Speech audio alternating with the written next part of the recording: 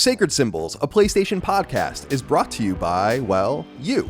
If you want to learn how to support our show, go to patreon.com/laststandmedia.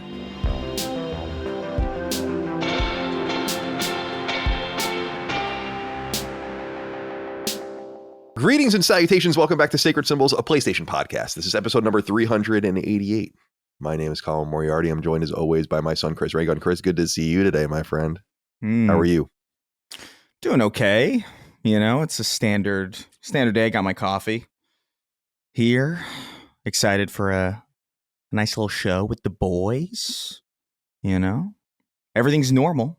Yeah, everything's very normal right now. Yeah. Everything's very normal. How'd you sleep? How's the weather? It's fucking cold, and I didn't sleep well. Yeah, those are the. Dude, I fell asleep last night at 7 p.m. and then I woke up at 1. So I was like, well, this isn't great. So I was like up for like an awkward amount of time. I was like up for like 3 hours, and then I kind of fell asleep, and then I woke up. It's all fractured and fucked. It's like it's completely ruined. I think I managed to salvage it. Like I think I'm on a normal. I think I can make this last until at least tonight. But I do feel kind of weird. I feel rested, but like just kind of awkwardly fragmented. Like there's like, it's like there's weird frame pacing, but like in my life. It's weird. Right. But it reminds me of when I did that podcast a few weeks ago, that other person's podcast. And the interesting piece of information about that is that I hadn't slept for like more than a day when I did that podcast. TJ Smash? TJ Smash. And it was extreme pain because I had so much gas because Micah was giving me new fiber. Oh, right. Which is why I couldn't sleep. That's good lore. That is good lore. I agree. Well, it's good to see you and be here with you today. Did you have a good Thanksgiving? Yeah. It was pretty low key. You know, nothing crazy. It's my birthday today, but I'm going to be working all day today. Did we talk about Thanksgiving already? No, it was last week, right? It was a while. Yeah. It was 1 week ago. Jesus Christ. Yeah. 1 week ago. We're all shot. It's fine. Yeah. Dustin Furman, executive producer. Good to see you today, my friend. How are you? I'm doing just fine. We're in the weird space now where I know the time you were saying about how Thanksgiving was a whole week ago. At the same time, I'm like, man, before you know it, it's going to be Christmas. Mm-hmm. We'll be here. You guys have already started. Well, Brad in particular has already started on his recording in advance. You were on Punching Up. Yep, for the first time. Pretty interesting. Nintendo's prime hater. Just I was saying I'm out of Nintendo land now, but like I was such a fanboy for so many years. You know? Right. There are lots of Nintendo fans now that like weren't even playing Nintendo back in that era. So I feel like I have incredible amounts of credibility, to be honest. Yeah, your credibility is outdated though. It is. We look ridiculous.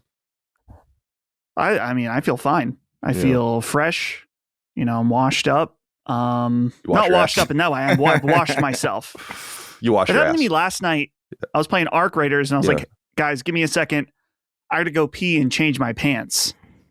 And Brandon said, well, it sounds like you already did the first one when you say it that way. I was like, but I wanted to change into comfy pants. Yeah, so, I'm always in comfy pants. I had to wear jeans the other day when I went out to dinner and I was like, ugh. You know, I don't want to wear pants. I just want to wear sweatpants all day and a t-shirt. Just hang out. Yeah. Yeah, I'm in my Mackie Schmackies right now, actually. Oh, me too. I need to get some more. If they would sponsor us, that'd be great. I feel like I'm always in jeans. Like, I don't know if I when I was a kid, because I remember I used to go to Catholic school and we had a uniform and it was like khakis or something. Or it was like slacks or some shit. And then I remember at some point, like I think 4th grade. No, it might have been even later. 7th grade is when I started high school. So I started having a dress. Like I had to dress myself and not like rely on a uniform. And I think that was the first time I wore jeans. And I remember being like, I don't understand how people wear these. But now I've gotten really used to it. I sleep in jeans sometimes. Oh, wow. It's fucking weird. Crazy. I know it is. You know what it is, honestly? Like, this is actually real. When I'm like, if I'm really fucking tired, but I'm out and then I go home, like I end up home and I'm still tired. If I take the time to like change into comfortable clothes, the time that it takes me to change into comfortable clothes ends up waking me up and makes it harder for me to go to sleep. I noticed this when I was working at Sears too. Like sometimes I would come home from working at Sears and just crash in just in my work clothes. And it would be a lot more reliable for me to get to sleep than if I had like changed into like pajamas and put on a fucking, I don't know, Ebenezer Scrooge nightcap, right? Whatever the whole time, yeah, you know. So it like, I got into the habit sometimes of just like, you know, I'm tired. I'm just gonna wake myself up if I go through a whole routine. So I'm just gonna pass out. And usually it's in jeans. Interesting. I don't ever wear. Very interesting. Do you wear? I mean, so you're saying sometimes you pass out in jeans, but do you wear pajamas? Sometimes, like it's mostly like sweatpants or something. You know what I mean? It's not like proper. Right. It's not like it's not like a flannel or anything. It's not like any of that. So Colin notoriously is the Winnie the Pooh style. For me, I'm just taking off my pants and that's it. So I'm sleeping in the shirt I wore that day and my underwear. Yeah, that's it. Yeah, sometimes it depends on the temperature, really. You know what I mean? Sure. But most of the time, that's it. Yeah, like I take my shower, you know, between 6 and 8 at night every day, and then I change shirts. So this is the shirt I slept in, but I put the shirt on at like 8 or 9 last night. Yeah, right. So I'm in a little bit of a weird cycle. But Colin, is that your Sterling Cooper Draper Price shirt? Yeah, Sterling Cooper Price. Yeah. Oh, okay. I think I'm back on Mad Men right now. Oh, that's fun. Because I saw it went viral that they just released it in 4K on HBO Max. But apparently some of the remastering is bad and doesn't include like some of the matte work. So there's the part where Roger throws up in the lobby and you can see a technician holding a machine behind him that has the vomit spew out. Oh, interesting. But despite that, I was like, oh, you know what? Maybe I'm curious about what it looks like in 4K. And I plan to just watch like 5 minutes of the first episode. And then I watched the whole thing and I'm like, ooh, this show's so good. It's so good. I said, I was watching with Holly. I'm like, this show's so good. Just the whole first episode. I'm like, man, it's one of the great shows. I mean, it's top 5 show of all time. Easy. I want to see the lawnmower scene in 4K. In 4K. 4K probably HDR. Probably 3D, maybe the weirdest left turn for no reason a show ever took was the lawnmower scene. Yeah. Where I'm like, what? Like, have you seen Mad Men, Chris? No, I haven't seen. I've seen clips of it, and I get the references to it when I see it, but I've never seen. Oh, I think you would. I think I probably would too. It's daunting starting a show.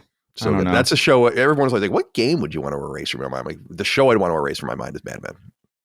It was just something so special about that show. Anyway, it's good to be here with you guys today.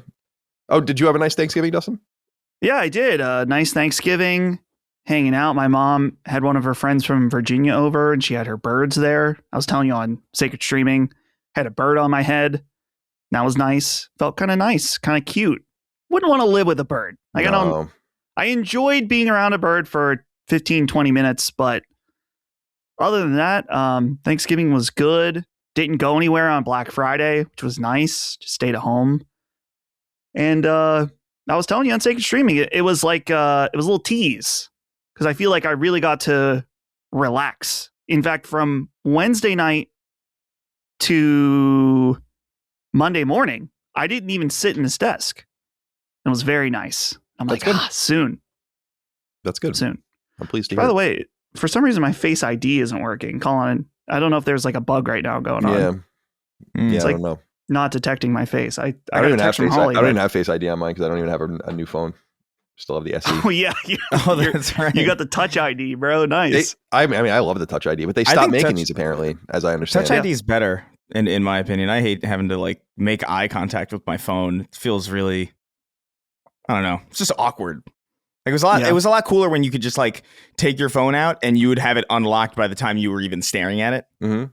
Like that I do miss about the Touch ID. Yeah, Mike and I have been talking actually because we both use the SE, whatever it is, 3 or whatever. But they stopped making them apparently. They don't make any of the button phones anymore. And I feel like, I mean, my phone's fine, but I gotta capitulate. I was saying to her, I've never one time, my first iPhone was an iPhone 4, and I've never one time had the newest iPhone. Like the best iPhone. Because when I got the iPhone 4, which I think was the 4S, like the iPhone 5 had just come out, but it was so huge. You remember how big it was comparable? And I was like, I don't want that. And I remember the people in the Apple store were like, you want the old phone? And I'm like, yeah. and they sold it to me. And then every time after that, I've always gotten the old phone. So this is probably only my 5th iPhone, something like that. I ride my phones pretty hard. You're like my friend who had like a 99 Passat until literally like a month ago maybe. And now he's got a new, like, I think he's got like a 2026 Corolla or whatever. And he's like, bro, like, I don't even know what I was doing with that Passat.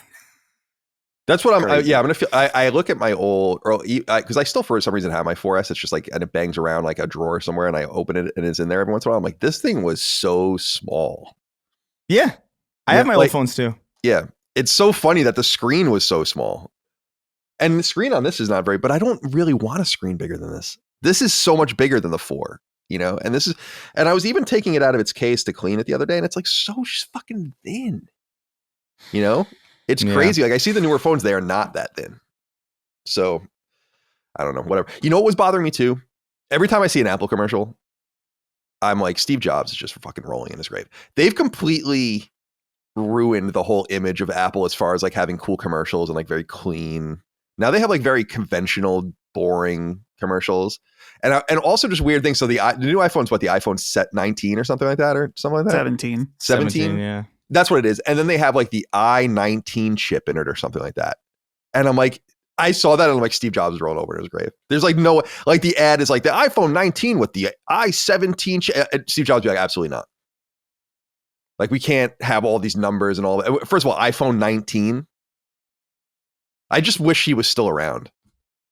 He like, when you think about when he died, which was 2011, it was like right in the beginning of all of the like smartphone shit and like the way things would happen. We never got him to like continue the vision. And I wonder what it was, because he's awesome. Like, period. Just understood everything. So strange. Walter Isaacson's, either of you ever read Walter Isaacson's biography of Steve Jobs? It's excellent. I read it in 12th grade. Wow. On Kindle. Awesome book. It was a good book. I got to read He was the a Elon dickhead. Yeah, he's a total dickhead. He's a bad father, bad husband, absolute. I don't give a shit.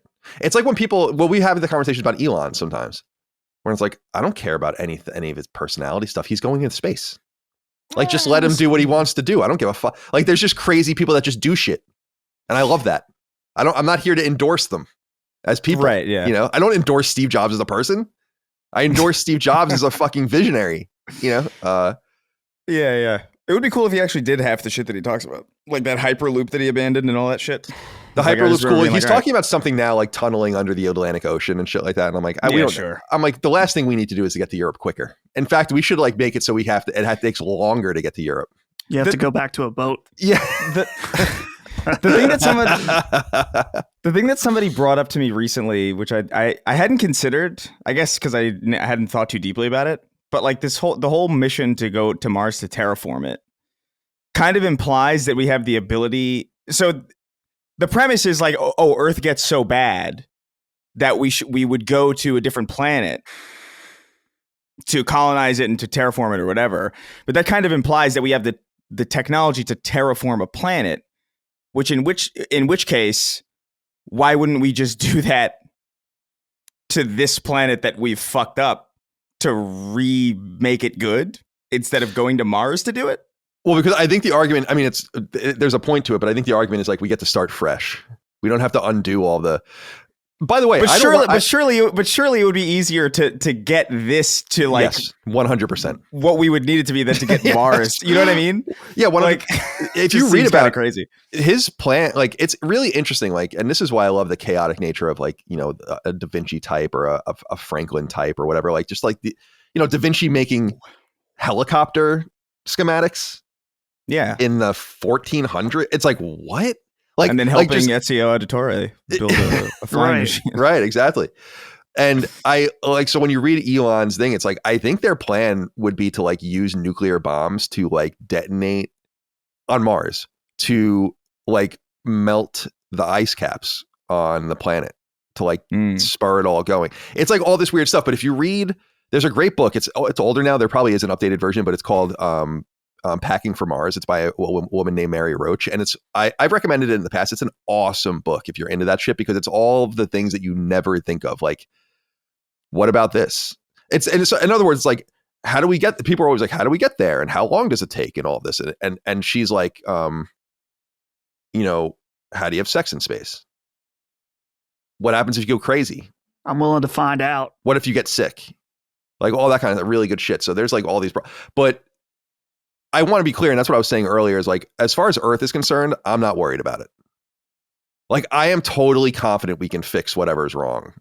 Isn't there like, I really have complete confidence that like we'll scrub the atmosphere or something. It'll be fun. Isn't there like a dead dog in a Russian capsule floating somewhere in the deep reaches of space? Yeah, like Laika or whatever the dog's name is. Laika. Yeah. So it's kind of insane. Do you guys know about there's a lot of controversy around it, but like the Soviets were obviously very secretive, and we knew about, when they finally sent Yuri Gagarin or whatever into space, and that was like the first person in space. But there's all these rumors that like they had a bunch of failures both before and after that. Oh, and that there were these Italian like radio astronomers that picked up signals from like a couple of capsules that were like hurtling away from space that like the Soviets never acknowledged, that basically like these people just died in like a tumbling. Oh, like it's like Metal Gear Solid 3. Yeah, that's an awesome idea. That's terrible for the people, I guess, but like that's a dope concept. That's like an awesome horror game or like a horror movie, you know what I mean? There's this isn't a spoiler, but because it really has nothing to do with anything, but The Expanse deals with that in a really interesting way, like and the books. So there's like, and this is like great like Black Mirror level shit, or like Twilight Zone shit, although it just is like a thing. And so it wouldn't be like an interesting episode, I guess, because like what would it really be about? But there's this like racer that like has this really awesome ship, and he like races it around the solar system or whatever, and he's like trying to get it faster and faster, and he's going so fast that it's becoming like unsafe, and he accidentally, so like he's like pushed back in his seat or something like that, and he accidentally like hits a control and he can't move, and his ship just starts hurtling away from Earth at like an insane speed. And they tell this story like it's a horror story in their space about like this guy's ship is still going like at like half light speed away from Earth, and he can't move, and he just watched himself die or whatever. There's like so many mystical and interesting ways to die, and it's amazing that no one has died in space that we know. Yeah, I don't believe any Americans died in space because I don't think we would have been able to hide it. But American astronauts have died. The Apollo 1 astronauts all died. Right. The Challenger and the Columbia, but they were all in the atmosphere. So it's crazy that there wasn't like a peanut algae on the ISS or something. Right. Yeah. Well, dude, the whole ISS thing, when they couldn't get back there, remember those people were just stranded there. Yeah, but isn't there like a conspiracy about that too? How they were stuck there, but then they took like Christmas. I feel like I have like a vague memory of like there being a story about like people being stuck on the ISS, and they were there for like 6 months or something, but then they took photos of them in like Christmas hats or like with Christmas decorations, and it's like, why'd you have Christmas shit in July? Yeah, maybe they were just on the ship or something. I don't know. I say this all the time. It's like, I want to go to space. Like, I'm dead ass serious about it. Yeah, like, I would go to space. It is my hope that like there will be commercial space flight, even if it's really expensive, by the time I'm dead. So like I can just do it in my 70s or 80s and be like, I'm going to the moon, or I'm more like just going and navigating around the moon and coming back or something. It seems outrageous, but I don't know. If everything goes according to plan, dude, then the Artemis mission, Artemis 2 launches next year, and that sends people to the moon. Like we're not even, now they're only going around it and coming back Apollo 8 style, I guess, but that would be the first people since the early 70s that have gone to the moon. It's crazy. We're going back. I would go. I would go to space before I went to the middle of the ocean. Oh, me too. Easily. Yeah, definitely. You're gonna like the death is gonna be horrible either, and it's likely your death in space will be slow. But sure, but I mean, you're dying in space sounds way cooler than just drowning. You know what the most haunting vision I have, guys, is Apollo 13. Not what happened, which is hard. Like I couldn't even. Could you imagine have been on that fucking thing? But that they went around the moon, like they had to go to the moon to like get the gravity assist to come back to Earth, so they never land or whatever. And I love that scene in Apollo 13 where they're looking at the moon and they're like, there it is. Like it's right there. Like we actually went, and then we can't touch it or go. And then you're just boop. And you like come back, and like, then like a few days later, you're back on Earth and you look up and it's like, holy fuck. You know, like I just went to that thing and I saw it and we were just 1,000 miles above it or whatever. And I was like, oh, that must've been wild and scary. And they saw the dark side of the moon and all that kind of stuff. It's like, ooh, so eerie. I love, what's that? You remember that video of Buzz Aldrin like punching that guy? Oh yeah, that's good shit. Yeah, that's good stuff. Dude, I was watching and there's like, what the fuck is his name? So I can get it right here. There's this YouTuber I watch sometimes, but he does like a lot of like interviews with like crazy people. Like he takes it pretty seriously, but God, I wish I remembered what it was. Oh yeah, here it is. Danny Jones. Do you know who that is? No. He's fairly popular. He did this thing where he had an Apollo 16 astronaut on who's like in his 80s, and they landed in 72. Like Charles Duke is his name. Debate some like moon skeptic guy. And I was like, dude, what the fuck is this? This is like the craziest thing ever. And it became clear at some point that like the astronaut didn't realize like who this other guy was. That this guy's basically calling him a liar to his face and all this kind of shit. That must be so frustrating. Like imagine you do like something like that. You do like such a fantastical thing, and you know you did it, and then like some guy's just like, nah. That would be so fucking infuriating. Like like you did the craziest thing. You did objective, like you know objectively, not knowing anything about the other person, that you've done a way more impressive thing than that other person ever has. But then you have to like pretend like you're equal. It's crazy. I totally understand why Buzz Aldrin punched him, man. You know what I mean? Yeah, well, I like conspiracy theories. I think they're fun. Most of them are nonsense, obviously, but sure.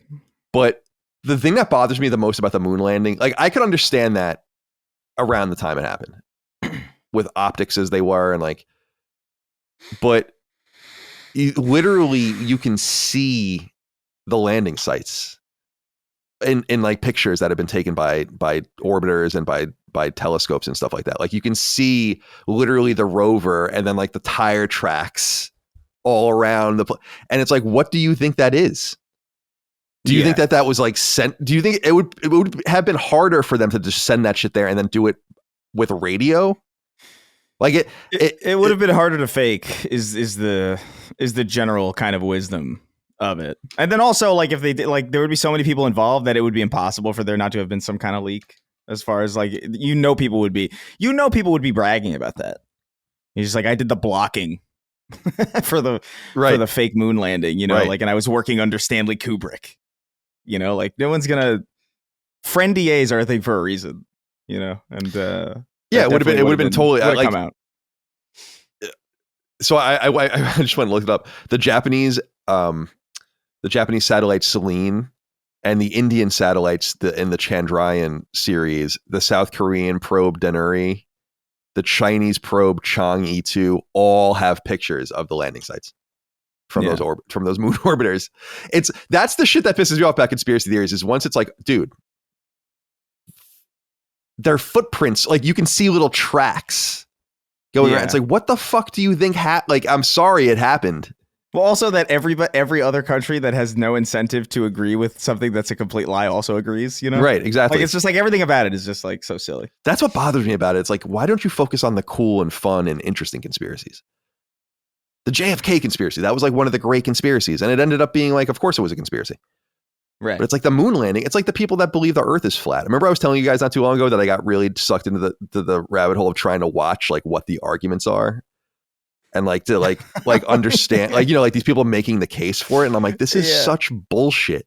Like, how does anyone believe this? But even if you believed all of this was true, we have pictures of the planet and also all of the other planets. So like, we're just a flat plane floating in space, but like everything else It literally adheres to the laws of physics. It's like fucking crazy. It's literally a 3-year-old's understanding of. Because that's how I remember being like 3 or whatever, and like having like a vague interest in like space and shit, but I had no concept of literally anything. And my concept of space as a kid was like, oh, we're at the bottom. Oh, interesting. You know, we're at the bottom, like we're like we're a plane on the bottom. And then like, I remember like learning about Earth, but in the context of like, I wasn't paying enough attention. So I was like, oh, I wonder where Earth is. And I remember being so young that I looked into this. I looked outside after I watched like some Cosmos show, and like I saw Earth in the sky. Like I literally like hallucinated it. And I was like, oh, cool, that's Earth. And then I was like, anyway, la la la, I'm gonna go play with my toys or whatever. But like that's like, there are 40-year-olds with that. They're like, we're a flat plane in space. It's fucking bizarre. Awesome. I love it. It's totally bizarre. I love it. It's fun. Maybe that's what spelunkers are doing. They're trying to get to the other side. Right. So they could go to space. I love the idea of you saying that like it's at the bottom.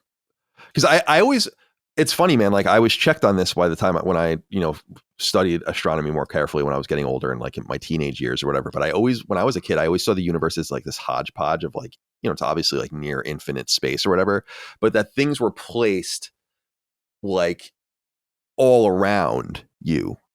Right. And like, so I was like, yeah, the planets go around the Earth, but like Mercury goes this way, or around the sun rather, but Mercury goes this way and Jupiter goes this way. But they but everything's on the same elliptical plane, elliptical plane or whatever. And like, I know what you're talking. You're talking about like you assume that like the flattened kind of diagram was for simplicity's sake. Right. Exactly. Right. I had the same thought. And then it ended up being like, no, that's actually the way it is. And I was always fascinated by that because like they're a little bit off, but not really. And like even the Milky Way is like that. And I'm like, that's so fucking weird. Like there's even like this weird organization along this plane that flattens the universe. Like if you were to zoom out, everything would be, and it's like, what? I don't know. It's just such a wild and interesting thing. And so people like reducing it down to like fucking pagan understandings of cool. The world is annoying to me. It's fascinating. Actually, I just watched an interview with Sam Harris with like a young Earth creationist, and it was really interesting too. And it's like, wow, you really believe? I mean, no, it's because I know it's a religious thing too, and I don't begrudge anyone that, and I know people that believe that. But it's like, you really think the Earth is 6,000 years old? Come on, man. Oof. That's like that's crazy. Anyway. Sacred Symbols is sponsored by Cash App. Everyone loves to be rewarded for the things you do, regardless if what you're doing is important or not. On the show, we constantly talk about getting PlayStation trophies, all just for the simple pleasure of having that number go up on your profile. So, what if you could be rewarded just for spending the money you were already going to spend anyway? That's why I love Cash App. Cash App just released a new status program for the way people actually spend called Cash App Green.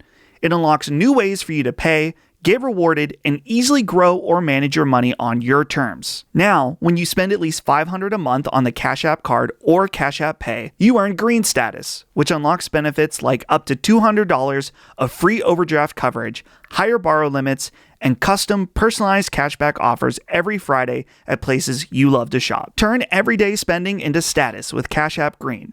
Download Cash App today or visit cash.app/new to learn more about this and other great features launching now. For a limited time, new Cash App customers can earn $10 if they use the code CASHAPP10 in their profile at signup and send $5 to a friend within 14 days. Terms apply. Cash App is a financial services platform, not a bank. Banking services provided by Cash App's bank partner. Prepaid debit cards issued by Sutton Bank. Member FDIC. Cash App Green, overdraft coverage, borrow, cashback offers, and promotions provided by Cash App, a Block Inc. brand. Visit cash.app/legal/podcasts for full disclosures.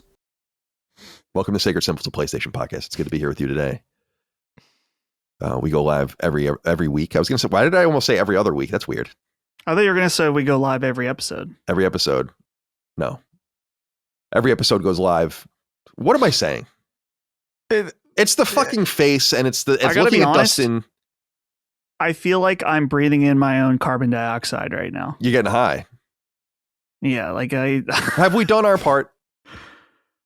I think we're gonna have to. I mean, Brad is so annoying. It's the spirit. What's the spirit? Yeah, right. It's what's fine. the spirit? Okay, fine. Yeah, I don't want to get into this again. I already have a fucking docket. I already can tell you I can't wear these the whole episode, and I'm going to have to take a suitable replacement at some point. I'm gonna keep trying to hold out. I'm not joking. Like when you guys were talking about space, I was like, I feel almost lightheaded. I don't know if it's like I take short breaths in general, so it's like my exhale through my nose just lingering. Is this not like a shell? Is it? I thought there was there are holes. That's crazy. That's way more but not. I feel like that's not how it used to be. Yeah, I think you're right. But that's crazy. That's like high end. Like it's almost like it's trying to convince you that you are Groucho Marx. Right. You know, it's like it's unnecessary. Like, did you break it? Oh, come on! Wait. That was dude. We got to go back to the tape on that. Interesting. I'm still wearing it. That is valid. That's fucking bullshit. I could still wear it the normal way. It's just this little piece that holds it on broke off when I was trying to flip it upside down like this, and it's unbelievable. I played Kingdom Hearts, the Spirit. I did the Spirit. Shut up. Stop. We've all had enough. I'm going to crash out right now. He's lightheaded. He's seeing stars. Anyway, okay, I'll put it. No, it's fine. It doesn't matter. Who cares? You can wear however you want. It's just convenient that you broke it. See, look, it still works though. Yeah, there you go. Yeah, it look great. Oh, there you go. Well, I'm ready to, like, whenever you think the appropriate time is, we can take these off. You know what? I would say we have to do it together. Are we going to do it together? Yeah. I mean, we are going. Brad's gonna not like that. Fine, then let's just leave him on the whole show. Then I can't even risk it. Chris, what were you gonna say? I was gonna say just like wait for the break. You know what I mean? I think the break is suitable. Yeah. Okay. You know, we'll play it by ear. We have such a friggin' Nazi watching all these these rules. Like nothing can be. There's no bend. You know. Commandant Brad Ellis. Welcome to Sacred Symbols, a PlayStation podcast. We go live every week. You can get us 3 days early and ad-free over on Patreon. Patreon.com/laststandmedia. Early ad-free access to the show. Like I said, the ability to submit your inquiries to the show on the various threads in the news feed each week. So keep an eye out for those. Access to Discord, access to the RSS feeds, access to Spotify, and episodes of Sacred Symbols Plus as well. That's our supplement to this show each and every week. We do interviews, deep dives into games, and so on and so forth, other conversations. I just had a great interview about cloud gaming on the episode. We did a review discussions and spoiler cast for Arc Raiders and Ghosts of Yotei. We are going to do our Game Award predictions on the next episode of Sacred Symbols Plus, which is how this penalty... I'm always losing everything we do, by the way. I just feel like I'm always losing. I'm never allowed to have any fun. Colin, wear the fucking glasses. Colin, play Arc Raiders. Oh my goodness. The whining. Yeah, the whining, dude. I know. You don't even have to say it. Check yourself. Sometimes I wonder if you'd like... I'm sorry, go ahead. No, I was going to say, sometimes I wonder if you'd like Arc Raiders, and then I'm like, I don't know. It is really kind of on that weird line for me. I might like it. I just like being annoying. DMAC wrote in, and let's see. Oh yeah, well, so Brad is going to have us play, the normal guessing game, but this allows us to explore at least one question from the Game Awards. DMAC says, "Hey lads, with the Game Awards next week, I'm wondering what you think PlayStation might show up with, if anything. Over the past few years, they've tended to reveal something substantial each year, like Intergalactic, God of War, Death Stranding 2, as well as a handful of other trailers or updates from already announced games. With the news that Intergalactic won't be showing up this year, thanks, Colin.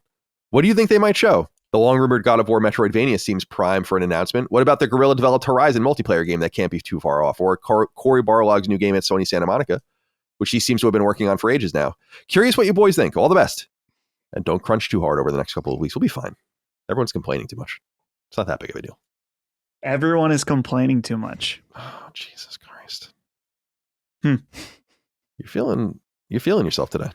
I'm telling you, it's the lack of oxygen. Yeah. telling me how you really feel. You have no inner monologue. Actually, since breaking it, I'm able to kind of angle the nose forward. I could do this the whole episode. Okay, that's fine. Oh, there we go. it took 30 minutes, and now Dustin, from the beginning of the show to now, Dustin's forgot all of third grade. Yeah, it's all gone. Specifically, completely vanished. I'm gonna try to breathe through my mouth. All right. So, what do we think is going to be at the Game Awards from PlayStation? Obviously, something will be there, I would assume, but I'm in the mode, and this is why I kind of argued that I wanted to see Intergalactic. It's like, you got to get through the games you already announced. There's just, what's the point of announcing anything? There's already plenty of games announced, and we don't even have dates on some of these games.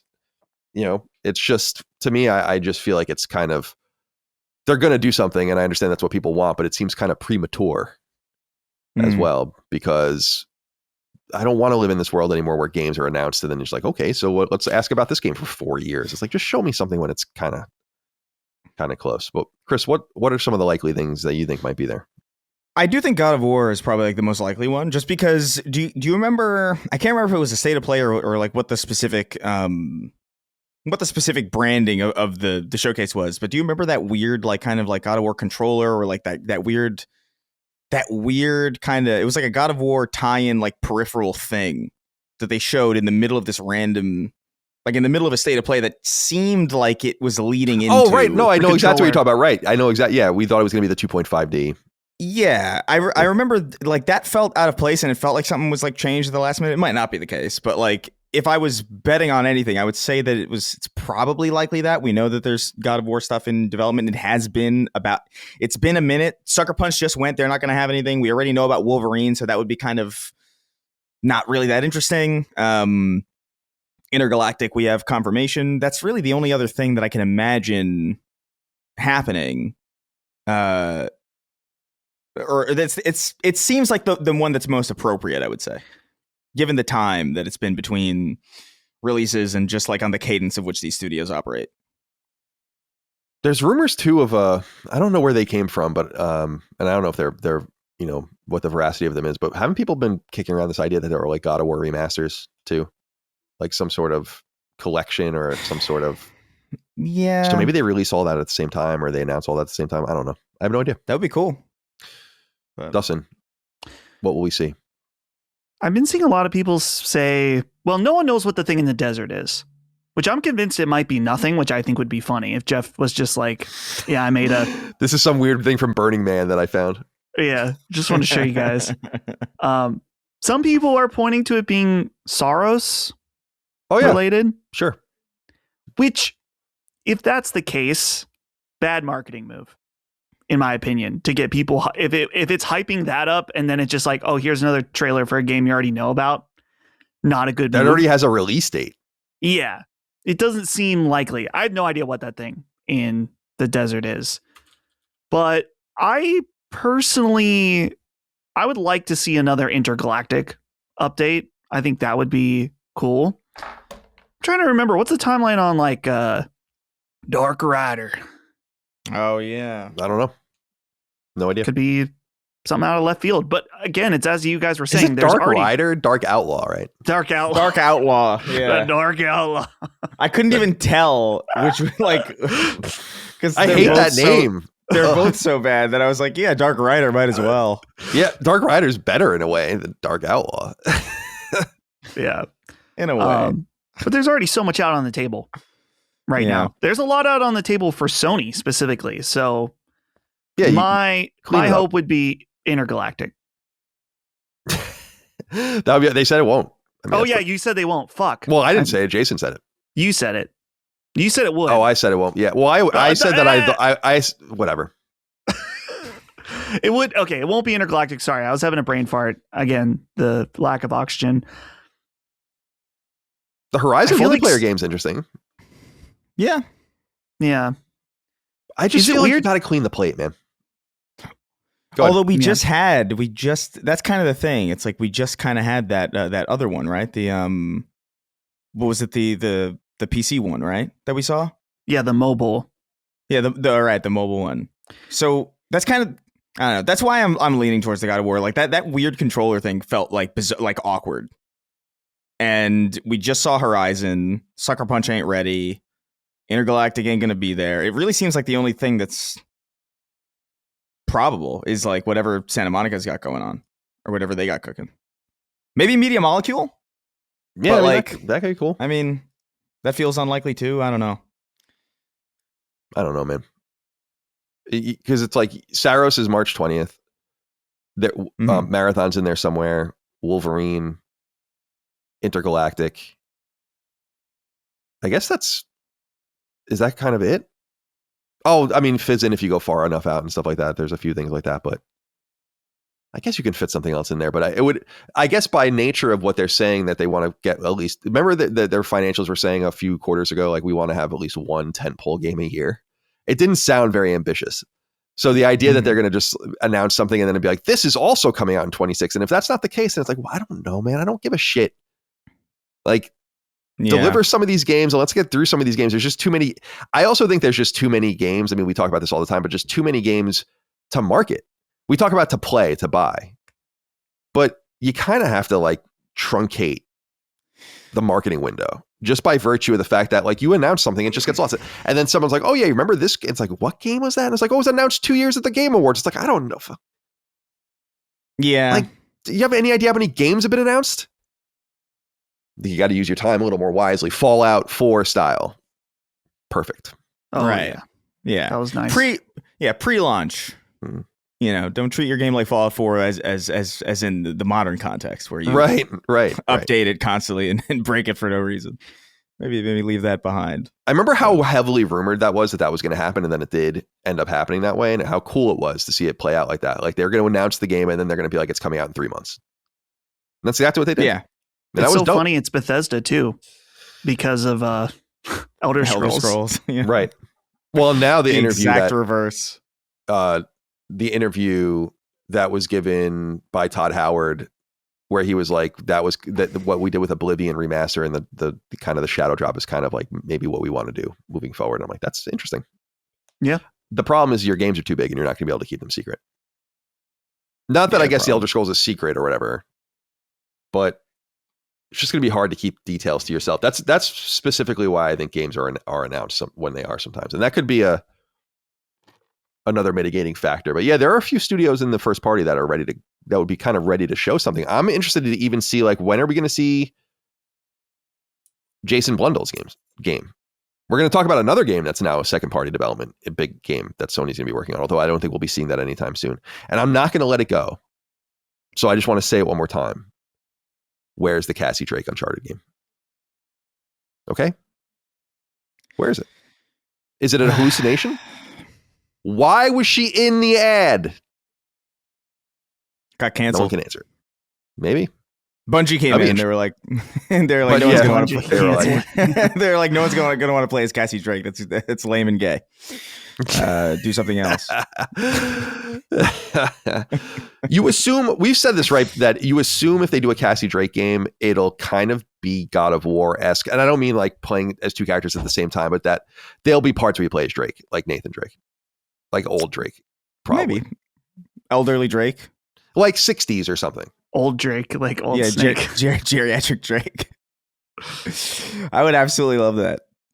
Especially if they had an old fat Drake skin.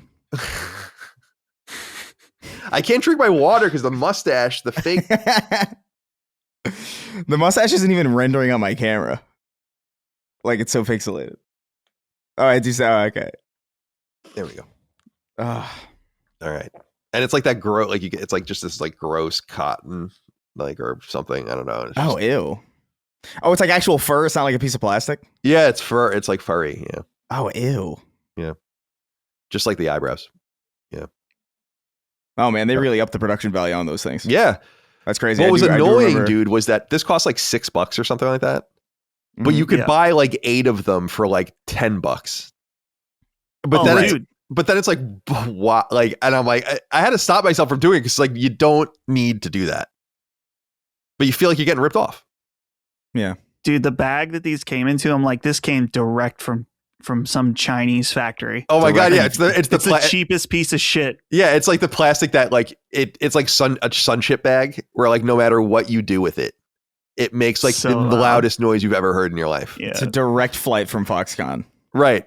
Direct flight. Yeah. It's like a helicopter leaving Foxconn. Right. And going to a ship and then just literally dropping them. Dude, it feels like somebody bought these like at a dollar store and then now they're flipping them on Amazon for $8. Mm-hmm. It's probably what happened. We got hosed, dude. Hell yeah. We got hosed. Oh, sorry. I just got a text message from Ramon. All right. Sacred streaming. That continues as well. We just did a ball pit stream, which was fun. We streamed my new game, Saint Slayer, that I'm working on with my team at Lilymo. Bunch of Elden Ring streams. We'll get back to that. I promise we'll get back to Elden Ring. We just did Metal Eden. I'll talk about Metal Eden later on because I've been playing a lot of it. That's a game I really like. Two things that are important, and we need to kind of figure this out. And we would have to figure this out offline, so let's just figure it out now and waste everyone's time. Sure. Game Awards, that's on the 11th, a week from when we're recording this. So we want to stream that, obviously. And we'll stream that on our YouTube channel. Probably go live like a half an hour before or something. And so come hang out with us for that, and we'll promote that later on like social media and all the rest. But we also have to record sacred symbols that day. Here's my thought on this, and see if you're into it. We should just record sacred symbols as usual that day at the normal time and just get through whatever. It probably won't be a very big show. Everything's probably going to tighten up a lot before the show. Maybe there'll be some rumors and stuff, but I think we'll probably even ignore the rumors because our show will go live after the Game Awards.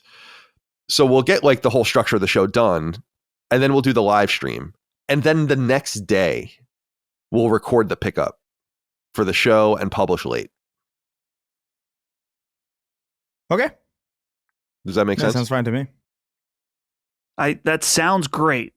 I'm trying to think of any complications, but the only thing that would be complicated, if that's going to cut off a time to maybe record a holiday in advance thing, but let's just go with that. Yeah, I like that because I don't be have to work late into the night. Right. And I also just think it'll give us time to digest, and I don't want to, we're going to be streaming for 4 hours or something. It's like, I don't want to be like, yeah, we're going to be burnt as fuck. Yeah. I don't want to do it. I don't want to do the show like that. So just letting you know, and I don't know if we'll say it anywhere else. Maybe we'll say it on Discord or something, but like the show will be late next on Patreon, probably by 6 hours or something. Assume it'll be live like the early to mid evening on the 12th. So that's what we'll do there. Yeah. And then for the normal stream, so we do sacred streaming on Mondays at 1 p.m. Eastern on our YouTube channel. Marvel Cosmic Invasion, that's what we're going to do next. Dude, the game looks so good. Really, really looking forward to it. So it'll be the three of us, and we'll get some other people involved too. I think it accommodates, 6 players? That's what we were saying? But so now this is like all of us. We're going to be playing this Cosmic Invasion. Yeah. Well, that's what that was. Yeah, that's what I would hope. Yeah. Did I not? I might not even said anything to you. Well, I wasn't sure. Like, 'cause sometimes you guys have people. So. Oh yeah, no. It would be cool if we could all just play. But that's on. Is that on PlayStation? You're going to be playing on PlayStation, right? Yeah, but is there crossplay between them, Dustin? Do we know? I'm going to double check. If there's crossplay, I can do it. But if not, like, I wouldn't be able to play. Because I have my PS5 in the other room. I don't have a capture setup. Gotcha. For it. I can still join the stream. Oh, yeah, that's true. Yeah, right. I got what you're saying. Because we'll stream like my gameplay. Or maybe we'll even, just to keep things steady, we'll stream Dustin's or something. Because he has a better connection than me. The game, Google AI says, does support crossplay, but I'm not going to trust Google AI. Okay, wait. This website says it does offer crossplay. Cross PC and consoles. Cool. Okay. So yeah, let's plan on doing that. That'll be fun. Looks cool. And let's see here. Cursed Kamza wrote in to us on Patreon, said, hello lads, wanted to write in with some praise for sacred streaming and particularly Lockmort's edits of their streams. I don't always have time to tune in live, but I've really appreciated being able to go in and watch it at my leisure. If Dustin's stream is fulfilled once again and he's able to host another stream without Colin, could we get a stream of him and the boys playing the Outlast Trials? It's one of the free games this month, and it's essentially a higher budget friend slop game. Maybe call in Master of Horror, Jimmy Champagne. Love all the work you guys do. Keep it up. You have a request, Dustin? Right. I think people got the dream wasn't. If I remember properly, it was to stream without Colin. The dream was to stream Battlefield, play some multiplayer games for the boys. I liked how it was interpreted, though. It was fun. Yeah, that's fair. It's fair. I got to say that playing Outlast Trials wouldn't be my dream, but I'm not opposed to it. I think it sounds interesting. Sounds spooky. I honestly have never seen gameplay of it, but I'd love to get Jimmy involved. I mean, Jimmy's awesome. So I would be down for that at some point, for sure. If that is what we want to do. All right. Let's see. We'll get that on the schedule maybe next year. Remember, by the way, Sacred Streaming will be replaced during the holiday season by Sacred Symbols Plus episodes. So you'll get something, but not the stream. And we'll be back that Monday to stream again. And we'll get back to Elden Ring. I promise. We'll get back to Elden Ring. Again, I just don't want it to seem like an Elden Ring stream. Of course, everything we do that's not Elden Ring just gets viewed by a lot less people, but I don't really care. Yeah. I'm like the worst businessman ever. It's funny. Stumbling into success while naming all the podcast nonsense and streaming Ball Pit. All right. Merch.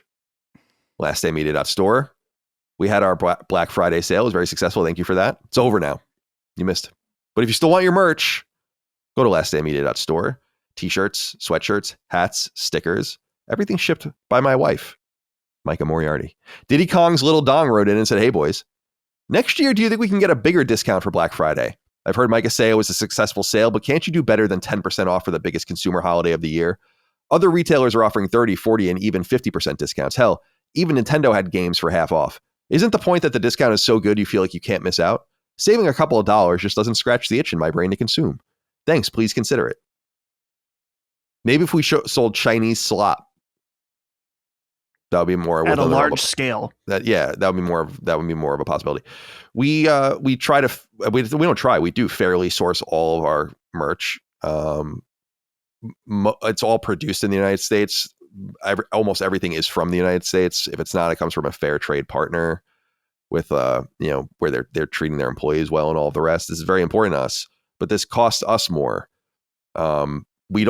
We have pretty good, our margins are good. Like, we make a lot more money selling our own merch at this level than we did selling cheap shit. Not that none of it was cheap. It was all good, but it was, cheaper stuff that was not sourced properly and all the rest. So it just doesn't give us a lot of room to maneuver. I front all the money for our merch, and then we have to make that money back. So I feel like 10% was good. We can maybe go a little deeper next year or something, but I don't want people to assume like our merch is high quality, and we try to, we're paying more than I think most people would pay for their merch. Many times more. Yeah. Like shirts, I think bulk shirts are like sometimes just a couple dollars. And then getting them printed. Ours are much more than that. I would say our margins are still very good, but for the merch business, they're not very good.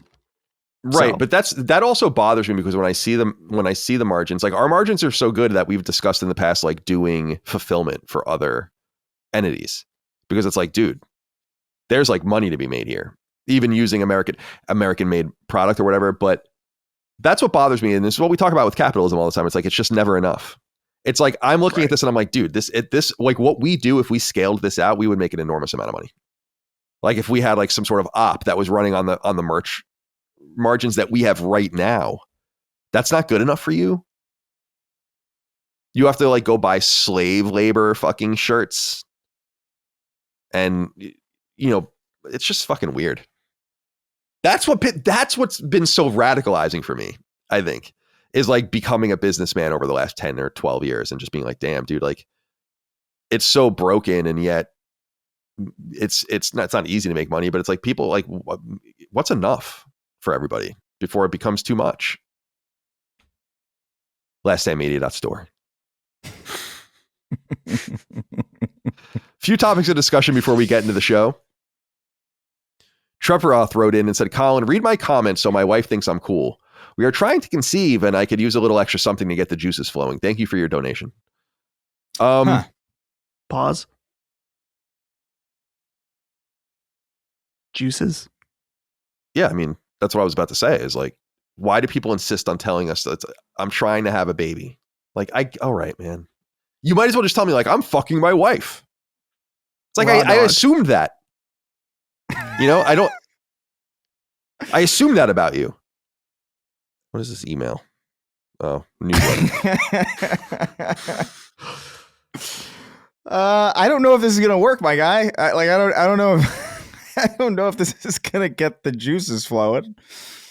I also don't. I'm not even really positive that's exactly how that works. Yeah. So like, good luck. Oh, my husband was mentioned on one of the biggest PlayStation podcasts on the world. I just want him to fuck me now. No, it's like, Jesus Christ. Come on, man.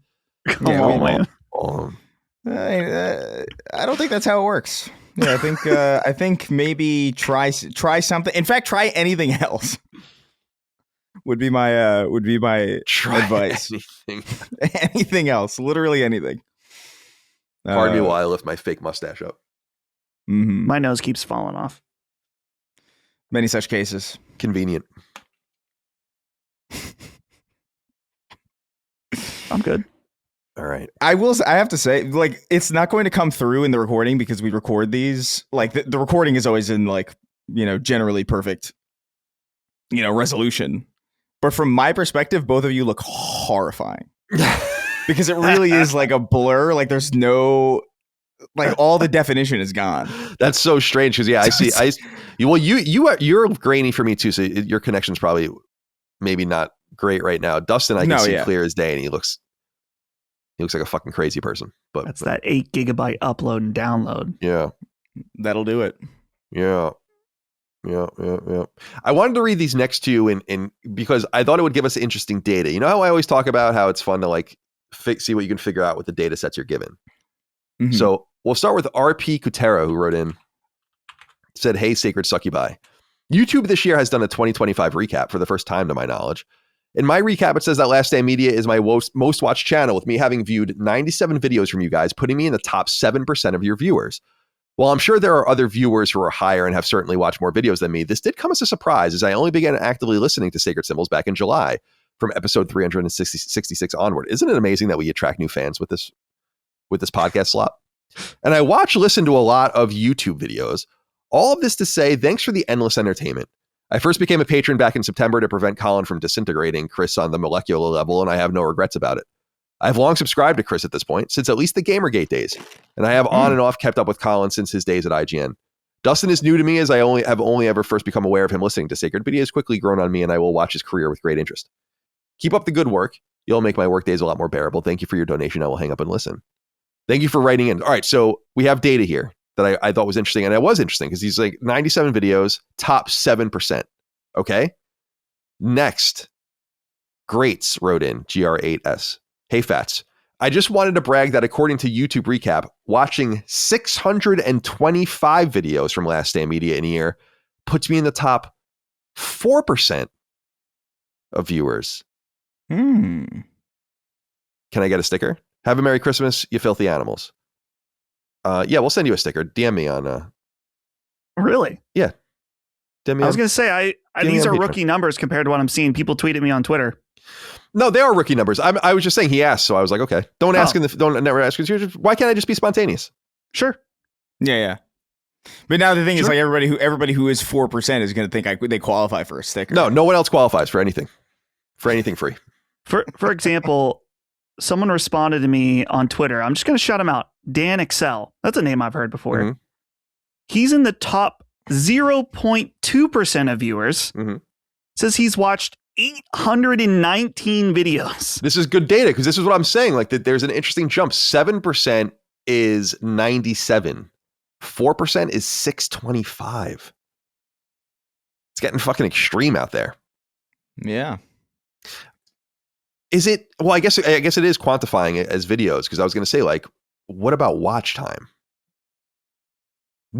Our watch time on YouTube is, I'm sure it's the same thing with Snark Tank and other podcast style YouTube channels with longer content, but our watch time is insane. Yeah. like it's the watch time that like it's watch times like many times, several times the average video length on YouTube. And so it's kind of like, that's why I'm always more interested in that stat now, which they don't. Wouldn't that be cool if there was a counter on the YouTube videos that showed watch time? Like you could click on it and like send it between views and watch time, like cumulative watch time. Like that's the way Netflix announces all their shit. It's not that for sure. Yeah. I think people would be too. I think it'd be like a whole. What is this Palantir ass? Why are you tracking my watch time? I don't know. You know, people will be all weird about it. Why are you watching? They're tracking everything about you. I know. It's like the people who like. I don't want them to put that microchipped vaccine in me, but I'm going to carry my phone everywhere. Right. It's like you're already sold, my guy. But have you guys checked out your own personal YouTube rap? I haven't actually. I looked at my Spotify one today, but not this one. I'll look. So I did, but it's entirely compromised because of how I use YouTube. So it says like my top watched channel was a channel that like I can't even repeat because I don't remember the name of it and I don't recognize it at all. And it turns out it's the channel that hosts the playlist for the music that I play when I'm on stream. Oh, like in the background. So I was just like, oh, well, this doesn't matter at all to me now at this point. Like this is completely, it's all fake. At first, my recap was only showing up for my public YouTube channel, but I couldn't access it on my civilian YouTube channel that I use just for that's the one that I have YouTube Premium connected to. But I have it now. And Colin, I think you have to do it on your phone. I'm doing it on the browser. Actually, I figured it out. Oh, you can do it on browser. If you go to YouTube and then you just hit the U thing on the left side, like, and then it'll say it at the top. Interesting. I'll just say my top channels. Number 5, Last Stand Media. Probably just when I'm checking on content. Yeah. Number 4, Kyle Bossman. Number 3, Beard Meets Food. Number 2, Digital Foundry. Number 1 surprised me, but it's also not surprising when I'm thinking about it. Linus Tech Tips, number 1. Interesting. I always put on, because they'll just be like, hey, we water cooled a PC with a fire hose. I'm like, oh, that sounds cool. You know, so that's one of my chill out channel. It's Linus Tech Tips. Some of this is complete nonsense, but again, I just click on whatever. Like I don't really. Yeah, so things you explored. I explored all sorts of things. Your top interests: car buying advice, NBA player analysis, documentary films exploring different cultures. Like I don't know what that's all about. That's kind of strange. I've watched 560 channels. All right, top channels: NFL on NBC. The Rest is History is 2. The Rich Eisen Show is 3. Dr. John Deloney, which is hysterical, is 4. And Sports Illustrated is 5. Do you know who Dr. John Deloney is? He's like the psychologist in the Dave Ramsey circle. Like, he's like the Dave Ramsey of psychology.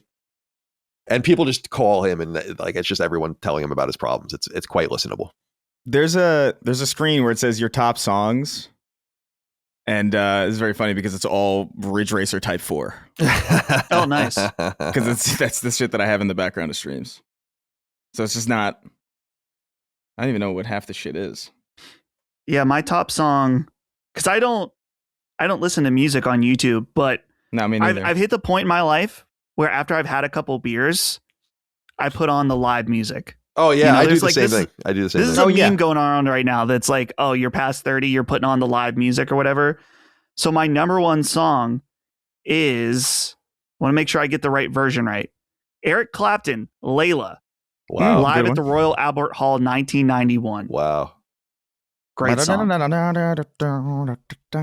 that's a great song. That version of it is amazing too. Oh yeah, I love both of them. The acoustic or the softer one, and then the proper one. I love that video in particular because first of all, he's got a lit cig on the end of his strat, right on the neck. He's just got a lit cig and it's burning for the aura of it. And I'm like, that's sick. Yeah. And it's also, I mean, I love it because it's just like people in the 91, they're not worrying about anything. You got white boys busting a move to Eric Clapton in it. I'm like, man, this is white boys, you know, all races, really. I was like, this is a time of racial peace in America. Maybe not quite. And let the Eric Clapton show there was racial peace. I don't know much about Eric Clapton other than he wrote Layla and then I think his son fell out of a building or something. Do you guys know what you're... It's a weird story. Yeah, it is a crazy top 2 stories to know about someone, I guess. Oh. You guys did your Spotify one, right? Yeah, I did. Yeah. Do you guys remember what your they did this one where it was like your listening age? Oh yeah, mine was 42 and I'm 41. Oh, all right. That makes mine was 39. Interesting. So, a little older than you. Wasn't your birthday? Was it yesterday? It's today. It's right today. now. It's happening right now. Happy birthday. I didn't. It's fine. I'm 32 now. Wow. Happy birthday. I'm getting up there. How do you feel? Good? I feel better than I thought I would when I was like, as a 20-year-old, what I thought 32 would feel like is not what this is. But I definitely don't feel fantastic. I wake up and like, oh man, acid reflux is real, huh? Yeah. I'm at that point where I've got to start like, now I'm realizing like, okay, after a certain time at night, I've got to cut certain things out. Yeah. I got to stop maybe drinking coffee at like 10 p.m., which is probably not smart anyway, but right. I like a late night coffee. I don't know. Do you guys ever do like the espresso after like a meal or something? Like, I don't know. Yeah. I do that at a restaurant sometimes. Yeah. It is nice. I like it a lot. So, but it kills me in the morning. Well, happy birthday. When I looked at the calendar, I was like, I thought it was December 3rd for some reason in my mind, but it's December 4th. Okay. Yeah. My brother's the 6th, so that's pretty easy to remember. That's how I remember. I'm like, your birthday is like a few days before. Yeah, my birthday's always felt weird though, because it's like it's immediately after Thanksgiving and it's in like the prelude to Christmas. So it was always kind of like this. It was far enough away from Christmas where like people didn't feel like they could justifiably combine them. Like where it's just like, oh, it's basically November. It's kind of, we can't just like wait till Christmas. But it was still kind of, I don't know, you go outside and there's Christmas music everywhere. So like your birthday feels kind of like absorbed into this like mega holiday. Yeah, I totally get that. Mariah Carey's there, just haunting you. So like, that's what I've never been the biggest fan of my birthday, not for any like sad reason, but it's just like, I feel like I would have liked my birthday a lot more in the summer. I'm jealous of people with summer birthdays. Because I remember even when I was a kid, like when they had like a birthday party, like everybody could show up. Right. Because it was like no one had anything to do. But like my birthday was always like, I got finals. And like everybody's like stressed out. So it's like, it's fine. But yeah. Dagan's December 6th, like I was saying, and I always would wonder and ask him, like, do you feel like you're kind of getting hosed because your parents are buying you your presents and stuff, but then it's like, do you think that kind of goodwill is bleeding into your Christmas haul? And like, it's just better to be kind of far away from it. Yeah. I have an October birthday, as you guys know, and it's like, man, it's fine. I don't like my birthday either.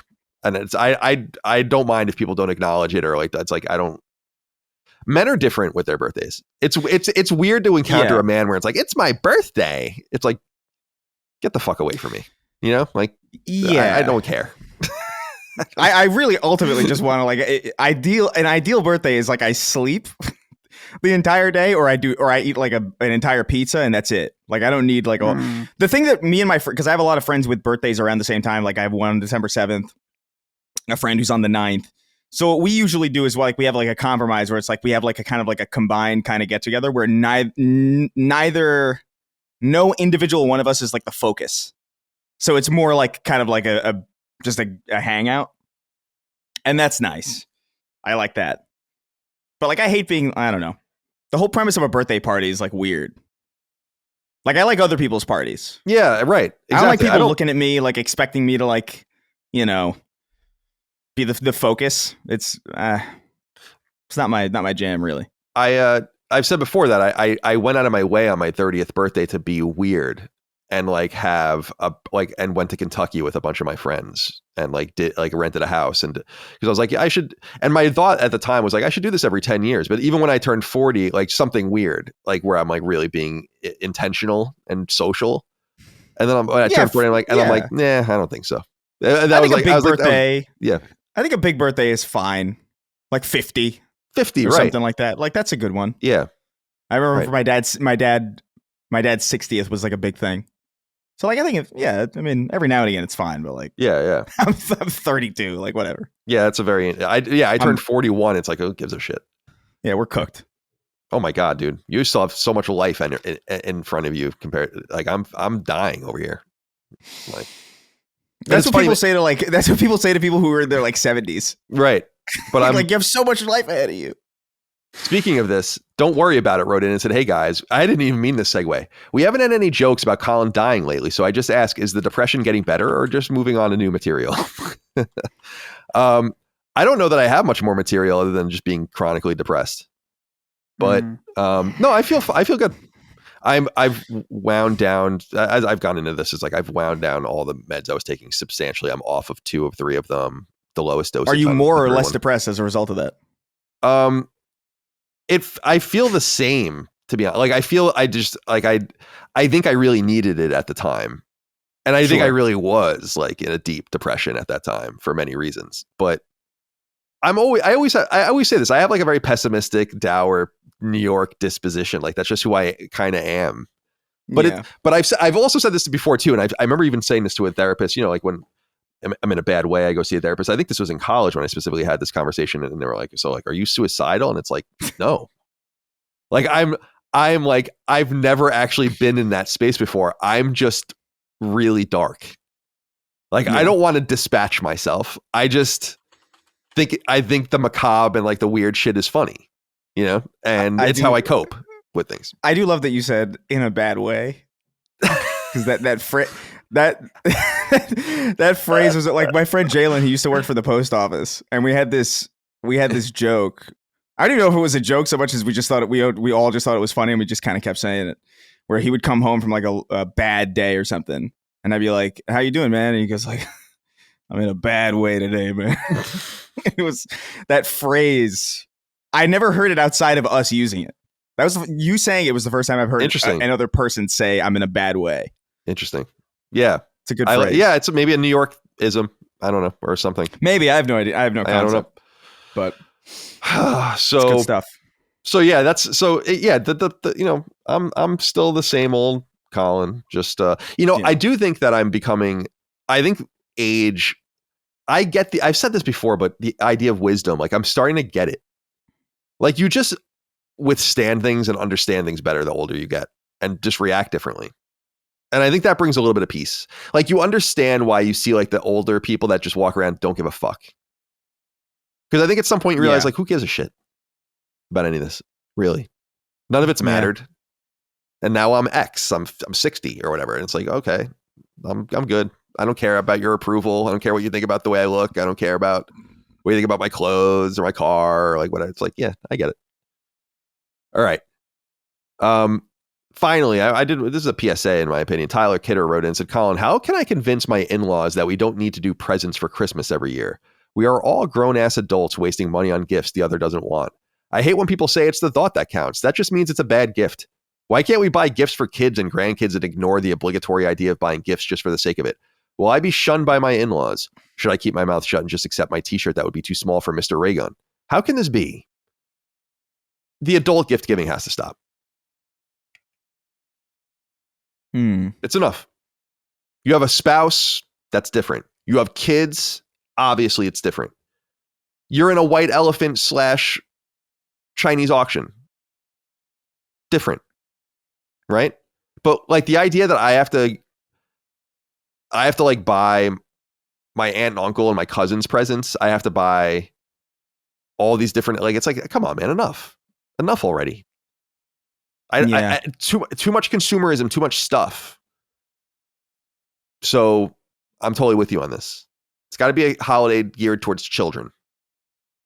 And I like the gift exchange thing. I think that's cool.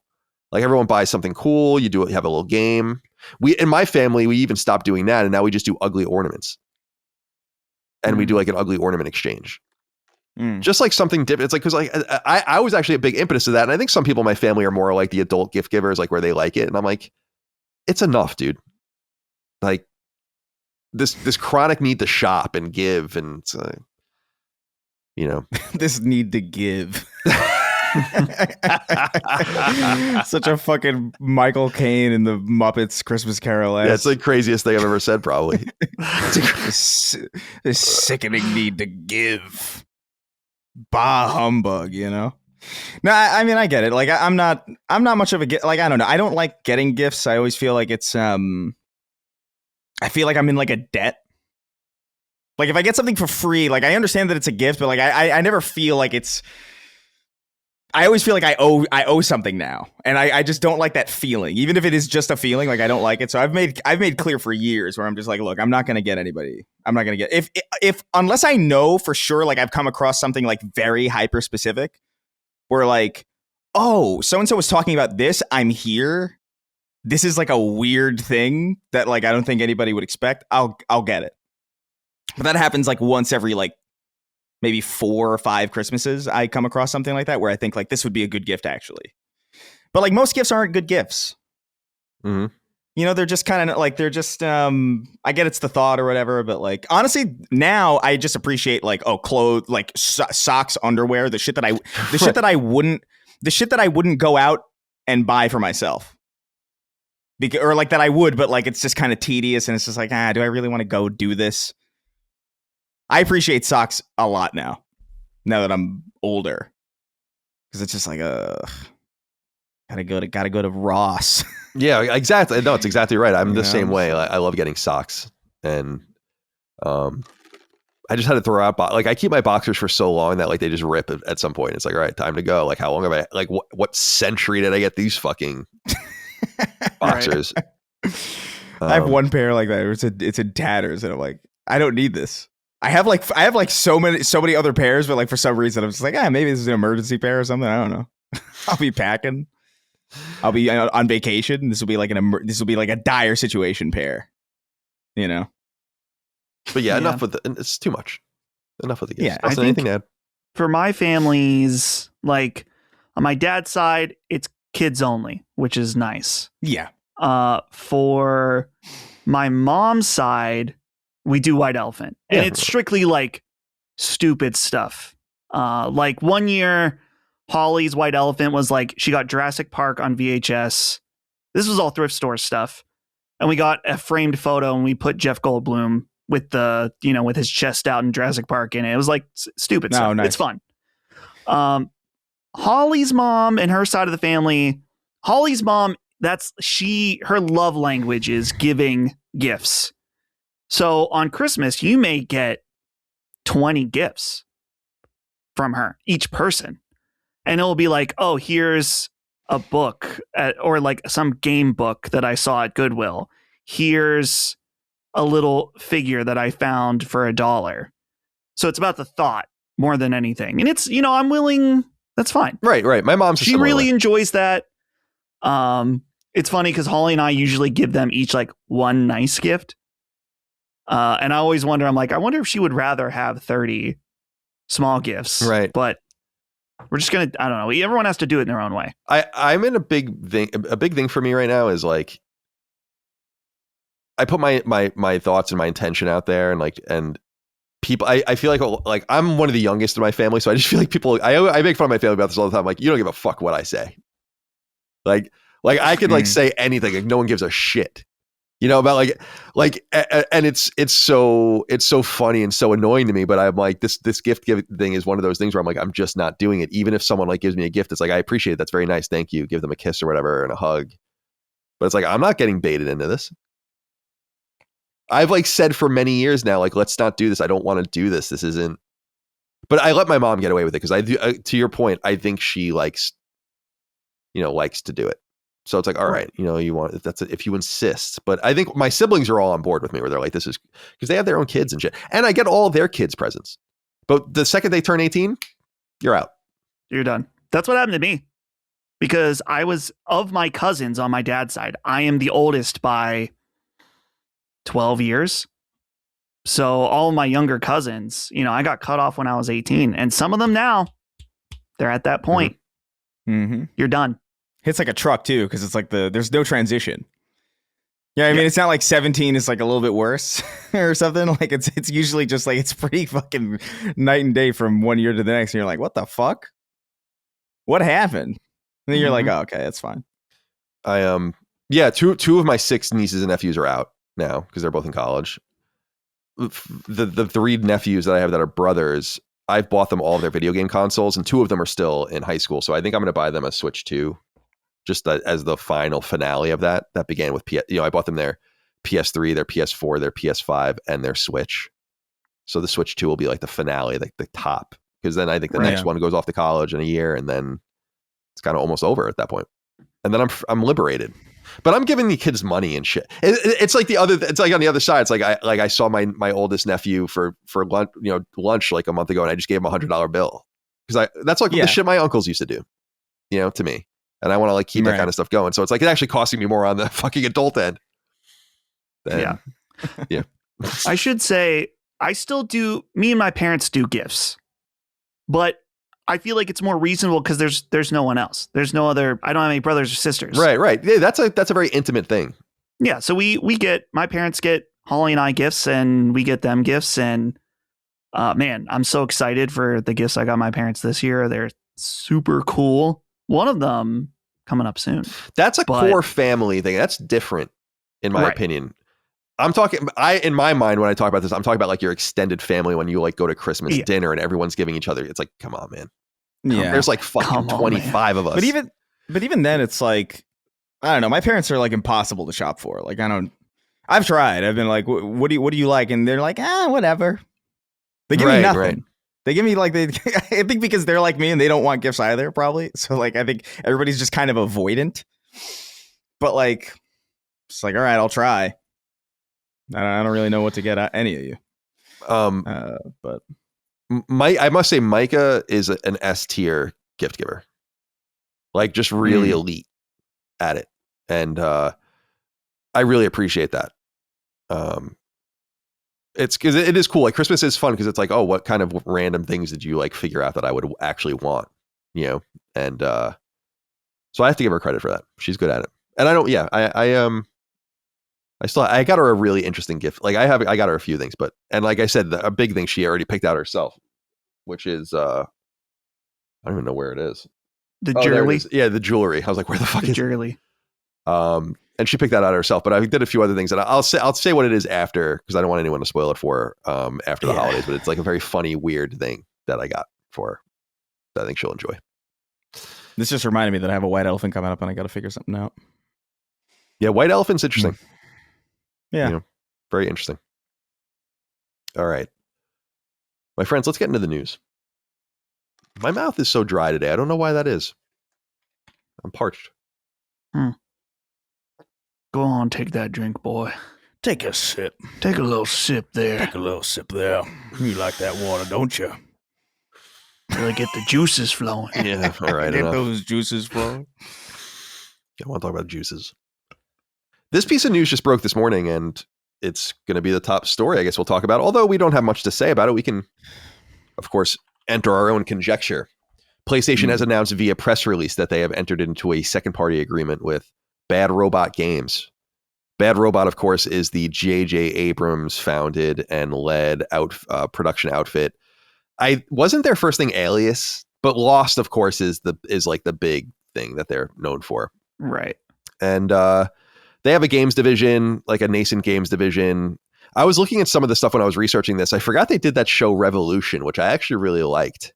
That was canceled. It was like a post-apocalyptic, like electricity kind of goes away show. And, and it got like canceled after a couple of years. But so this is them doing a second party game with Sony. And here's what the press release says. It's not very long. It says, quote, Sony Interactive Entertainment today announced a partnership with video game studio Bad Robot Games, a division of Bad Robot, the film, television, and theater production company founded by J.J. Abrams, for SIE to produce and publish the studio's upcoming project, an unannounced 4-player cooperative shooter directed by Mike Booth of Left 4 Dead fame. The game is currently in development for PlayStation 5 and PC. More details on the game will be shared at a later date. Anna Sweet, CEO of Bad Robot Games, says, quote, partnering with Sony Interactive Entertainment allows us to bring our new IP to life with an expansive vision for this new universe. With the support of PlayStation, we hope to deliver a bold, innovative experience that is truly special for players. I cannot be more excited that Mike Booth is at the creative helm, crafting a cooperative adventure that will lead to unforgettable moments with friends, end quote. And then Christian Svensson, VP and head of second and third party content ventures and strategic initiatives at Sony, says, quote, we're greatly impressed with the talent Bad Robot Games has assembled at their studio and are thrilled to partner with them to help produce and publish their upcoming game. Their unique creative voice and passion for innovating across all forms of interactive entertainment perfectly aligns with SIE's mission to craft experiences that resonate deeply with players. We can't wait for the gamers to step into the world they've been building, end quote. So pretty generic shit. Dustin, thoughts? I think the most interesting about this is that it's a cooperative shooter directed by Mike Booth. And it's funny because there's been many attempts to recreate or capture the feeling of Left 4 Dead 1 and 2. There was Evolve, which was the asymmetric multiplayer game. What was the reason? Back 4 Blood. Back 4 Blood. Yeah. Back 4 Blood, I think, is the most notorious of these, where they were so close. Yeah, thoroughly. They fucked it up.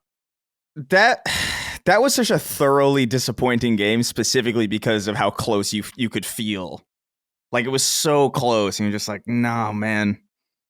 Nah, it's wrong. Yeah. It's weird, but you gotta kind of keep it simple. I feel like these Back 4 Blood in particular really just made things too complicated with like a card system. And because like Chris, I think that was really early on, but I think we streamed that game together. We did, yeah. And we were like, damn it. I almost liked it. That was kind of the thing. It's like I could feel myself like almost liking it. I was like, the cards kind of fucked it up. It was too battlefield oriented. Like they had all these attachments, and it's like, you want a silencer for your fucking assault rifle? It's like, I'm killing zombies, dude. Yeah. Like I don't. I don't know.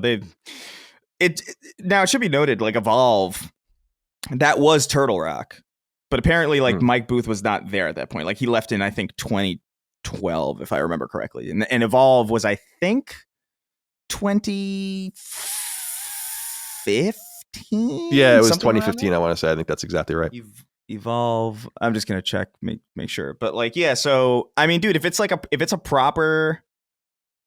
guy who directed Left 4 Dead and he wasn't really there's no crossover at all with Back 4 Blood or Evolve. Like you have my attention. Yeah, you definitely have my attention. I think. I mean, it's a perfect time for something like cooperative games. I feel like 4-player co-op games are so big right now. I mean, of course, we know about friend slop games being big, and most recently for Sony, Helldivers.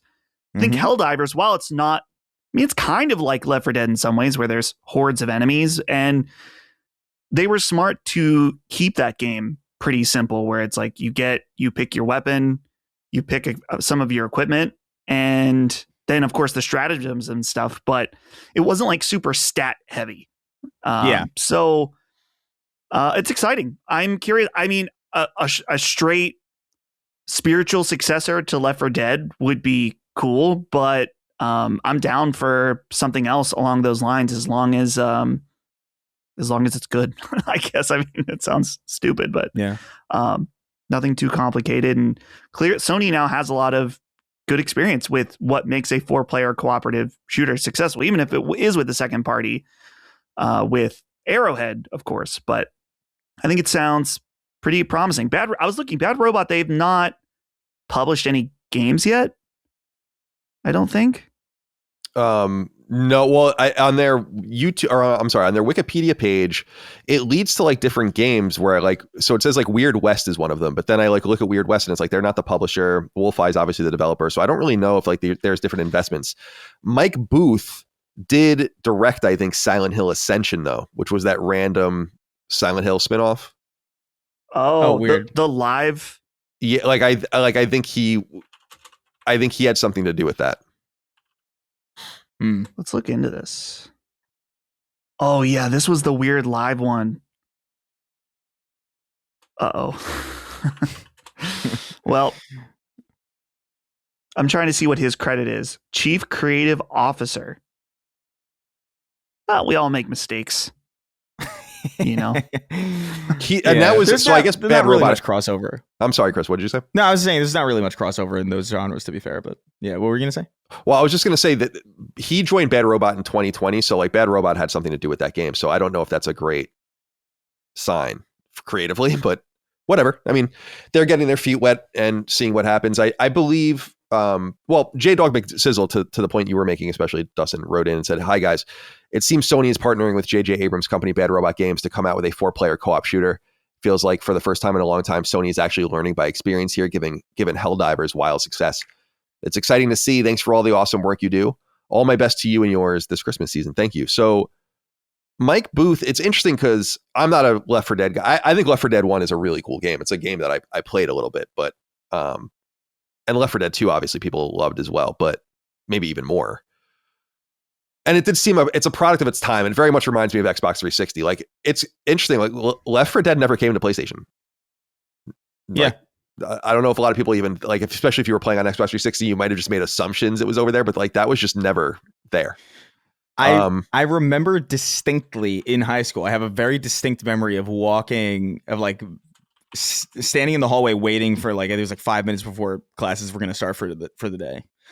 And we were all talking about Left 4 Dead because we had downloaded it or played it the previous night. And a friend of ours, Mike, who had a PlayStation, we were like, dude, you got to play Left 4 Dead. And he was like, it's not on PlayStation. I was like, what? Like, it didn't make sense to me. It's like, why? Why not? That was a big one. Like, that was a huge game. Like, especially around that time, like that was like the talk of the town for like a hot minute in 2008. Remember my I lived with just this random dude James that was like super into Left 4 Dead. He wasn't even in the industry or anything. He was just like an artist or something at some company. I always thought that was interesting. But Mike Booth is the director of Left 4 Dead, but he was one of the founders of Turtle Rock. So it's kind of an interesting situation. I always think that like Valve owned Turtle Rock for a minute, I think. And so he probably made a little bit of money, but it's too bad he didn't. I mean, he would have had to hang on for like another decade, obviously, and he had like a whole different career after that. But Tencent ultimately bought Turtle Rock, and he probably would have made a lot of money, which he obviously wasn't going to get this time around. But he ended up at Blizzard, I think, before going to Bad Robot, and it shows. I agree with everyone. Like they're acutely aware of what makes Helldivers popular, which I think is the cooperative nature of it. People playing with their friends, kind of the shared PvE experience. And I don't know. I think that I appreciate Sony's aggression in going after some of these old school talent, or some of this old school talent that worked on seminal multiplayer games that worked at one time and could work again. I mean, that's what the Jason Blundell stuff is so interesting. And they've been in bed with him for years now, trying to get something out the door. And now they're in bed with this guy from the Left 4 Dead, the director and the designer of Left 4 Dead. It's a pretty aggressive move. And yeah, I'll just reiterate, they know what people think. A lot of people think I'm crazy when I say it, but Sony knows damn well what they don't need me to tell them, but it's true. It's like they have to find massive success in the multiplayer space if they want to thrive over the next couple of decades. It's simply, there's no other option. Like, yeah, they have to continue to invest very, very heavily in it and make better decisions. That's the shitty thing we've said before is, again, directionally they were right. They just made awful decisions. But now they need to. It shouldn't stop them from making decisions. They need to make better decisions, put better decision makers in place to shepherd these games. And I thought it was interesting in the. I don't want to read too much into anything, but Anna Sweet, CEO of Bad Robot Games, and she's apparently been there since like 2020 or maybe even before that, like around the time Bad Robot Games was founded, because it says that Mike Sweet, just on Wikipedia I was reading earlier, like he has long reported to this woman, but she says, partnering with Sony Interactive Entertainment allows us to bring our new IP to life with an expansive vision for this new universe. Like that could just be generic PR nonsense. I mean, it is in a way. But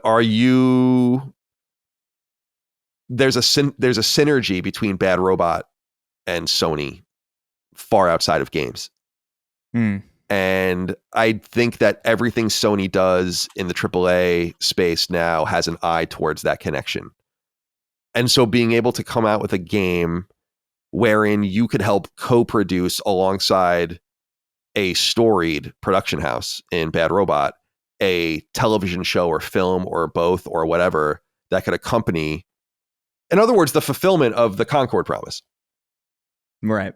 I don't think there's any accident about the verbiage there, and I don't think there's any accident about Sony wanting to be in bed with Bad Robot, and I think that's a massive component of it.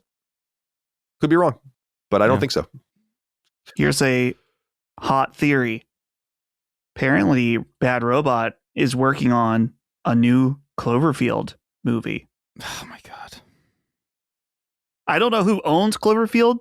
Oh look, Cloverfield game, fighting all them little monster guys. It would work. It could fit. Dude, what if you fight all the tiny little guys, and at the end of the level you fight like a giant kaiju? Yeah, you'll fight the little clover fellas. The Cloverlings. Cloverfield. Cloverlings is awesome. I don't. That would be so disappointing. I gotta say, if like the whole Cloverfield thing is like annoying to me in general. Like, because it's just like, look, that movie was like, okay, fine, cool, and then they had like the 10 Cloverfield Lane, which is a completely different movie that they like shoot. J.J. Abrams saw it and he was like, "This is a good script, but it needs a Cloverfield in it." I don't know why every director's George Lucas. Yeah, George Lucas. Well, yeah. It needs a Cloverfield, and this would really tie it together. All of the Cloverfield trademarks are abandoned, and interesting. They were all owned by Paramount. We should scoop it up. Yeah. There seems to be no active trademarks in the U.S. with Cloverfield, so I'm sure someone. I don't know. It's very common. Like, there's a shit ton of Cloverfield, like Cloverfield Dairy, Cloverfield Restaurant, Cloverfield Communications. It's a lot. Yeah. Yeah. Interesting stuff, though. So we'll see. I mean, we have nothing else to say. I mean, this is a game that, by the way, this is entering the hopper now of this, what I was saying earlier about like all of these games. It's like, I don't know, man. It's cool to keep announcing them, but you have to deliver at some point on some of these promises. I look forward to seeing the teaser trailer in 2029. Right, exactly. Yeah. All right. This was the biggest news I thought of the week before that. It's not like something we have to linger on, and obviously I don't know how much of our audience will truly care about this, but it is a big deal. Sony has quietly released MLB The Show on mobile. It seems by all accounts that I can find that Sony San Diego itself made this game. And you can go to theshowmobile.com right now and learn more. So here's what's happening with it. This was quietly released on December 3rd, and it's only available in the Philippines. They're obviously slowly rolling this stuff out. If you go to the website and there's a little FAQ that says, when will my region get access? As we continue to development, they say, we aim to expand availability to more players around the world. There is no set timeline for expansion. This is the bummer, I think, is that it's a standalone title, which I guess is fine, but it doesn't connect at all to the show on console. And I think that that's a missed opportunity, and hopefully something that they later integrate to be able to send your saves around or whatever, but they could be different kinds of games. It's for Android devices and Apple devices. Again, only in the Philippines right now. You can sign up to get updates. So if you put your email address into this little module on the site, and then you select your specific region where you live and then sign up, they'll let you know when there's pertinent information about launch and other details for your region, whether it's the US or Europe or whatever. So, and it's worth noting again, just to reiterate, the website's branding has San Diego Studio as the developer. So pretty interesting stuff. Now, just a few weeks ago, we reported on stuff about how it seemed like they were kind of sneaking around and trying to do a mobile product for MLB The Show. And I got to say, guys, and I don't know if you agree with me or not, by the way, there's a trailer that Sony San Diego quietly published on their YouTube channel. Yeah. It only has 3,000 views right now, but you can see it. It looks pretty good, actually. And well, I was going to ask a stupid question. Yeah, go ahead. Where, like, is it normal for them to put out a trailer like this and have it be unlisted? I was about to say that. Because it's unlisted. Unlisted. Oh, yeah. It says it here. Yeah, I guess it's just connected through their website, perhaps? Maybe, yeah. Just bizarre. Well, I don't think I've ever... It's not on the website. Yeah, I found this on Gamatsu, maybe? They discovered it. It's being linked somewhere.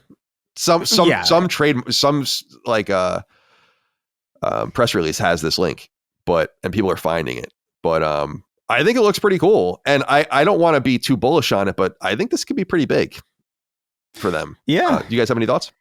Well, I was going to say my favorite thing about this is that they chose to launch it in the Philippines, which indicates that they were looking for a place that was Asian enough to like video games and want to experiment with them, but also Hispanic enough that they would care about baseball. Like it's like it comes across as very like almost like transparently hilarious.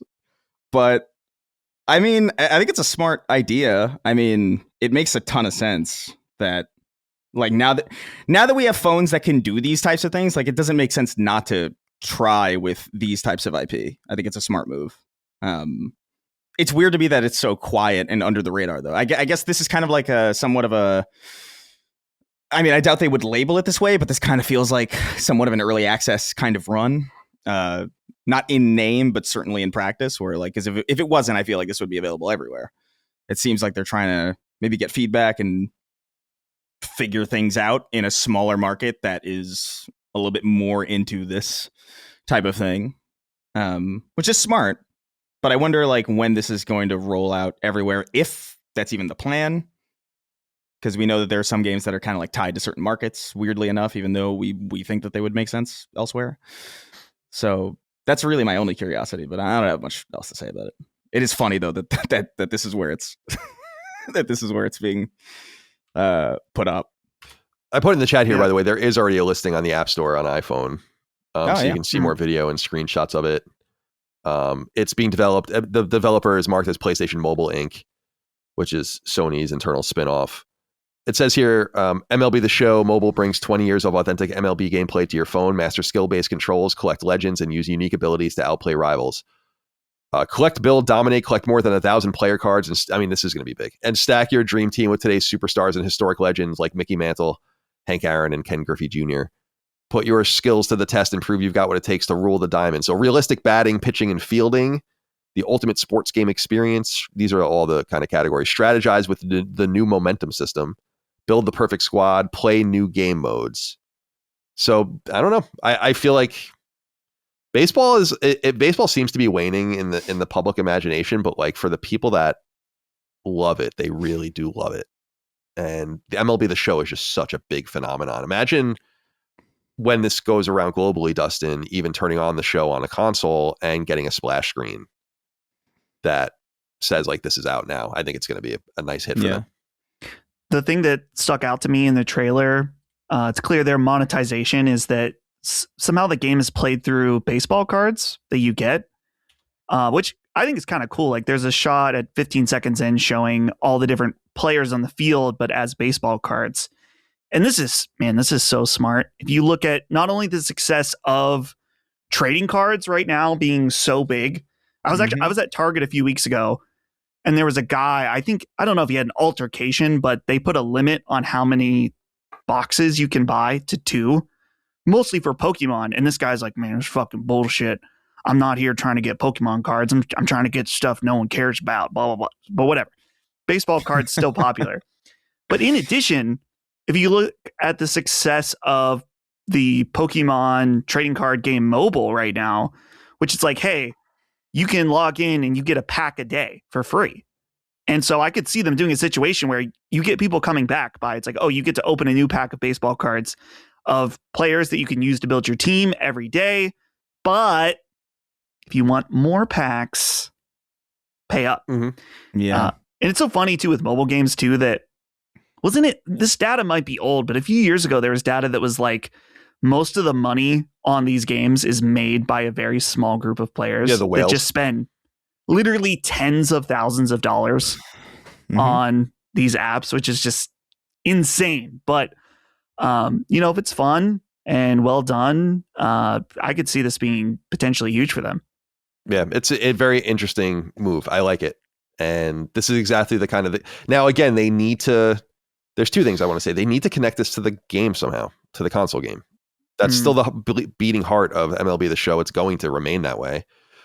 And I don't want to overestimate its global reach, but I do want to, not understate its domestic, reality of MLB The Show, which is it's one of the biggest games in the United States every year, and it's only on, or it was only on until recent years, one console. It's amazing that it's kind of created this huge, I guess, 2021 for Xbox and I think 2022 for Switch. The other thing I wanted to say, and I was curious what you guys think of this, is like they're really stubborn about bringing this game to PC, and I don't know what that's all about. I think if you look at the performance of PC sports ports from like EA, they're not very good. There's something about people don't really want to play Madden and FIFA on PC. I don't know why. So I don't know if we just think it won't be big, but it just seems like just an obvious, even if you just had a passive 500,000 people playing it a year, you would think that you would just want to put it on PC. I don't know what that's all about. I think maybe the colloquial wisdom is probably like most people are going to play this on the phone. The phone is the most ubiquitous device. Having it on PC would mean two SKUs. Maybe it's more of a headache. I'm not really sure the ins and outs of that, but there is truth to the fact that like nobody really. I've not seen anybody play a sports game on PC. I'm sure people do it, but Derek actually does it, but he does it specifically to mod like giant fake penises on people. Like it's not it's like it's not right. For the love of it's not for the it's love not of the for game. The sanctity of the game at all. So like yeah, it might just not be worth it to them, or maybe they're just kind of saving it for later, iron some of the kinks out. But I don't know. Well, with respect to baseball, I mean, it's still pretty big. Because I was at a birthday party at a bar, and we didn't realize that it was during Game 7. Whoops. But like that place was jumping, dude. Mm-hmm. Like a ton of people. So it's still pretty big. It's funny, man. Madden 25's all-time peak on Steam is 5,900. Wow. Understand this is like the top 5 selling, top 5 selling game in the United States. That's why I just feel like for all of the doom and gloom around console gaming and for as bullish as people are about PC gaming, and reasonably so in a lot of ways, it's like slow your roll a little bit. Like a game like this is a massive seller and really only relevant at any way on console. I just think it's PC gamers are just kind of huge nerds, and I just think there should be more crossover with sports, which is a huge nerdy thing. I think there's the very brutish, pig-headed, violent aspect of sports and sports fandom, which I think is fun too. But like then there's like the whole analytical, like mathematical Moneyball. Like this shit speaks to games so much. Have you guys seen or read Moneyball? Well, you probably wouldn't have read it, but did you see? I've seen it. Yeah. I mean, that's like the shit I'm talking about. It's so good, and it's video game level nerd shit. And I just feel like there should be more synergy there, and there just isn't. I don't know. All right. Next piece of news. Let's see here. This is about Nyx's and Helldivers 2. So Arrowhead revealed in a Steam update. I just thought this was an interesting piece of news, and people have been circulating this, that Nyx's had come in to help them reduce the size of the package for Helldivers 2 on PC by 85%, from 154 gigabytes to 23 gigabytes. What's that all about? That seems crazy to me. How is that possible? I can't fathom. I guess maybe they weren't compressing audio and like a bunch of other shit. Like that is insane. That has, by the way, been the main reason why I have not played Helldivers, is because like the memory cost of even downloading it is so intense, where I'm just like, I don't know if this is worth it necessarily. But 20 is like that's an insane decrease. I don't think I've ever seen that much of a decrease, probably ever. This feels like a world record almost. I guess they, from reading it, I'm a bit of a layman, Dustin, but from reading there, it's a pretty long statement, but it sounds like a lot of it had to do with making the game more in line with the standards of an like a new like hard drive, as opposed to the old solid state or the old hard drives. So like more for SSDs, I guess, than the mechanical. That's what the word I'm looking for. But I don't know if I'm really interpreting it that way. So like the SSD doesn't need all the data duplication, I guess, that a regular hard drive would. Otherwise, it would take it a long time to retrieve all that data. I mean, that's how I understand it, but I don't know if that's what you got out of the letter. Yeah, because they mention here about mechanical hard drive users. Mission times have only increased by a few seconds at the worst case. And then they go on to say, didn't you just tell us that you duplicate data because of the load times and hard drives could be 10 times worse? So anyway, the point is it sounds like it was that big because they were accounting for mechanical hard drives, which at this point on PC, I think they said what the percentage of those users were, which was like maybe 10% or less, if I remember. I'm trying to find it. It's 11%. 11%. So they were able to change the game to still accommodate those users, and they only have to deal with a small additional load time. But it's kind of an interesting read if you're into the nerdy stuff about it. But it sounds like it was all duplicate information that was not necessary for literally 89% of users, and apparently not even for hard drive users, because it's not like they're getting a downgraded experience.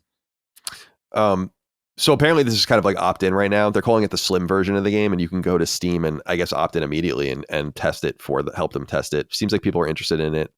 It's got 10,000 thumbs up on Steam and almost 1,000 comments from people as well. This news.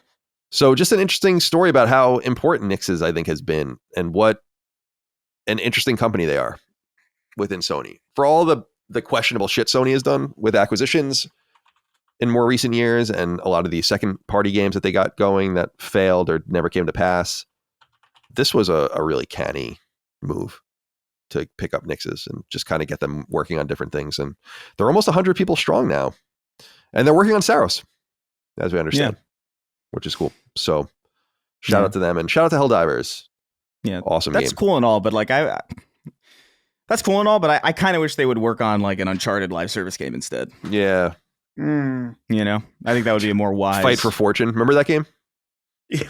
What is that? That was like the like very early Vita Uncharted like card game. Oh, really? Yeah. I have no idea. I kind of liked that game. I think I reviewed it on IGN. We were just desperate for anything on the Vita at that point.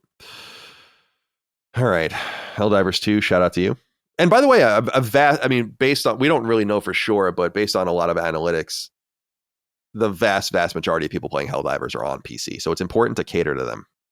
Mm-hmm. You're looking at maybe 3 or 4 million sales on PS5 and all of the rest, what it would be 10 plus million on PC. So it's a really important group of people to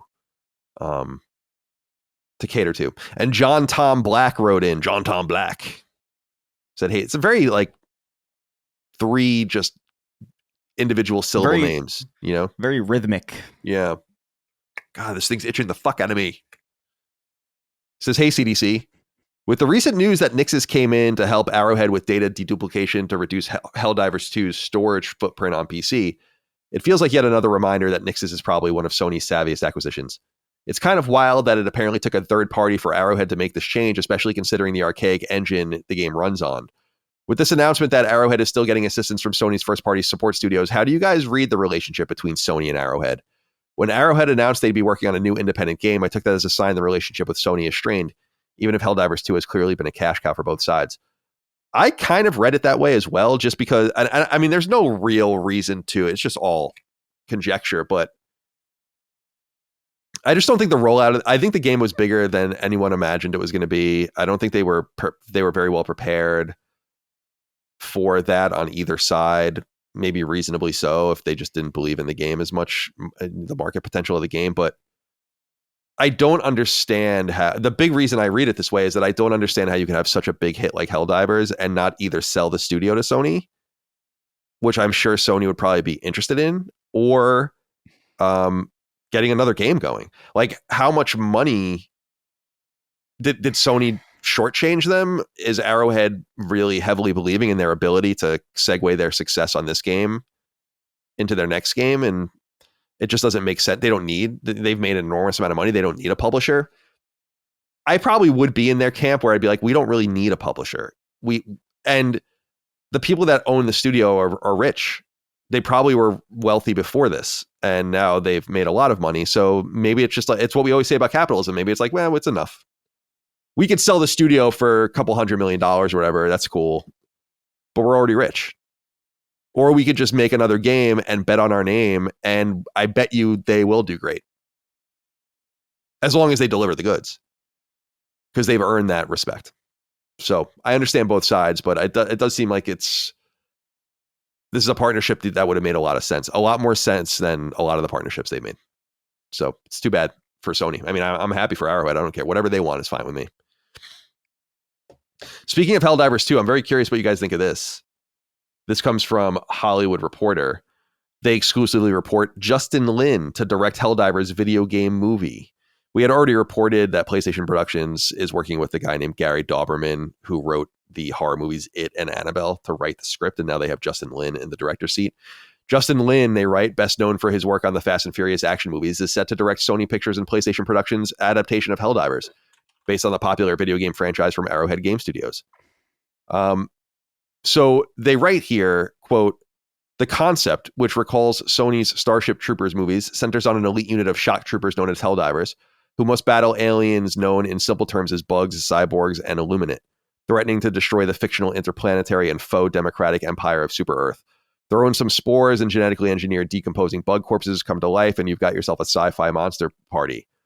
Lin is not a gamer, and lean into that as a strength when pitching his take on the material, said insiders.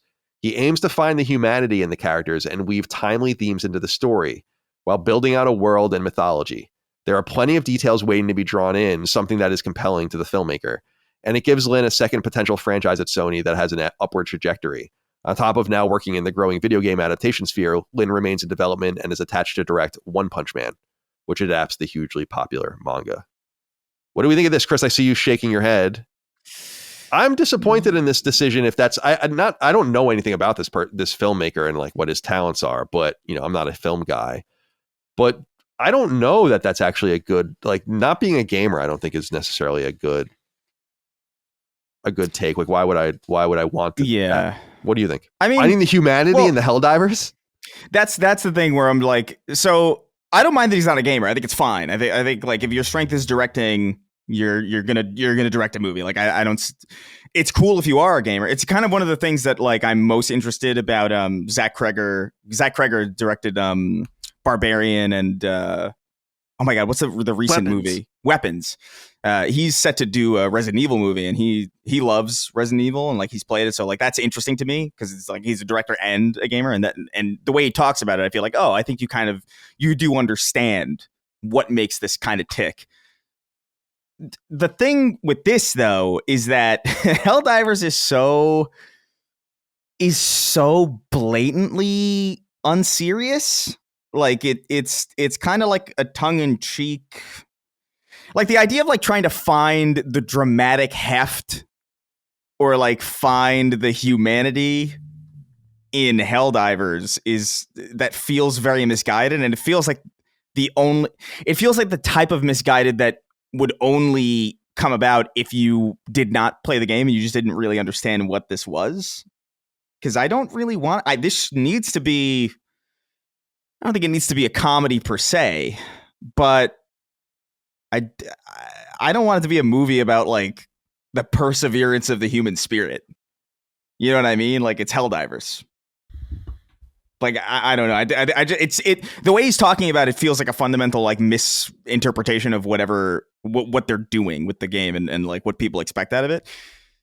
Could be wrong. It could be surprisingly good. Like we don't know. Like I mean, there's all sorts of takes that seem insane at the time and then end up kind of working. But on the outset, this seems like not the best frame of mind to go forward with as far as like adapting Helldivers goes. Like it seems a little too self-serious the way he's talking about it now. Well, yeah, I agree with that in the sense that what the things that are important about Helldivers to me can only be learned from being a gamer, being a player of the game.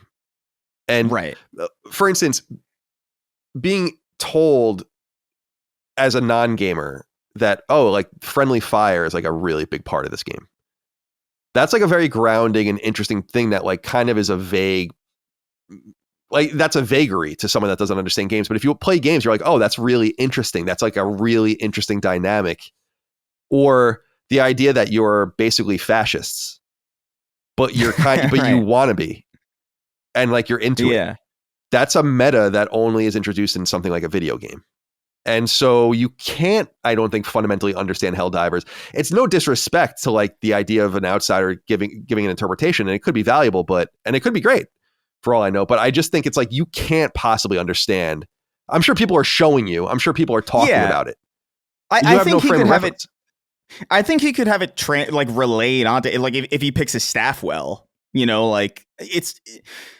I don't want to say this is going to be bad or whatever. Like I just think like the way that they're talking about it this early on just seems like it's a little bit not oriented correctly. Because I think the core of Helldivers to me is like that scene in Starship Troopers where like they're all saying like I'm doing my part.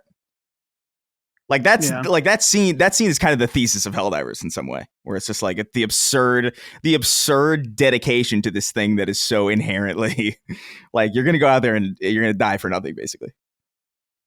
And it's going to be fun, and it's going to be funny that it happens. I don't know how you could, like, I don't know. We'll see, I guess. But Dustin, what are your thoughts here on a potential Helldivers 2 film helmed by Justin Lin? I have only seen one Justin Lin movie because I've never seen any of the Fast and Furious movies. So the only one I've seen is Star Trek Beyond, which... It's been a long time since I've seen any of those rebooted Star Trek movies, but I remember at the time thinking it was the weakest of the three, but it was the one that leaned into being kind of, if I remember right, it's been so long. I remember it feeling a little more campy compared to the other two Star Trek, or the other two rebooted Star Trek films. The J.J. Abrams ones, right? Yeah, the J.J. Abrams ones.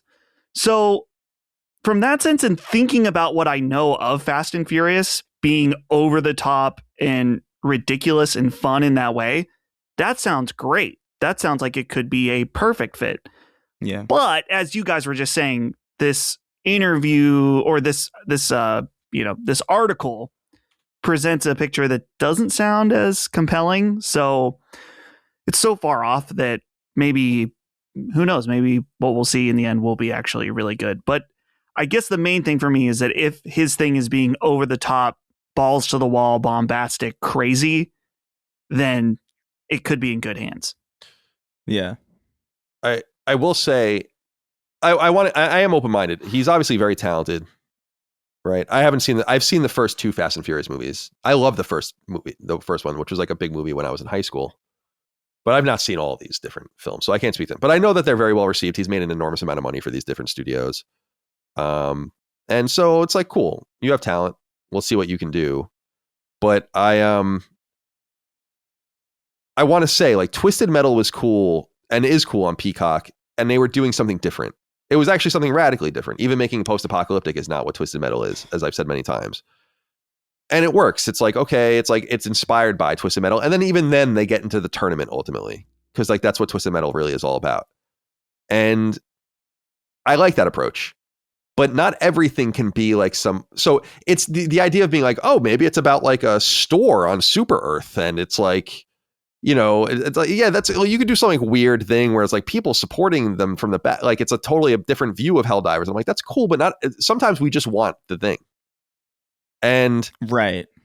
Helldivers is actually and I think someone had even written in with the idea that like basically an idea, which maybe is what they're going to do because it goes into the humor of it, is like getting into like a squad of Helldivers and like getting to know them, and then they all just die, like, but like in the most horrible, ridiculous ways, and there's no resolution. And the entire idea is that their lives, like their deaths were worthless. They're just one of a million people that are dying in this war. It's like you zoom out quickly from the conflict kind of thing. But at the same time, Helldivers should be like this kinetic Starship Troopers style political thing. And that's what I hope that they lean into, is like, it's okay, especially because Sony owns the film rights to Starship Troopers. So it's like, it's okay to lean into the fact that it is like kind of a copy of Starship Troopers. And I think that like doing something like that, I think would be kind of fun and neat and exactly what it should be. The one thing I think we all agree on is like no TV shows, none of that. Like it's a in and out kind of thing. 90 minutes. You know? Yeah. Maybe even shorter, honestly. Like I think brevity would benefit it, I think. But yeah, no, that's I feel like I can't imagine. I feel like I can almost see like the almost, because there's moments in Fast and Furious. I haven't seen those movies really like at all, but like I've seen clips of it where it's like it's almost so dramatic and it's so self-serious that it kind of loops into being funny. So like I wonder if they can maybe do that where like they play it so serious where it just like it becomes a comedy. Like I would kind of appreciate that in some way. Sure. So like maybe it is a better fit than we're seeing. But yeah, time will tell, I guess. Since we're on this subject of TV shows and movies and all the PlayStation production stuff, I thought I would also just report on a story here quickly from Deadline. They write, God of War, Frederick E.O. Toy set to direct as pre-production and casting are underway on Amazon series with 2 season orders. So there's 2 important things here that I just wanted to say, and we can move on quickly. The first is that Emmy award-winning director Frederick E.O. Toy, who worked on the series Shogun and The Boys, is going to direct the first 2 episodes of the God of War series on Amazon whenever that comes out. The series was greenlit back in late 2022, so they've been kind of working on it for a while, and we've been covering it. The other thing, and they said it here in the title that's really important, is that Prime has already renewed it and ordered 2 seasons at the same time. Now, they note here that this is, quote, not unusual for a series of this scope when a platform believes in the creative, because such shows involve a lot of upfront world building costs related to production design, set building, costumes, and props that are better amortized over multiple seasons, end quote. We still don't have any casting details on what they're going to do. I mean, the Kratos casting is going to be essential. And I know people have ideas with that. And I want to see how they execute on this. They must have screen tests and things that make it seem like it's going to work, right? The size and scope of it, Kratos' size comparable to everyone else. And I'm sure there's a lot of different tricks they can do. But I'm interested to see what they do. Any thoughts here, Chris? Yeah. I don't know. I think, Wallace Shawn for Kratos. You know, I think that'd be a good fit. Who is that? I got to look that up. Wow. He's the inconceivable guy from Princess Bride. Yeah, the guy from like from Clueless. Yeah. Yeah, he's the guy who becomes an alien at the end of my favorite Martian. By the way, have you guys? Fuck, I haven't thought about that movie. Dude, on Thanksgiving, my friends and I, we were like going through this rabbit hole of like watching like movies we haven't seen in a long time and just skimming through them. Have you guys seen the movie Jack? By the way, Jack, the Robin Williams movie. Yeah, the Robin Williams. Yeah, movie I saw that in the theater. It's so sad. Why? You Derek said the same thing. He's like, I saw that in theaters. Like, why would you see Jack in theaters? I don't know, but I did, and it was so sad. Like, dude, I watched that movie for the first time recently, and I was immediately flummoxed because Bill Cosby's in it, and you're like, oh man. And then J-Lo's in it, and then 40-year-old, 10-year-old Robin Williams gets molested by Fran Drescher, and you're like, I don't know what the hell this movie is. Spoiler alert for Jack. For Jack. Me and my dad, I told you, me and my dad used to just go see like so many movies. I don't know why. Oh, that's right. That was around that time. Yeah. That makes sense. It was like the mid-90s. I can't imagine being in the theater for Jack. Oh, God. Dustin, any thoughts here before we move on God of War? I'm going to choose to be optimistic about God of War. As ridiculous as we've said it could look, it seems like they've got all the right players involved with this. That show Shogun, people absolutely loved.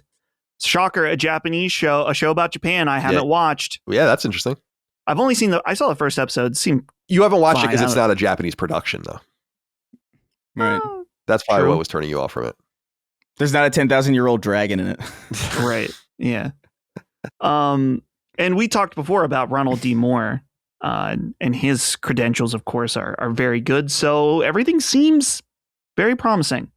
So I will give it the benefit of the doubt until given a reason otherwise. All right. Just wanted to... I just saw, right? Sorry, I got to just say, I just saw a random video. There's like that Breaking 911 Twitter account. I haven't watched the video, obviously we're recording, but I just saw what it says. It says Tim Waltz says people are driving by his house calling him retarded. And then just a video clip, but I haven't seen it yet. So that's I got to open that for later.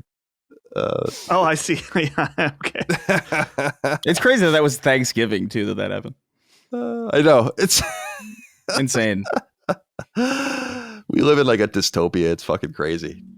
I mean, look at us. Like, what are we even doing? I'm like dressed up like a clown basically right now. Talking about, and people are paying you to talk about PlayStation. I know, it's a fucking clown world we live in. Well, we all know it. All right. I thought I would just put this out here real quick. This has been reported, but there's not much to say because I can't find a press release or anything. Not that there would be, but Anti-Real or whatever, the artist that the futuristic artist that was robbed by Bungie or purported to have been robbed by Bungie, according to them, back in May, a lot of the design posters that they made, that this person made, ended up being incorporated improperly and uncredited, apparently, into Marathon, according to these accusations. These accusations seem to have been true, since the response was quick and the two sides talked.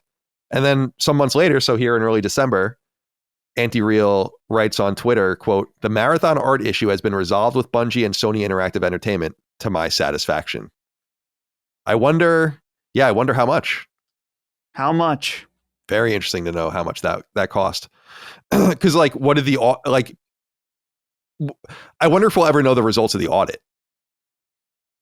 Because like, what did the audit discover? Like, you would think that they would, if the audit discovered something subtle, they could just replace or remove it. Maybe pay a small fee to not get sued anyway. But if you're going to presumably incorporate it and so maybe they went deeper and found more. I mean, who the hell knows? I would just love to know more about this, but probably because of the legal settlement between the two sides, that is probably as much as we're ever going to get. So there's not much else to say about it, but to say that is a resolved situation, I guess. That was a pretty big deal. Also, that person blocked me on Twitter. Anti-Real? Yeah. I don't know why. I don't know what I did to that person. I can't remember anything either. We might have discovered that when we first broke the story, for all I know. I don't remember. I don't remember what happened 10 minutes ago. So, right. So yeah, that's it. The posters the posters that were purportedly stolen were designed back in 2017, incorporated into the design language, as we know, of Marathon. I guess we'll find out. I'll be interested to see the credits of the game. And also if that stuff is found to still be incorporated in the game. And I would love to know, what do you guys think? How much? Any idea what you think that would? I have no concept of like what you would even. Yeah. I don't even think I could make an educated guess on like what that settlement would be. Yeah, me neither, because I wonder like how, I mean, I have an idea, but I wonder how actionable it would have been. In other words, like, could the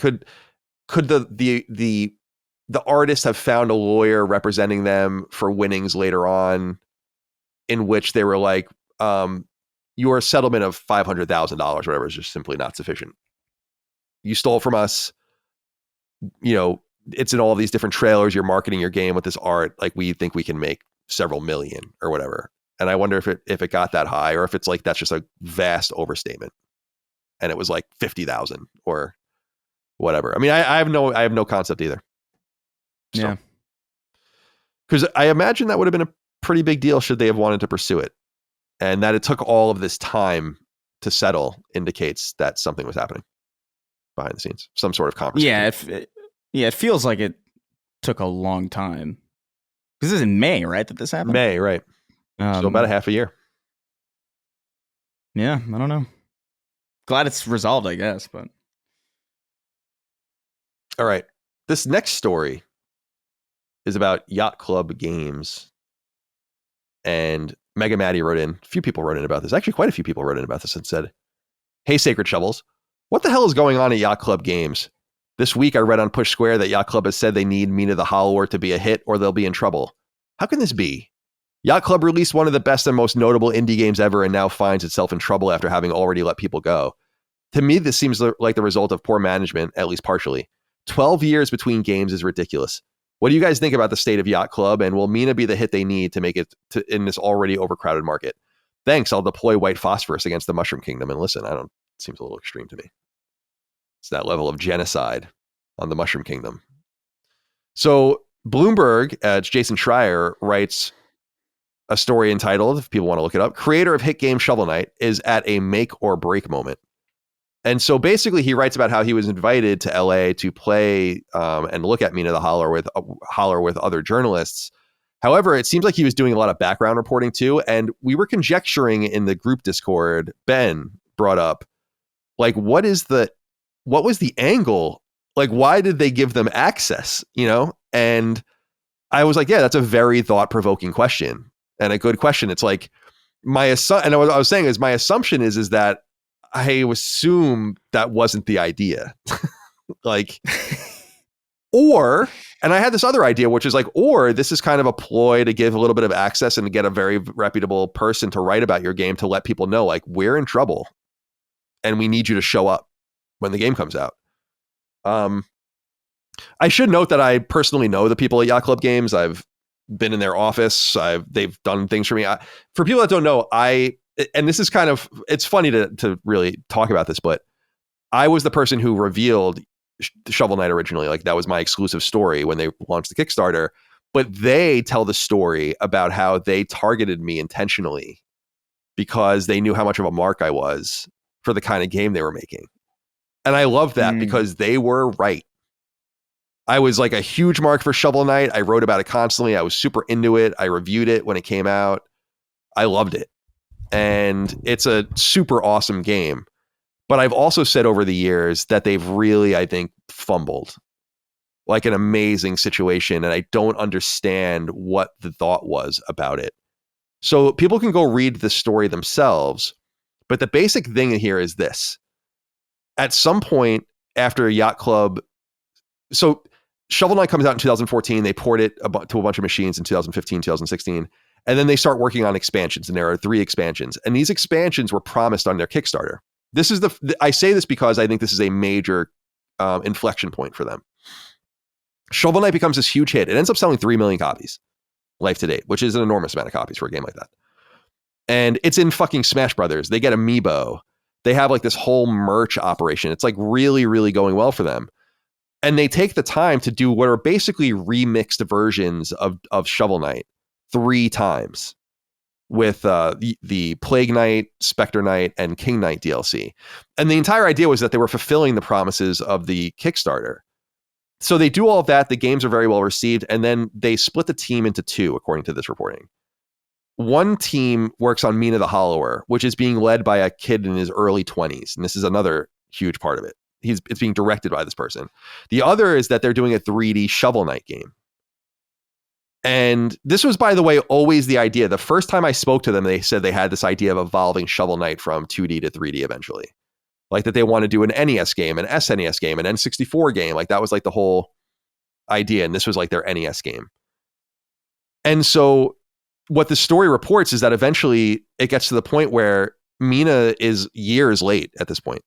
Mina was conceived in 2019, but not even kickstarted till 2022, because at that point, I think they needed to maybe buy themselves time and get this thing out there that like, and get the promotion of a Kickstarter and all the rest. And they did really well with it.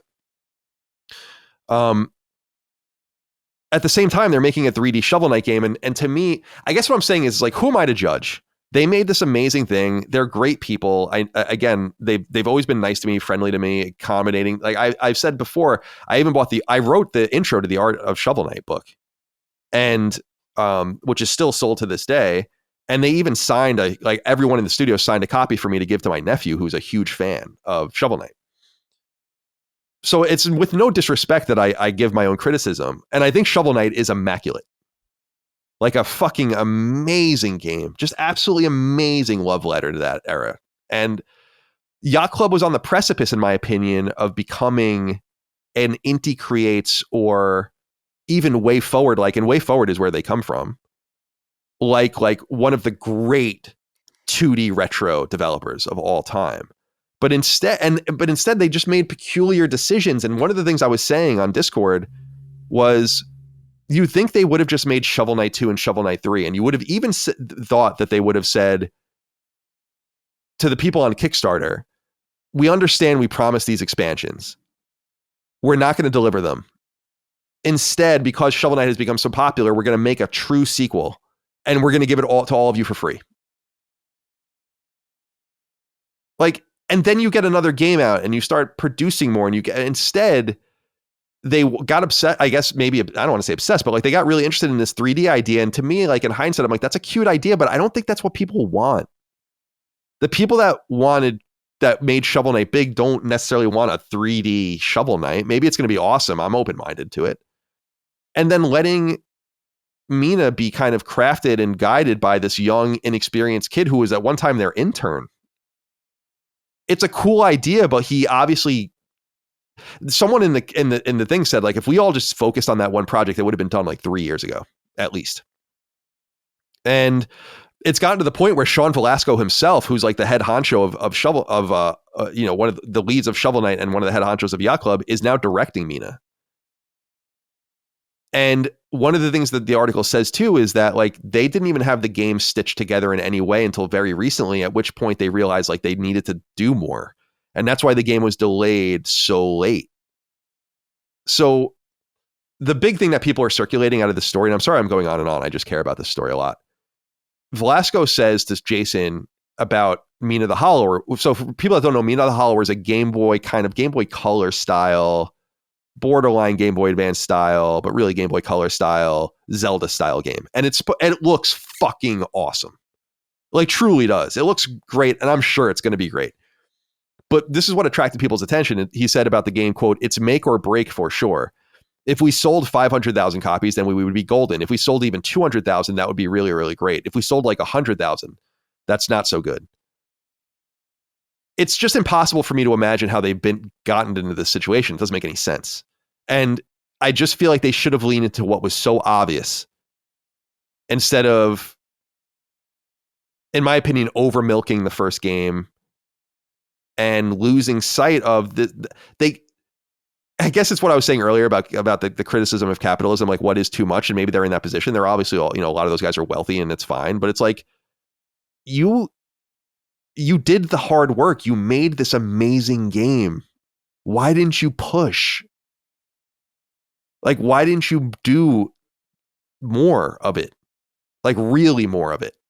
And it just frustrates me so much because I'm so jealous of that they had such an amazing game, and like what I would have done if I had like director control over it. I'd be like, oh my God, dude, Shovel Knight 2 for sure. New bosses, new worlds, expansive. I don't know. I've gone on and on, but it just frustrates the shit out of me. And so now I think they're going to do great. I think Mina the Hollower is going to do great. And I think they're going to be just fine. But it's crazy that they even had to be in this situation. In fact, they talk about how they're getting rid of their office and going remote. They've laid people off. The 3D Shovel Knight game is just in stasis. Everyone's working on Mina now. I just didn't expect it for them. And so I'm sad about it because I really feel like they had it. They really had it. And I don't know what that's all about. Anything to add? Do you guys have any feelings? It feels like to me there's macro and micro level management issues and decisions that were made, of course, as you were saying, Colin. I wonder too, because the article mentions that they also, Yacht Club at one point, there was the game they published, Cyber Shadow. Yeah. And they also had developers working on 2 Shovel Knight spin-offs with Shovel Knight. There was Shovel Knight Dig, and there was the Shovel Knight puzzle game. I played both of them. I'll look it up real quick. Yeah. Which in the article was mentioned that they did fine, but weren't runaway successes. Yeah, and that's too bad because I wasn't crazy about the puzzle game, about the spin-off games, really. Yeah, Pocket Dungeon, that's it. And which was cool. And then Shovel Knight Dig. It's like just give me more Shovel Knight. Like, why are you being too cute by half? Why are you doing this? It's just so weird, especially coming from a studio like Way Forward that has pushed Shantae so hard. It's like you should know what to do. Like, cater to your audience. The audience will get smaller and more satiated as time goes, but lean into the era of the game in which you're replicating. It's very frustrating to me because they had it. They fucking had it. And it's too bad about Cyber Shadow, which they didn't make internally, but that game was great. Like, their eye for what is good, is on. It's just, I don't know. I don't want to be too critical of them because I really do love them, but I got to be honest. It's like, yeah. And then, from the micro level, it seems like with Mina specifically, a quote from this article says, "We didn't address issues as they came up quick enough. So I don't know if that's, it sounds like a diverted attention issue that maybe they just weren't ready. It's like if you're going to split yourself into two teams to work on different projects, you really need the most competent people at the top of each team. And it sounds like that was maybe the major failing of Mina, which sounds like, to me, it seems like that game is going to be saved. I played the demo on Switch 2. It's awesome. And man, it's so crazy too thinking about Mina right now. It's like that game was going to come out this year and now it's just kind of unknown. And there's part of the article too, I'm trying to remember, where they decided to like delay the game like pretty last minute. Yeah, it was like it was supposed to come out in 23. Right. And even then they say it was probably supposed to be ready before then, if you like read into the math of what they're saying. But it's an interesting article. People should go read it.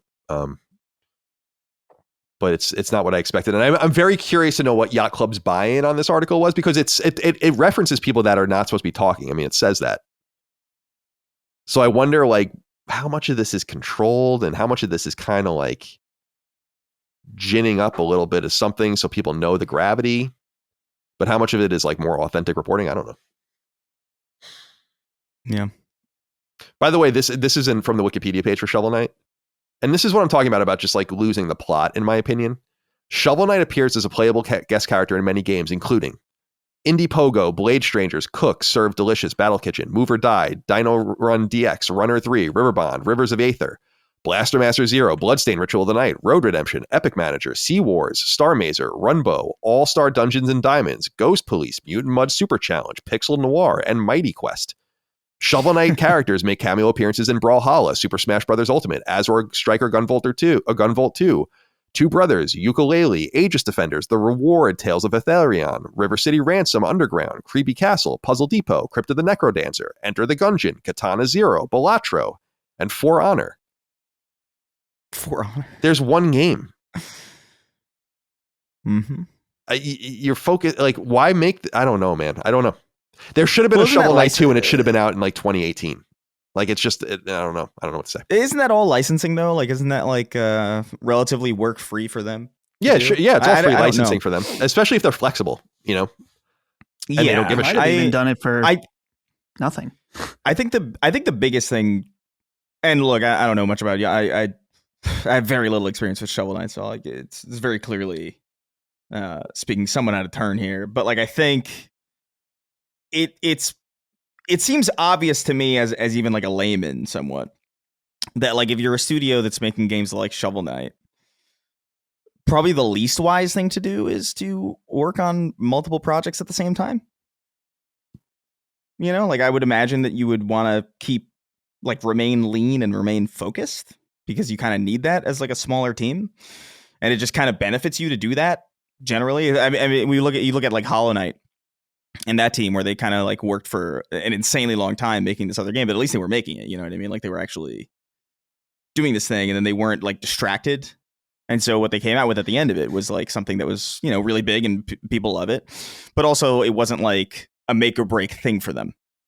Like they didn't have all these presumable, what I would imagine are extensive costs in building these other things that have not yet come to light.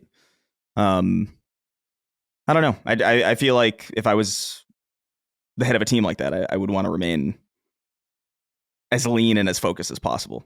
It's like a strange decision from my perspective. On the outside. I'm rooting for Mina the Hollower. I mean, I'm going to be all over it. I'm going to buy the shit out of that game. It's going to be awesome. But it's a bummer to hear about the situation. I think they're going to be just fine. I think they'll recover. Hopefully they'll get to finish the Shovel Knight 3D game and we'll get to see what that is. And I'm optimistic about it. I just think that that's maybe where you get after a trilogy of the original games. I personally am so hungry for more.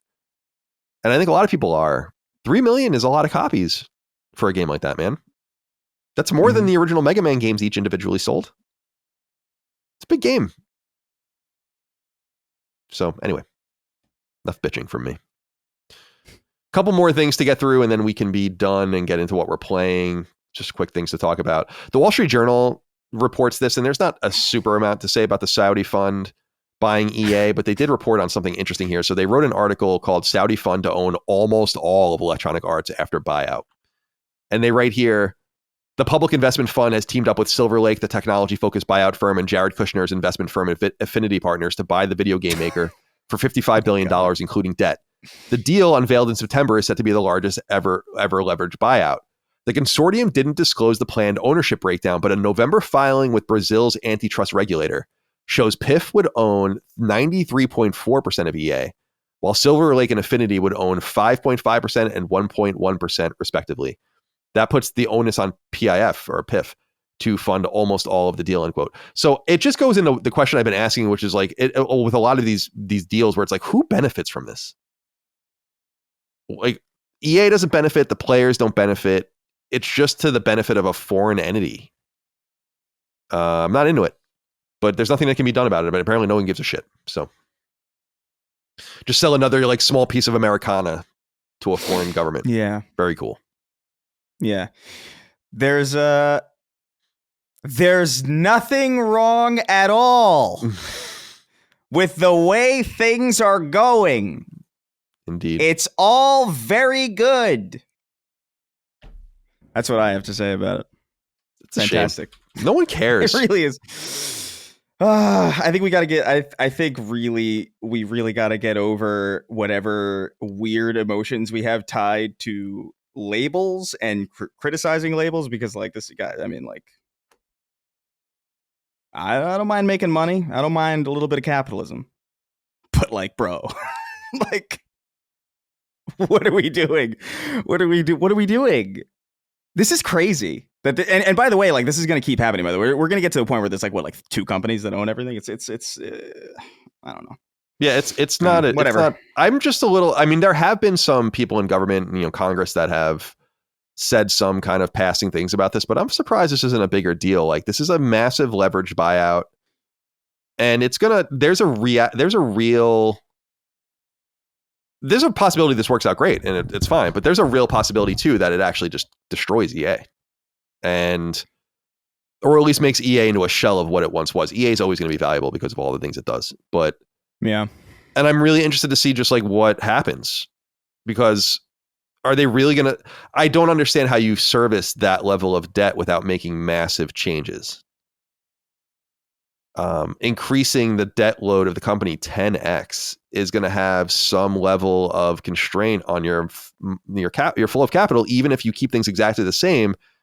So much of that's going to be absorbed by the servicing of that debt, and so I'm just a little surprised, even from just a pure economics perspective, why more people aren't kind of looking at this with squinted eyes, because it just seems dangerous.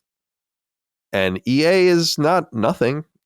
And I think we should be more protective of our domestic companies instead of selling, like allowing them, and again, ultimately it's up to the shareholders, but they're going to approve it. And I don't know, whatever.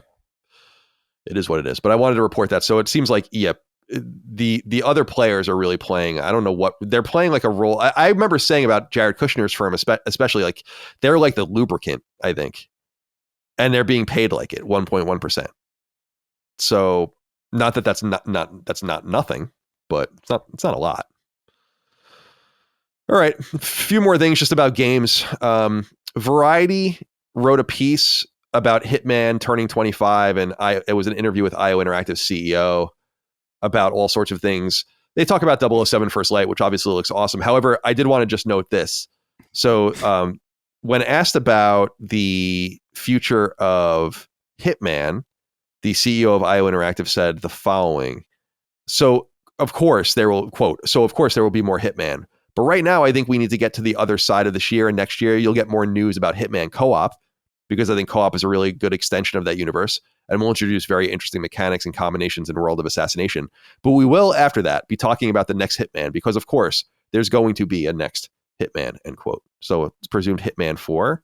You guys were both fans, right? I did play Hitman 2016 quite a bit, and I did like it, but I never went beyond that.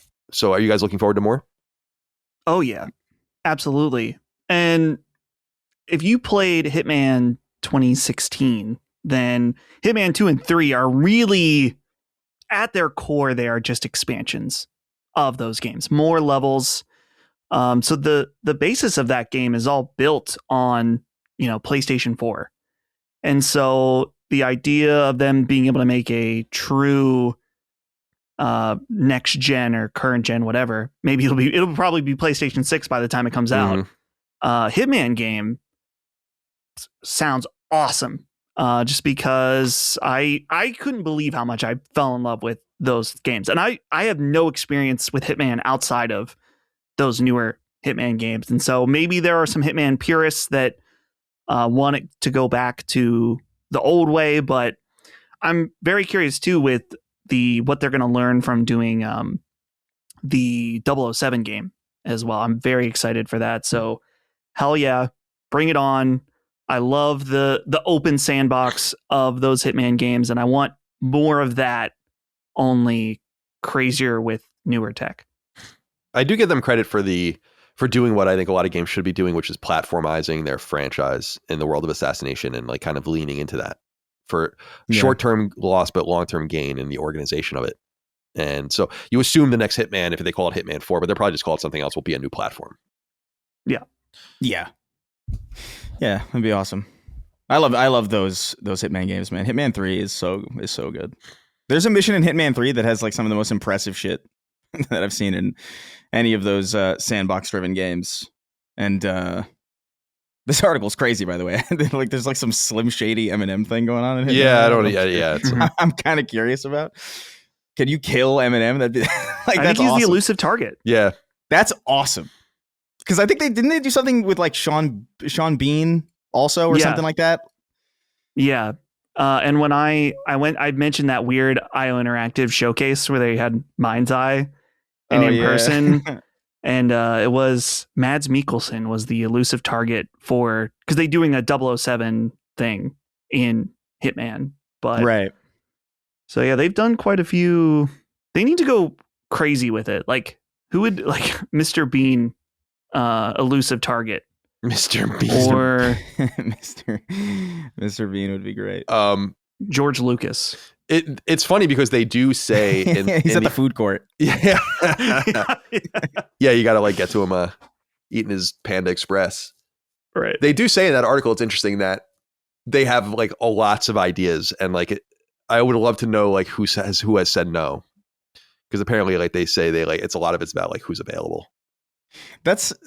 I love the concept of that platform though, where you like approach people and it's like, hey, do you want to be killed in Hitman? And some people are just like, yeah, dude. Yeah, that'd be sick. Like that's an awesome, like that. The idea that that's a conversation that happens is awesome. Like I want more people to like, let's kill Weird Al. Let's get Weird Al in here.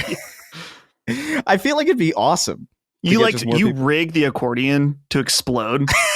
Yeah, I don't know. It's such a flexible game, and it's so it like rides this weird line of being so goofy while being like it's on this tightrope of dramatic and absurd. Where like you throw briefcases at people, and you throw a briefcase at somebody, and it homes in on their exact target, but it moves so slowly, and it like spins, and it turns corners chasing after you. It's ridiculous. Dude, some of the like in Hitman in the recent one, I guess it was Hitman 3, where it's like you can kill the target in a like a grape crusher. Do you know what I'm talking about? There's the vineyard level, and you can set them up that you can just like Hitman's completely crush great. them. I remember when I first played that game, I didn't quite get it, or I didn't like use the full toolkit. It's a deceptively like sophisticated game. And so, like, I'm totally happy that there's going to be more, because they're really kind of single-handedly carrying the stealth game torch at this point. Well, for now, because Push Square reports something very interesting. JP wrote in and said, "Hey, Colin, Destin, and Crisp, can Crisp pretend to be excited by the former director of the Splinter Cell remake returning to head the project again? I would appreciate a real cartoonish level of excitement in your performance if possible." So our friends over at Push Square reports Splinter Cell Remake gets its original game director back. Announced over on LinkedIn, it seems like David Grivell, who was the original director of Splinter Cell Remake before leaving in 2022, is rejoining Ubisoft Toronto in charge of the project. The game, of course, was announced in 2021. It's running in Snowdrop. It's a remake of the original 2002 Splinter Cell game from Ubisoft Montreal. that came to PS2 in 2003. He was the lead designer on Far Cry 6, so shout out to him. Mm-hmm. And lead designer on some of the Crysis stuff as well. So anyway, do you care? I mean, where are you on this? I mean, obviously the game there's something happening if he's coming back. We back. We back, guys. I'm so pumped, dude. This is like, I'm crying. You can't see it because it's a lie, but I'm crying a lot. I'm crying a lot from being so excited about it, you know? How long has it been? How long has this joke been happening? It's about to be 2026, by the way. So since the beginning of the show in 2018. So it's been quite a fucking while. Look, at this point, I'm morbidly curious what this ends up being, if it ends up being, what's going to happen to it, if it's at all serious. I'm just of the mind that this is not real until I'm playing it. Yeah, that's fair. At this point, I understand. You know, and there could even be like a teaser. There could be like a whole, you know, gameplay showcase releasing this fall. I'm not going to believe it until I can preload it and like play it. And I'm always going to be curious about the Splinter Cell. I loved it. I'm curious what they're going to do with it, if they're going to re-record everything. It's going to be a little bit weird and empty without Michael Ironside attached to it, if that's the case, because I know he's either retired or dead. I genuinely don't know.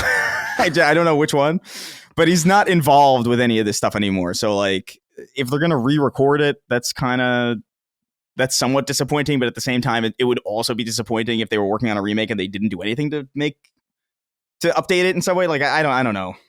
I just feel like this has. I try to be fairly optimistic about these things, or at the very least, I try not to be so pessimistic that like I don't let myself enjoy anything. But like this kind of project is, I feel very, very skeptical of it, and I don't know, dude. Whatever, keep at it, I guess. Because didn't the other one, wasn't there like a whole report recently that came out that like X Defiant was supposed to be a Splinter Cell game, and then they turned it into that. So like, God, I spared you from that story, but I didn't want to spare you from this one. This one was good news. No, it's fair. It's a running joke, man. I can manifest a lot of things, but for whatever reason, Splinter Cell is the one thing that just like eludes me. So, well, Dustin, I don't want you to feel left out because I have something for you as well. The release date for Tomba 2 on PlayStation 5. This comes from Gamatsu. Tomba 2, The Evil Swine Return Special Edition, which of course is a re-release of the PS1 Whoopee Camp game. Japanese 1999, American 2000 release, so a late release. Launches December 15th. The trophies are already live. I looked at them last night. Oh. The game will cost $20, and there is no longer a PS4 version, which was previously announced. But otherwise, it has a release date. Early Christmas present for you. Are you excited? Oh, I'm so excited. What do you think? Can I get the world first plat on this? You probably won't not. Because there's probably going to be people that are reviewing it that are going to get it. Yeah, the reviewers. I don't think I could ask Limited Run for early access. I think that would be not a good choice.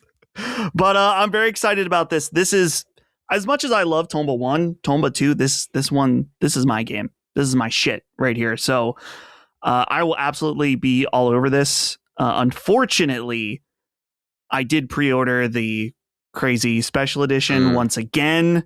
Look forward to that in a few years. Yeah, so you're not. So you'll not buy the digital version then? No, I will. Oh, you will. Okay. Oh, I see. I will. Because it's, I don't know, it's $20, whatever. So I will get the digital version. I will platinum it probably in December, unless with Tomba 1 where I hit the there's like a thing that locks you out from getting the platinum that I discovered very late into the game. Ugh. You got to read. Eventually, you got to read trophy guides before you get in there. Just read the roadmap. Well, that's the thing is that I did. Basically, you have to complete all quests, and there is one quest that you can break, and it will no longer be. Well, actually, there might be two. So I had such confidence. I was like, I'm the Tomba guy. I'll have no problem with this. Should have read it. But yeah, Tomba 2. I'm looking at these trophies now. Mm-hmm. This is going to be no problem. Good. Very good. That's where we're at right now, guys. We get two Tomba games before a single Single Splinter Cell related anything. Let's go. Fucking crazy. Monkey's paw, dude. Yeah, it is. You get everything else you want. I guess it is the one thing. Yeah, you're the luckiest of all of us. That is true. Yeah, I shouldn't complain. No, you can. I'm not really. Like, it's whatever. I'm satisfied. satisfied with as much Splinter Cell as we've gotten. It's just like it. I wouldn't mind if they just stopped it. You know what I mean? If they just were like, we're not doing it no more. It's the whole like, we're doing it, and then they're just like, actually, we pretzeled it into X Defiant against its will, and it's like, oh cool. Very nice. Thank you. All right, one more piece of news. This broke this morning, so we can get through this quick, but it's just November's top downloads on PSN as reported by Sony on the PlayStation blog. So not surprisingly, Black Ops 7 was the top downloaded game on PS5 for the month of November, followed in second place by Arc Raiders. Big success. This isn't based on dollar sales, I don't believe. So this is based on units because Dispatch is number 3.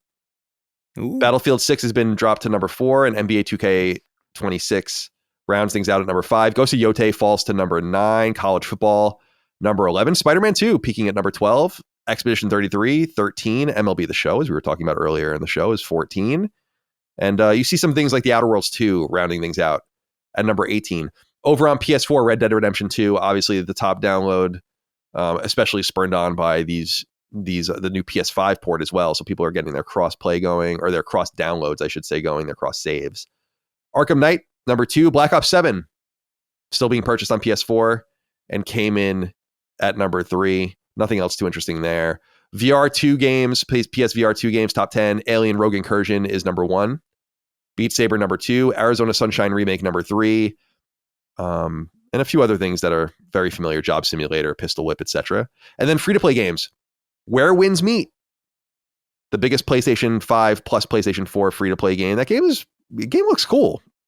I gotta say, I don't really want to play it. I see people on my friends list playing this, and I don't know what the fuck it is. Donkey just put a video out, Chris, that I highly recommend for you. Oh, really? Okay. Yeah. Battlefield Red Sec was number 2. This drops Fortnite to 3 and Roblox to 4. Warzone's holding on at 5. Marvel Rivals at 6. And I thought this was interesting. Number 10, AIM Labs. Oh, yeah. That's on console? That is very bizarre for that to be on console. I kind of don't see the point of that, but okay. So that's the top download. So that's all we have for the news this week. Let's move on. All right, let's get into what we're playing, and then we can move on to 6 questions, comments, concerns, thoughts, and ideas from the audience, and move on with our lives. Chris, let's begin with you. It says here you're playing the TMNT Cowabunga collection from Konami. Very interesting. What's going on? Yeah, I needed something kind of small to play. I wanted to start. I haven't had a lot of time to play anything this week, but like I did want to start something new, and I was like looking for something that I could. I thought about starting Chronos because it has been sitting there, but I was like, I need a little bit more. I want to start that. I feel like that's a game that I want to play like maybe over like the break or something when I have like some time to really like sit and digest. But I saw that I was like, oh yeah, I have the TMNT game, and it's just kind of chilling here, and it's been downloaded for ages, but I've never started it up. So I went through it a little bit. I don't have a lot of gameplay in it, to be honest, but like I was like kind of skimming through and like playing like because I had the arcade game for the NES. I remember that. That was like one of the earliest games that I had. And so I was playing through that a little bit. I tried the NES one, which my earliest memory of the NES one was like the Angry Video Game Nerd. It was like one of his first videos, I'm pretty sure. Mm-hmm. And so like that's the only context that I know it through. And playing through it was like, oh man, this is quite difficult. This is not a joke. But the TMNT arcade game was like fun to kind of visit again because it was like I remember this like very distinctly. Mm-hmm. And I remember like playing it with my sister a lot and playing it with my nieces and nephews when they would come over. And so it was just like a really weird. It was a weird feeling like playing it again because I was like, it's been a while. I think they had like an Xbox Live Arcade release of it as well back in like I think maybe 2009 or something like that. That's in that vicinity. But like I haven't played it like since then. And I feel like it holds up pretty well. It's like a really solid beat 'em up. I was going through like some of the other ones as well, like some of the ones that I have no history with. The fact that there are Game Boy versions that you can play. It is mega. I don't know how to describe it exactly, but it's really weird playing a Game Boy game on a big TV.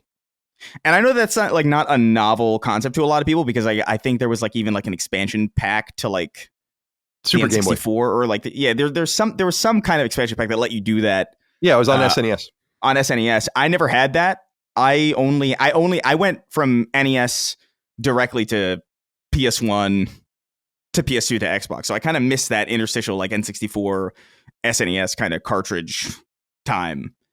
So like I never had any of that shit. But like I don't know, there's like a surreal feeling playing a Game Boy game on a TV. It's very odd. I don't know how to describe it. It feels unholy in some way. But it was cool to kind of play through at least a little bit of each of them.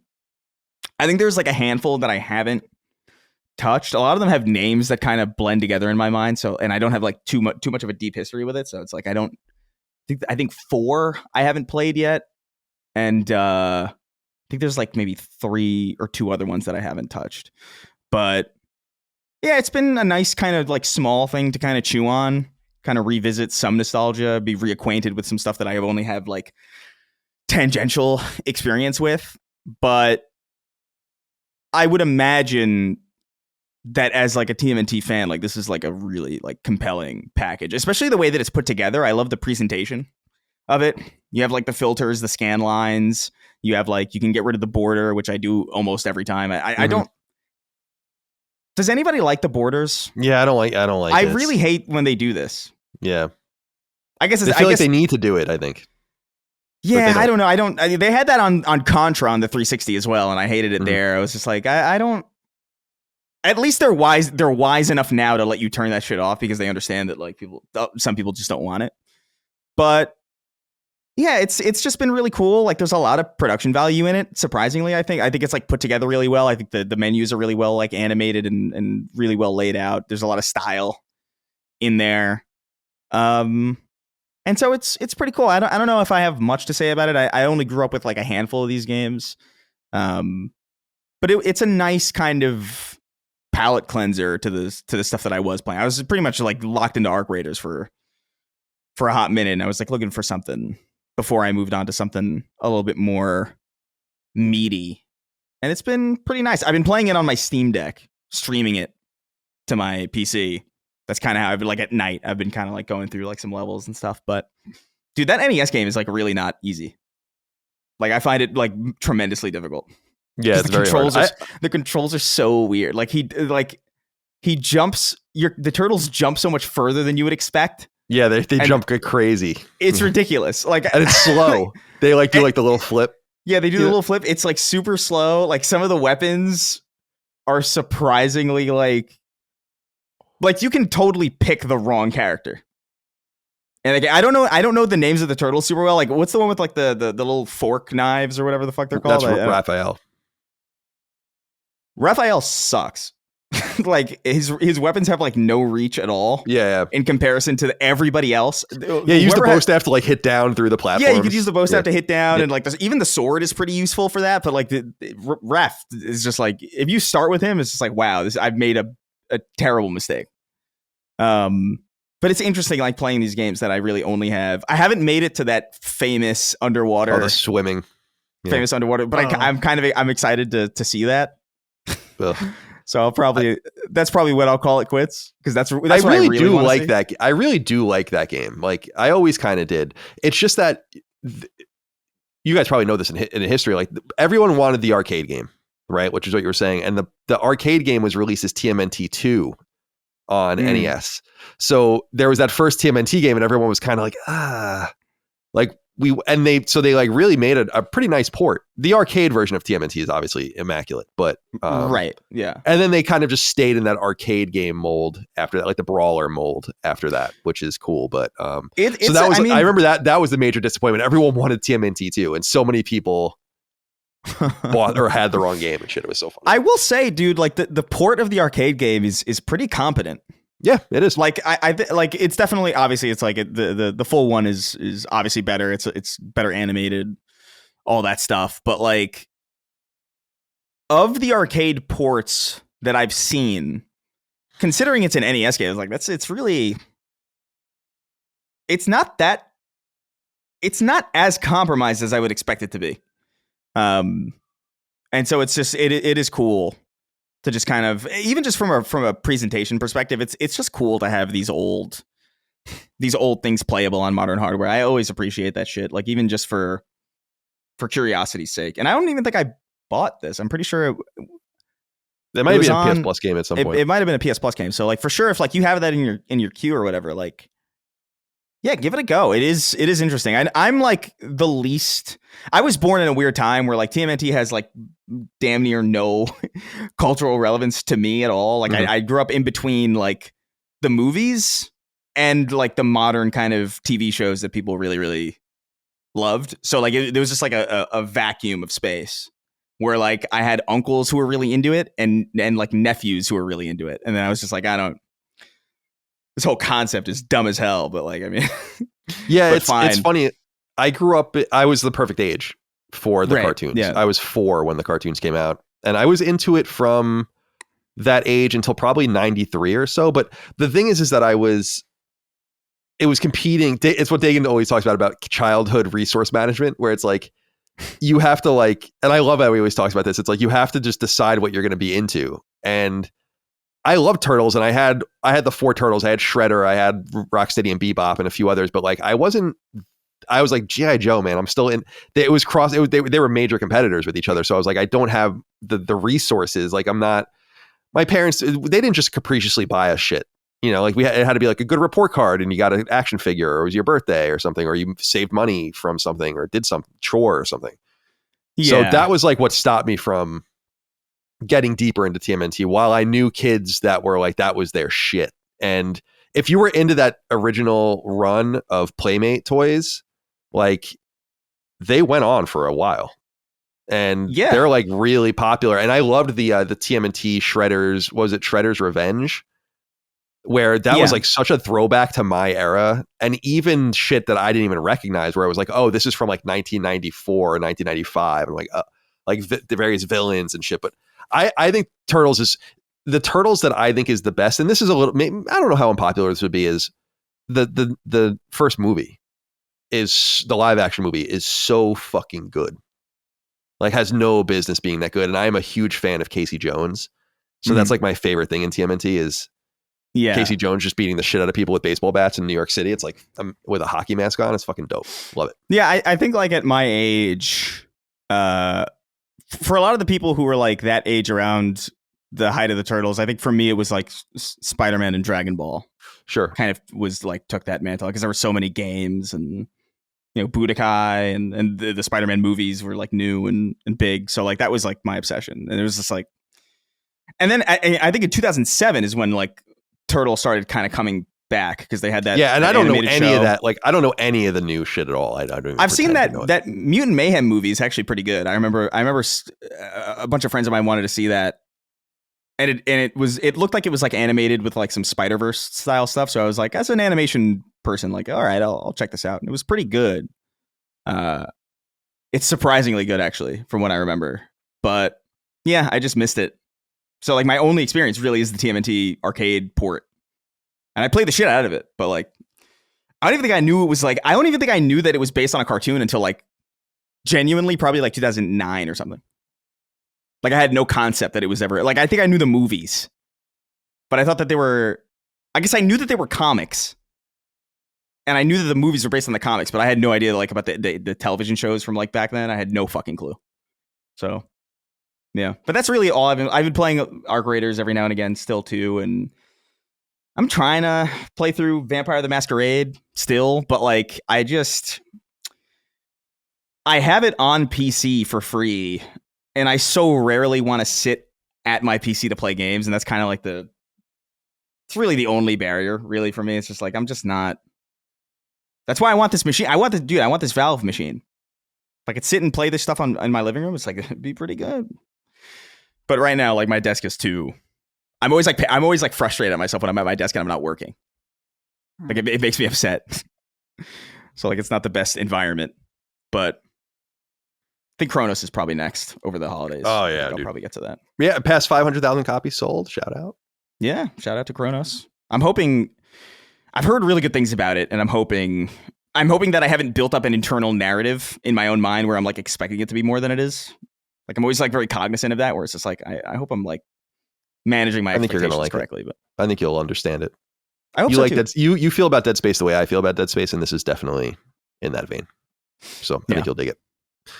Dustin, are you a Turtles? Do you like Turtles? I like Turtles. I grew up playing Hyperstone Heist on Sega Genesis, and I really like that game. I like them, but I've never considered myself a big Turtles guy. So I have wanted to play the Shredder's Revenge at some point, but I just haven't gotten to it. All right, let's hear from you. It says you're playing Metal Gear Solid Delta still? I'm done. Okay, you're done. And then Red Dead Redemption 1. Yes. So as far as Metal Gear Solid Delta, I wrapped that up. My thoughts really haven't changed on it. It points looks insanely beautiful. I love the different enemies in this game. Some of the parts are very silly. The ending, of course, is so good. Iconic. I was sitting down to play it, and I was in that. Everyone knows. If you know, you know, but I won't spoil it. And I was like, Holly, pay attention. She was like looking at her phone during this scene. I'm like, you can't. This is one of the most iconic scenes in gaming history. You can't be on your phone. She's like, I don't know what's going on. I'm like, doesn't matter. Watch. There is a section, the motorbike section. Colin, I thought about you because you're like, I didn't notice anything. You surely noticed something during the motorbike section. Yeah, the explosions were. It's bad. Yeah, it's bad during the motorbike section. During that action set, boys. It's I don't know if I would call it acceptable, but it's playable, and I wish it was better from that sense. Also, I checked out the PlayStation exclusive, like the Ape Escape mode. Super cute. I don't know if you played that. Oh, I guess you got the platinum, Colin. You probably had to. No, you didn't have to, and I didn't. Oh, I did play it for the love of the game. For the love of the game. For the love. It is really cute. Yeah. It is just like a fun kind of romp. Yeah. So I enjoyed that. But I've moved on. I was in a weird spot this week because as of the day we're recording, Metroid Prime 4 is out. So I'm going to be playing that. So I decided to start Red Dead Redemption. But no, I've been saying for years at this point, I feel like since Red Dead Redemption 2 came out, that I've wanted to wanted to replay both these games, but I really want to enjoy them and take my time with them. And I decided with Red Dead Redemption, they just ported to the PS5. So it's, people are talking about it right now, and that got me thinking about it. I was debating where I was going to buy it, because I was like, oh, this PS5 version looks pretty good. I ultimately decided to get on PC just because if this is a long-term game, then I want to be able to play it on Steam Deck. And I looked and it runs fantastic on Steam Deck. So that gives me options for long-term play. And the main thing from the beginning of the game that I was just thinking about was, it's always funny in hindsight, because I remember when PS4 came out, and even throughout the PS4, a lot of people were like, well, the games are better resolution, but they're really, it's not that big of an upgrade. And I know it's Rockstar, but I seeing Red Dead Redemption 1 again after Red Dead 2 being most fresh in my mind, I'm like, you look at these two games and you see a major generational upgrade. It's insane. It's crazy. And it's probably not fair because we are talking about Rockstar here. And I'm sure we'll see a similar type of level of quality with GTA 6. But dude, it's been fun. Well, you okay? No, I was like, because I saw a screenshot recently of like comparing like character models from GTA 6 and GTA 5, and it's like, it is insane how that game makes GTA 5 look like fucking San Andreas. Yeah, like it's fucking bewildering. I really don't understand it. Yeah, I am very excited for what that ultimately ends up being. But yeah, Red Dead 1 it's so good. And it's so cool playing it again with Red Dead 2. Now, all the context of that story in my mind. It's good to be around John Marston. He is so charming. And I remember playing that game in 9th grade And like me and all my friends were like, howdy, man. Like we were obsessed with like being a cowboy in ninth grade, which is so funny. He's not Arthur Morgan though. They're both so great, but something about Arthur Morgan just existing as who he is, and partially because of us, is now just funny to me. So it's not quite that level, but I'm having a nice time with it. I'm still extremely early. Like I've basically done a few missions, and you're on the ranch at the beginning. So I'm liking it. It's weird to play that game at 4K 120 FPS. It is. Wasn't made to look like that. It's very nice. All right. I'm playing a couple things here. Utah, Get Me Too. I had to look this up. This is from Point Break, I think. Oh, and it's just a random, right? I don't know. Yeah, it's Gary Busey says it to Keanu Reeves in Point Break, the 1991 movie. So I was like, what is that reference? I don't remember this at all, but that's what it is. It says, hello, Colin. I recently popped the platinum trophy for Ball Pit over the Thanksgiving weekend. It's a great game and lots of fun, and I really enjoy chasing the platinum. However, now that I have it, I don't really feel any desire to play it anymore. I know that you usually delete the game off your list and move on after getting the platinum. Is this a hard rule that you live by? Do you have any games that you have gone back to after the platinum just because they are so enjoyable? Yeah, of course. I mean, especially a lot of old games, like I'll play again, but the platinum is usually the end. I mean, there's really not often very much to do. In fact, you've kind of gone typically above and beyond getting the platinum. I will say I also got the platinum in Ball Pit a few days ago. It's platinum number 195. And I think you do so much of repetitive shit in the game. I mean, it's fun. I enjoy the game, but to get the platinum, you have to beat every stage with every character. Like, what else are you going to do? You have to build every building. You have to do everything in the game. So there's nothing left to do. If you want to play it again because you want to delete your save and do it again, have at it. In fact, is Ball Pit on PS4? Probably. You could probably even just. I don't know if it is, but if it is, then you probably just get that version, download it, and then just do it again if you want. Wait, dude, Google AI is so bad. It is bad. It is bad. Because I'm looking on the Wikipedia.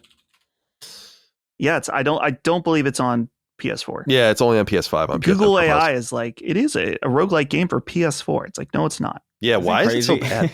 Isn't it crazy how like we have brand new technology that's making old technology worse? Yeah, and no one wants search for things. We used to be able to just search for things and get like responsive answers that were accurate. All right, so Utah, Get Me Too. I think that you are totally in the right of doing this. That's totally fine. I think it's acceptable. Ball Pit has basically run its course if you've gotten the platinum trophy. It's not one of those games where there's a lot to do after the platinum. I know the question was for you, Colin, but I just saw they announced multiple new content pieces for Ball Pit next year. Mm-hmm. So why not just put it down? Put it down, let it breathe. When that new content's out, there you go. You can beat every stage again with 2 new characters every time they release a content. Right, exactly. So, and I should say that I love the trailer. They were celebrating 1 million sales, which is awesome, and that they're going to do 3 free updates next year, which is awesome, and keep it going. But yeah, there's no need to. So no, I really typically don't. It's like, and I'll re-download the game when the DLC comes out. But for now, I'm totally satiated, and I do think Ball Pit's one of those games where it's like that makes you really see every inch, every fucking square inch of the game is just necessary to get the platinum. And then I've been playing Metal Eden, which is a first-person shooter that came out in September that I would describe as Doom meets, various platinum games, specifically Vanquish, I would say. And then has little tastes of like Metroid and BioShock and all sorts of different things with some of its, gameplay mechanics. But at its heart, it's a Doom-like shooter where you don't even aim. Like you can't aim down sights. There is no run button. You're just always moving really fast.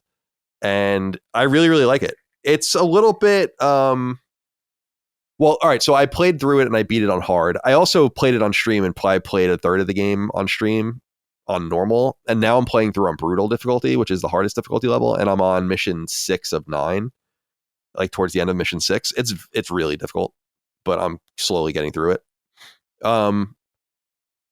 I don't think it's a game for everyone, but I think if you like Doom, especially the new Doom games, or you like just first-person single-player, first-person shooters, it's nice.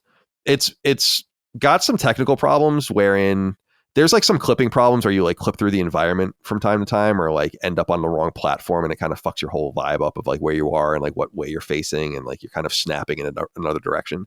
And the screen tearing is crazy in the game. Although I don't know if that translated in the stream. I don't know if that translates, but like the screen tearing locally is bad. Like, but if you can get past that, which I did, the game moves so fast, it's like you're not even paying attention to that kind of shit. You're just like looking for enemies, and it's really fun. And cool futuristic story, really nice writing, really nice voice acting. Not very long. On normal, you can probably beat it in 8 hours, maybe. On hard, it took me like 10 or 11. And on brutal, it's taking me a lot longer because you have to be very deliberate. Cool upgrade skills and upgrade trees in the game. You're upgrading your weapons. You're also upgrading the character.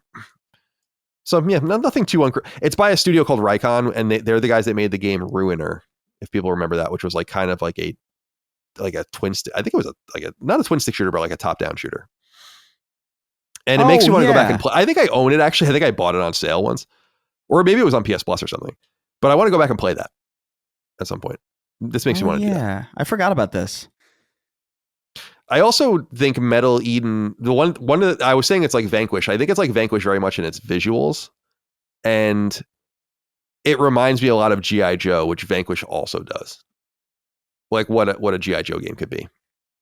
So it's pretty cool. And so if you're into that sort of thing, go check it out and let me know what you think. And you can watch our stream as well over on YouTube that we did. All right. That's all we have for what we're playing. So let's get into 6 questions, comments, concerns, thoughts, and ideas from the audience over on Patreon, patreon.com/laststandmedia. Remember, you support us over there. You get early ad-free access to all of our shows in our network, including Sacred Symbols. You get access to Sacred Symbols Plus. You can submit inquiries to the show, which you're about to discover here. You do so using the thread on the news feed for the various shows, for Defining Duke, for Punching Up, for Sacred Symbols, whatever the case might be. A bunch of other perks as well, RSS feeds, and so on and so forth. I like this write-in from Denny Would Never, because it's not really a question, but it gets me into something that I wanted to ask you guys about, because I've noticed this. Denny Would Never says, headline, Gamers laud potential game of the year Arc Raiders for a revolutionary concept of socializing, are gently introduced to the concept of outside. Dustin, you guys are both players of Arc Raiders, so I want to hear from both of you, but let's start with you. There does seem to be this unusual social element to this game that is bringing people out of the woodwork, and like it's like one of the shining things about it. And it seems, now to correct me if I'm wrong, it seems like online gaming has become increasingly antisocial in a way since I played back on PS2, PS3, 360, whatever, the original Xbox. I don't play online games at all anymore, so I have no experience in them. But what I understand is, like, I used to be the weirdo. I would jump into a map on Resistance 2 or something, and I would mute myself, and I'd be the only one not talking. It would annoy people, you know, like now you jump into a game, or like when I randomly jump into online games, like Helldivers was an interesting one where it's like no one's talking, which was fine with me. And I didn't feel so weird anymore. So what do you think about this? Could this be an inflection point in moving games back towards a more social realm? Well, I think there's an element of, I mean, particularly on PlayStation 3, maybe they introduced it at some point, but a lot of people were forced into in-game lobby chat because they had no alternative to talk with the people that they were choosing to play with, like their friend or something. It's like, you want to keep talking with your friend, you're in the party with everyone else that's in the lobby as well. Eventually, Xbox introduced the party chat feature, which removed you from that. So you were only talking to your friends. And now, I mean, particularly both on console and on PC, people are playing on their own private Discord servers, and they have no reason to interact with the people in their own games. So what's been interesting is that there are more games now that use interaction with other players as not just like a way to, I mean, it is a way to smack talk, but it is a feature of the game, that the games are designed around that social element, I think is the big difference, where particularly games like I remember one of the first games we played recently where it's like, oh, we got to use in-game chat with some of these friend slot games. What is it called? What was the main one called, Chris? Repo? Before that, even. Oh, Lethal Company. Lethal Company, yeah. Lethal Company was a game that's like, hey, and that wasn't even with randos necessarily. It was just like, we want to use the in-game chat in order to use the features for it. And with Arc Raiders in particular, is that Arc Raiders, it really is a form of role play because you're putting yourself in the situation of someone that's in this, dangerous, Wild West setting with other players where maybe you could team up, maybe they'll just shoot you on the spot. And there's people that are getting absolutely wacky with some of these player interactions. I saw a guy on Instagram Reels that would down people, and then he had like music set up, and he would do like a trivia game. And he's like, "You've been selected to play Arc Raiders trivia, and if you win, I'll revive you and then give you a gun." There's just like all kinds of off the wall stuff. So as much as the write-in here is making a joke about it, and it's funny, I don't think gamers think that it's revolutionary for the concept of socializing. Most people playing online games are socializing. They're just not socializing with people they don't know under the context of a light role play of the situation you're in Arc Raiders. Yeah. I think the big part of it too is the type of game it is. Like, even if because the option of having Discord chat still exists. Like, you can choose to, you don't have to go into in-game chat in Arc Raiders. You can still, the options are available to you. You can still do the PlayStation party. You can still do the Xbox Live party chat. You can still do Discord. You can still do TeamSpeak if you're still doing that. Like, it's not like the option isn't there, but people are choosing to opt into the game specifically because the type of game it is like, if you're playing a game of like Halo or Battlefield or whatever, there's really no reason for you to communicate with the enemy team outside of the novelty of it, because your only real meaningful interaction with the enemy team in a game like Halo or Battlefield or whatever is, I'm going to shoot you. I'm going to kill you. I can choose maybe to take the shot now or wait to take the shot later, but the only real interaction that we're having is like, I kill you, you kill me. There's no option really in between that would benefit the objective of the game. Whereas like in Arc Raiders, like, if you meet a random person, they could be an enemy or they could be a friend. And so it does behoove you to be able to communicate directly with them to iron that out. And that by itself kind of creates this weird, interesting dynamic where people can like, they can betray you, they can stab you in the back. I've seen so many interesting things where like there's like a door on one map that, like, I don't know if it was a glitch or whatever, but like you could only open it from the outside. And so like there was this guy, so it was a glitch. So basically, like, if you were locked in that room, you couldn't get out. And this guy was waiting outside the door and he was opening it and he downs him and he's like, hey, listen, don't kill me. There's a weapon in that room. I can show it to you. It's in the back corner. And then he goes in there and he's downed and he reaches up and he closes him. He locks him in. And it's just like, it's just interesting. Like I have yet to play, and to be fair, this I don't want to pretend like this is just Arc Raiders. This does happen in extraction shooters. But I do think there is something about Arc Raiders where, like, because you are so much less, I don't want to say equipped. I do think the third person perspective and just the type of play it is, it's like there's a little bit of weapon jank in it. It's not like Destiny where you feel very capable. If you need to get somewhere, you can do it. Or, you're very reliant, you're very weak. And so because of that, it incentivizes this kind of more careful mode of play. There are other extraction shooters where you can team up and it does happen.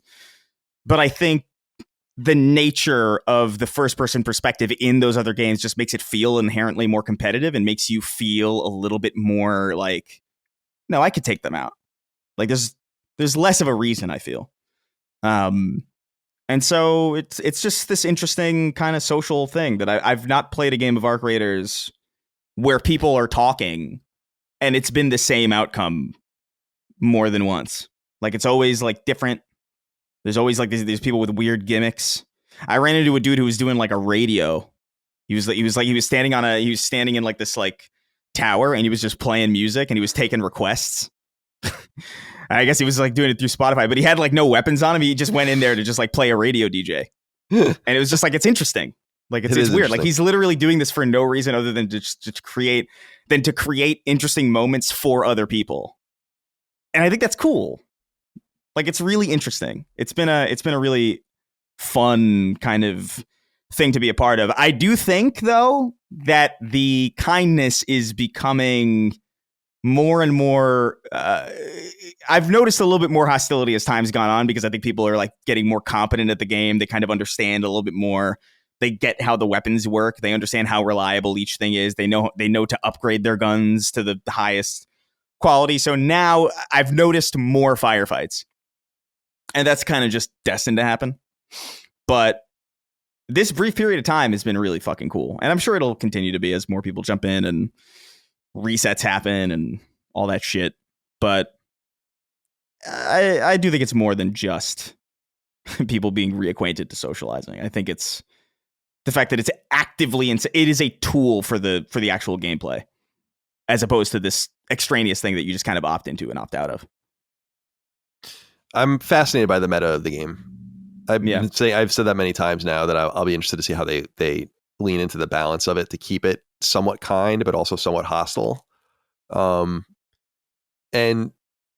I'm sure these, well, it reminds me a little bit of like every once in a while, like my algorithm will recommend me like a GTA 5 role play, like video of like people playing as cops and shit. And like, it's so strange and interesting. It reminds me of like the old Second Life documentaries from like 20 years ago, where there's like this whole subculture in games that's so fascinating that I truly, and I'm not saying it because I'm above it, I'm not. It's just like I have no interest in doing any of this shit. In fact, like a lot of it is cringy to me. Like playing as a cop in GTA 5, it's like, oh, that's kind of okay. That's cool if that's what you guys are into, but it's cool that people do it and that you can absorb it without really playing it. And the Arc Raider sociability stuff is super cool, and it's going to keep the game alive.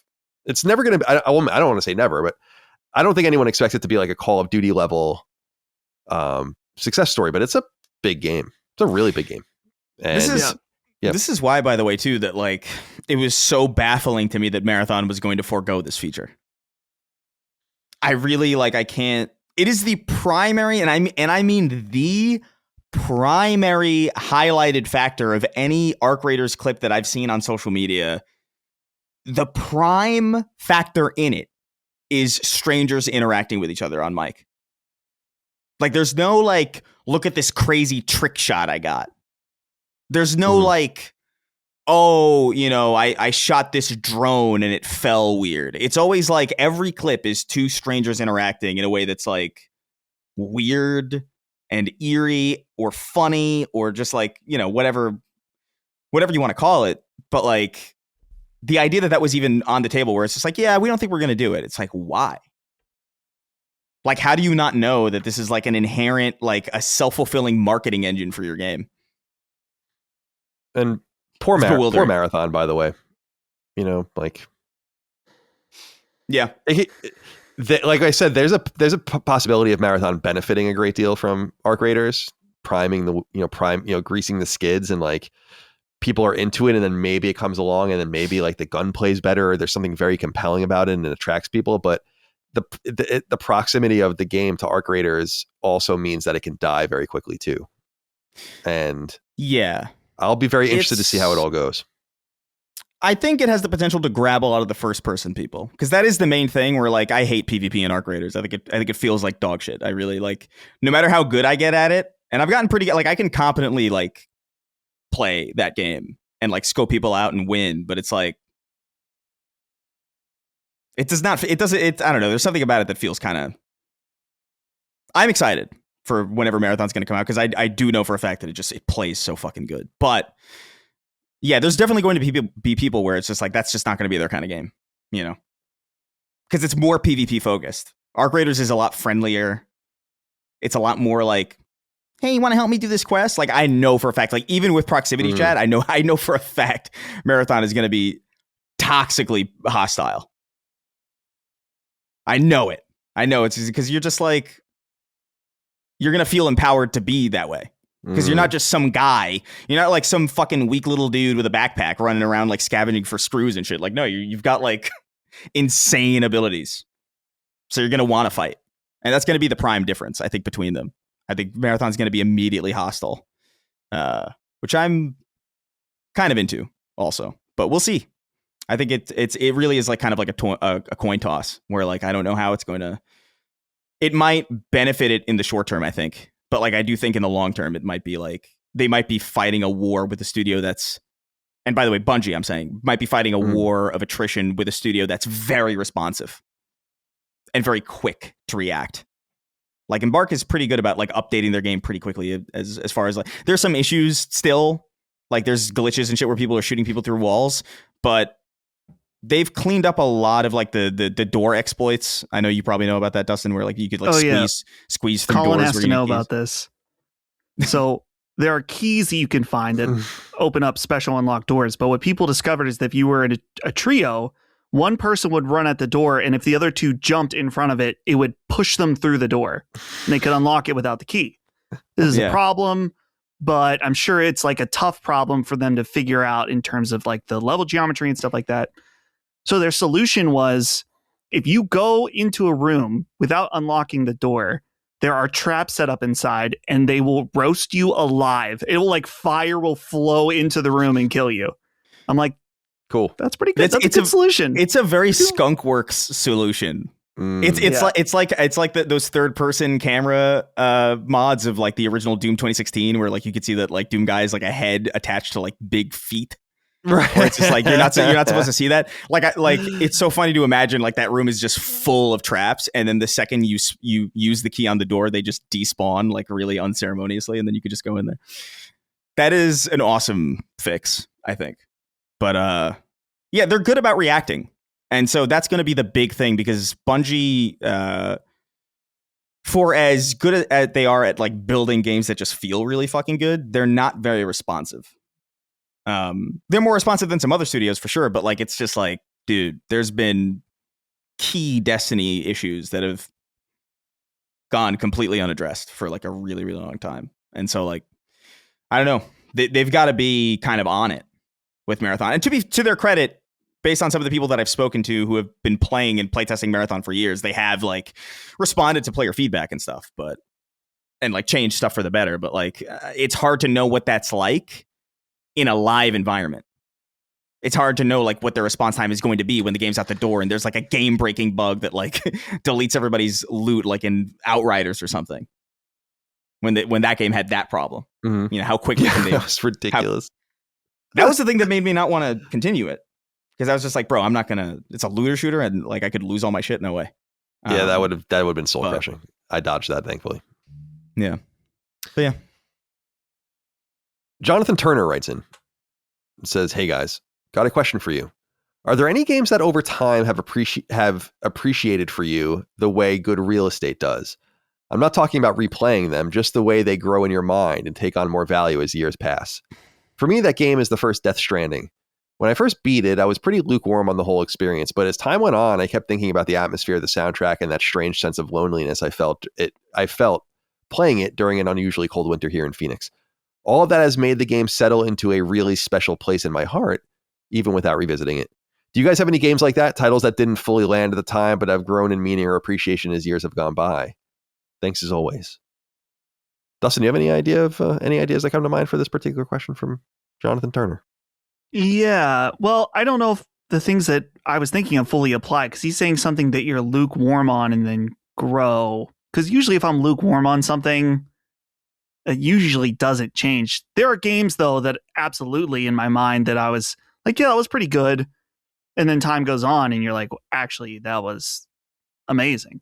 And games that have done the opposite, like famously for me, maybe not famously, but I've said many times, Metaphor is a game that I thought was pretty good. And as time gone on, I'm like, it's not as good as I think I thought it was at the time, or at least as memorable. But the games I think that have really grown on me that I've thought about, I mean, Death Stranding is a great example of a game that as time went on, you're like, wow, that was really, really incredible.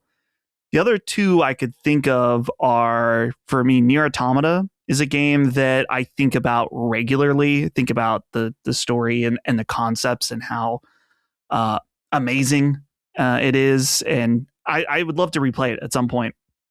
And also Red Dead Redemption 2. I mean, I just talked about Red Dead a little bit ago, but I think about Red Dead 2 all the time and how impactful that story was. And it's one of those things where you go to replay some of these games that age well in your mind. It can kind of be a double-edged sword because you can like really, lock in and think about those things that made it amazing and experience it again.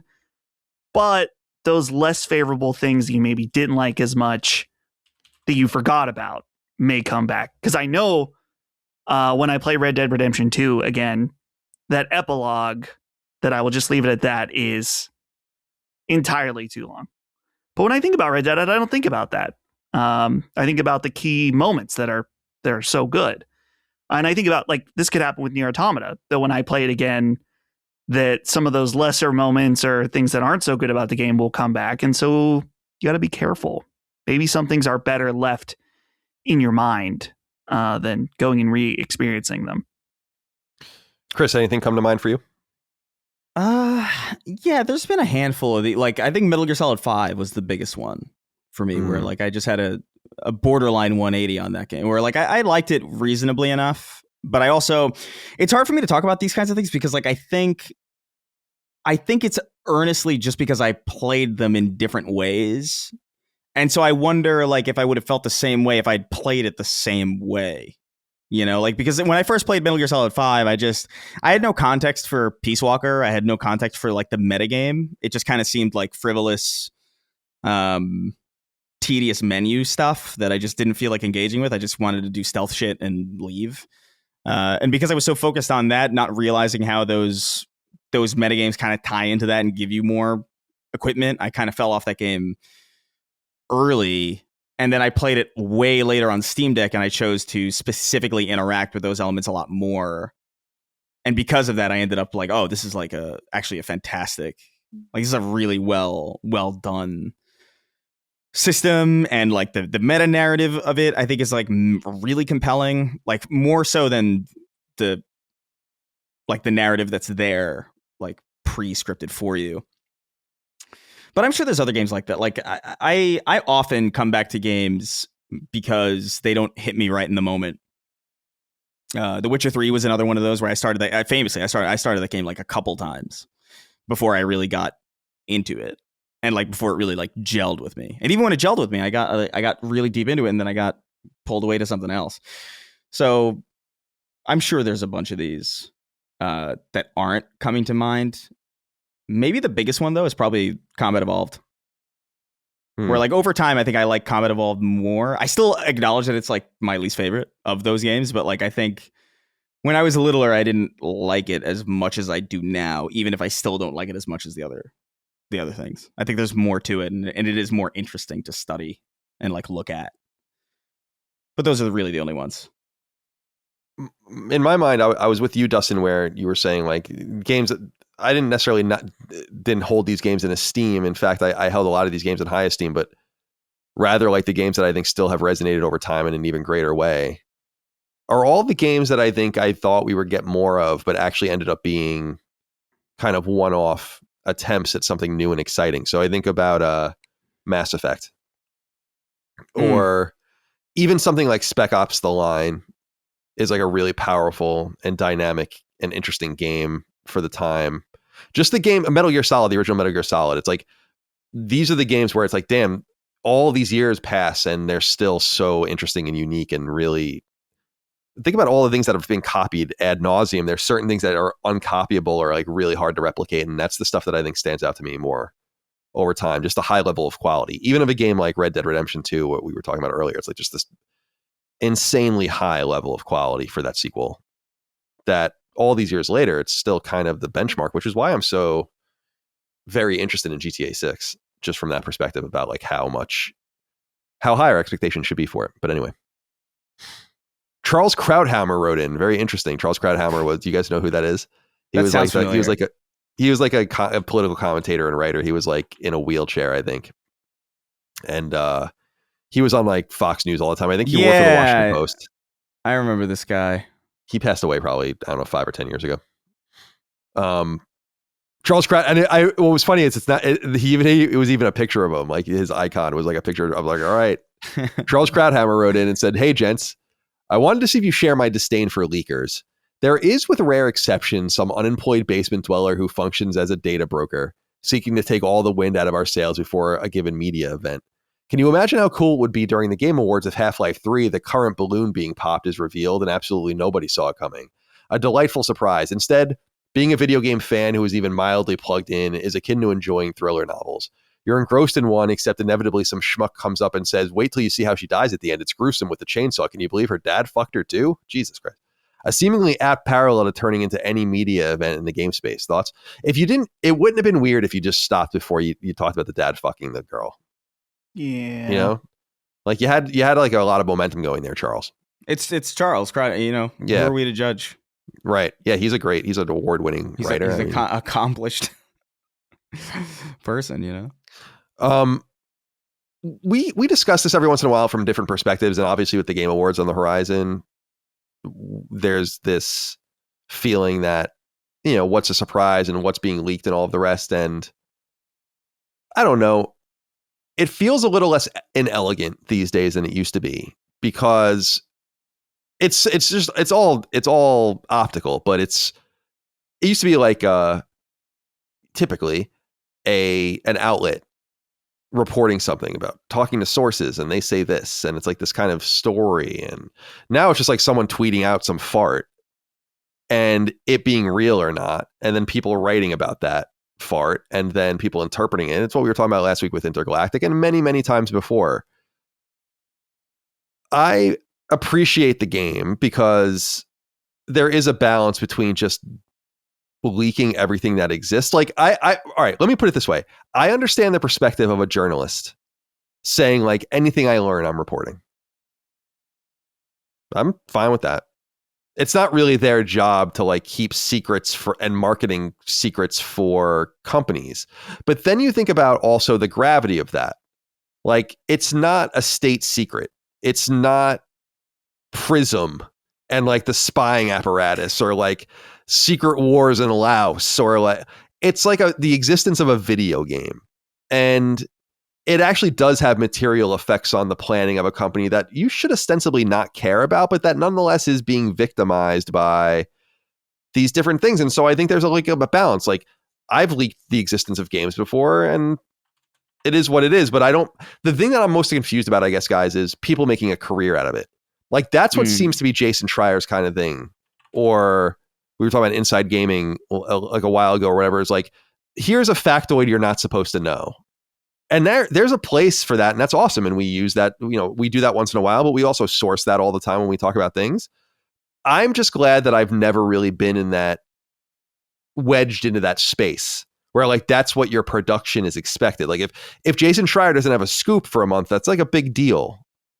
We might not notice, but for him, you probably feel the pressing need to like say something that people are going to, but like for us, it's just like, oh, here's our opinion on a game, or here's like the interpretation of a news item.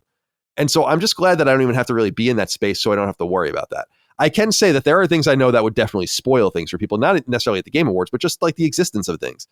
And there really is no need to do it. A lot of it is like a game for people. And so I can see it all ways, and it's like really up to you. So I don't begrudge the people saying like, anything I learn, be careful what you tell me. It's like, okay, just be careful what you tell them, I guess, or what he learns. How are you feeling about this, the leaking? And to me, it's not even the leaking. It's just a speculation about the vague leaking. Again, things used to leak. When we were at IGN and we wrote about Destiny, that shit leaked. You know, it wasn't like some vague thing. That's why I'm saying, like, put your chest into it a little bit. Yeah, I don't know. I mean, it's not their job to protect like the feelings, I guess, of like fans or studios or whatever. I do kind of miss being surprised by things. That is a good feeling, but it seems to me like the only way to get that, really, like, you can still get that. You just have to choose to not plug yourself in as much. And we just kind of don't have that option. I think there is a fine line of like your interest in the industry where like you can choose to engage in such a way where like you know enough, but you're still capable of being surprised. But like at the level we're at, it's like nothing's really going to. Like some things might be surprising, but like even if they are surprising, you would know like, oh, that makes sense because of this, and that. You know what I mean? There seems to be like it almost behooves you in some sense. Like it almost feels like you get maximum enjoyment out of this medium. Not necessarily the less you know, but there's like a sweet spot. It's kind of like if you're a Star Wars fan, but like it's kind of loose. And you watch like a new movie and you're kind of like, that was pretty good. But then you go online and you hear like there's like a 4-hour essay about why it's actually shit and why you were a bad person for liking it. It's like, oh, I guess I was wrong. Right. So like there is kind of this weird I don't know, like would it be cool to be like surprised by Half-Life 3? Sure. But at the same time, like are we really going to be surprised? Because not even necessarily because it'll leak, but this is a game that's been talked about forever. So in some sense it's going to be like, oh, finally. Like, I actually don't think it's going to be more surprise. It's going to be more like, oh, they're doing the okay. It'll be a big thing for like maybe a day.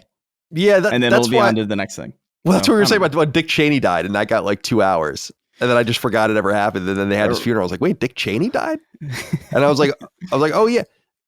Right. That's why I think, Chris, they would have just benefited, and I still think do benefit most from just releasing the game. Yeah, shadow There's dropping. No marketing that's even necessary. It's just it's like one of a half dozen games that could come out where it's like no introduction needed. Valve does not need to market Half-Life 3. No, I hope that I wish that they wouldn't announce it. In other words, just release it. That'd be kind of neat. Dustin, do you have anything you want to say about leakers, leak culture? Yeah, I think I tend to agree with you, Colin, that it's like if you're a reporter, then that's your job and what you do. And there's an element of how plugged in you want to be as a consumer. I do think there's a degree of like, if somebody a year ago was reported like, Valve is toiling away at Half-Life 3 officially. Mm-hmm. Good leak. Interesting leak. If, as opposed to somebody finds out that it's going to be revealed at the Game Awards imminently and leaks that. Like at that point, I think there's a point where it's like, just let them do it the way they want to at this point, you know, as weeks away. Cause sometimes that happens where it's like, oh, we know this, and this is going to be at the Game Awards because of leaks. And I could see that being a little more annoying and feels like it's ruining the surprise. But I think, in general, it just, I don't know. It really depends on the situation. I'm of the mind where I just think the old whimsy that we expect out of the games industry is kind of long dead, unfortunately, because it became too big and it's commercial. It's always been commercial. It's a money-making endeavor, but the mystery and wonder of the magazine era has long been dead. And I think the internet slowly eroded away things to a point now where it's just anyone can say anything. It's taken seriously. And then random people are proven right, which is even weirder. And then like it becomes clear that this random ass person on Twitter over the years actually knows things. And it's just a different way of doing business. And it's always like, I don't know if you guys saw like that guy Hip Hop Gamer recently said that Steam was going to be on PS6. And it's like, the reason I say this is because he actually says things sometimes and actually is right, you know? And it's like, so right. You know things, but then it's like, I don't report on that because I'm like, that makes no sense. But then it could be true. And my reaction to it, by the way, is it would be the same. It's like, you're destroying your own business. Like, why would you ever do that? Like it would be like the end of what you're doing. So you just never even know like what you're supposed to ignore, what you're supposed to take seriously. This guy got this thing wrong. This guy said this thing. It was right. I don't know, man. It's crazy out there. All right. Very interested to see what you guys think of this next story because it's making the rounds, obviously. And people are interested in what's happening here. Nerf Ninja wrote in, though, as many did, and said, any thoughts on Micron killing the crucial brand of SSDs and RAM for consumers as they pivot to support AI companies? I know gaming is a luxury hobby, but I wonder how the potential of pricing people out of hardware will impact the industry. So what's basically happened here is that, and this is from The Verge, they write, quote, Micron is retiring the Crucial brand, marking the end of its line of budget-friendly solid-state drives and RAM kits, as reported earlier by Video Cards. In an announcement on Wednesday, Micron says winding down its consumer-focused businesses will improve supply and support for our larger strategic customers in faster-growing segments, aka AI companies. The brand shutdown, they write, is a huge blow for PC builders and hobbyists who are already dealing with skyrocketing RAM prices linked to a surge in demand from AI companies. OpenAI, for example, struck a deal with SK Hynix and Samsung to make up to 900,000 DRAM per month for its Stargate project. I was thinking about you guys when this happened, as I know you're both much more into technology than I am, especially you, Dustin. So I'm curious what this all means. Are these one of the only manufacturers of consumer RAM or whatever, or sellers of it? And will it have any effect on things? And will the focus on... They talk about strategic customers. I don't think that necessarily precludes video game manufacturers, right? They didn't say they're going all in on AI, did they?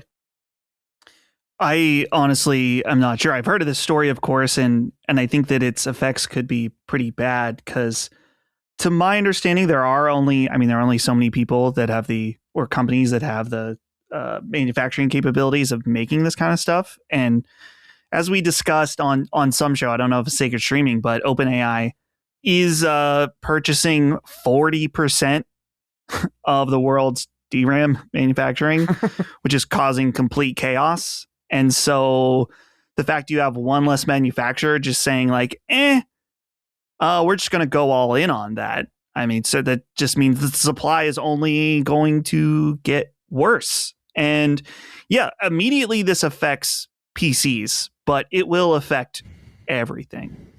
Because these companies, I mean, PlayStation, Sony, Xbox, Apple, whoever, if you use DRAM, you need to get it. And that's what we talked about last week, I believe, with the Moore's Law is Dead reporting that Sony had bought up a lot of extra supply. And so they don't need to raise prices for the time being, but it could be a long-term problem for them. So, I mean, I'm wondering, it's funny when I see people talk about the AI bubble, it's like the number one thing, like, when's the bubble going to pop? Do you think it's going to pop?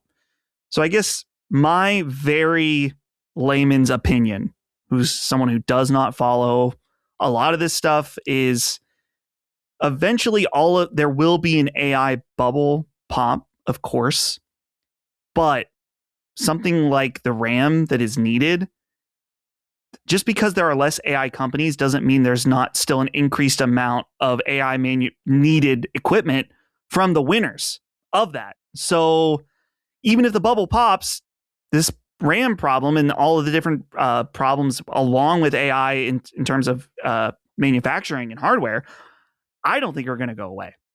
So we just settle in at this point. It's funny, I was out to dinner with my friend over the weekend, and he was like, I think I'm going to slowly upgrade my computer just because it'll be, I think it could be cheaper that way. I can look for deals. I was like, no. This was Sunday night. I was like, listen, Josh, you need to, if you are wanting to buy a new computer, you need to do it tomorrow on Cyber Monday, because you will never get a better deal now than you will in the future. And he did. He went and bought a new computer the next day just because it's like, dude, between the shortages and AI and tariffs and who knows. And inflation. The best time to buy a PC is absolutely right now. And it probably should be a pre-build, unfortunately, because that DRAM, the price is insane on it.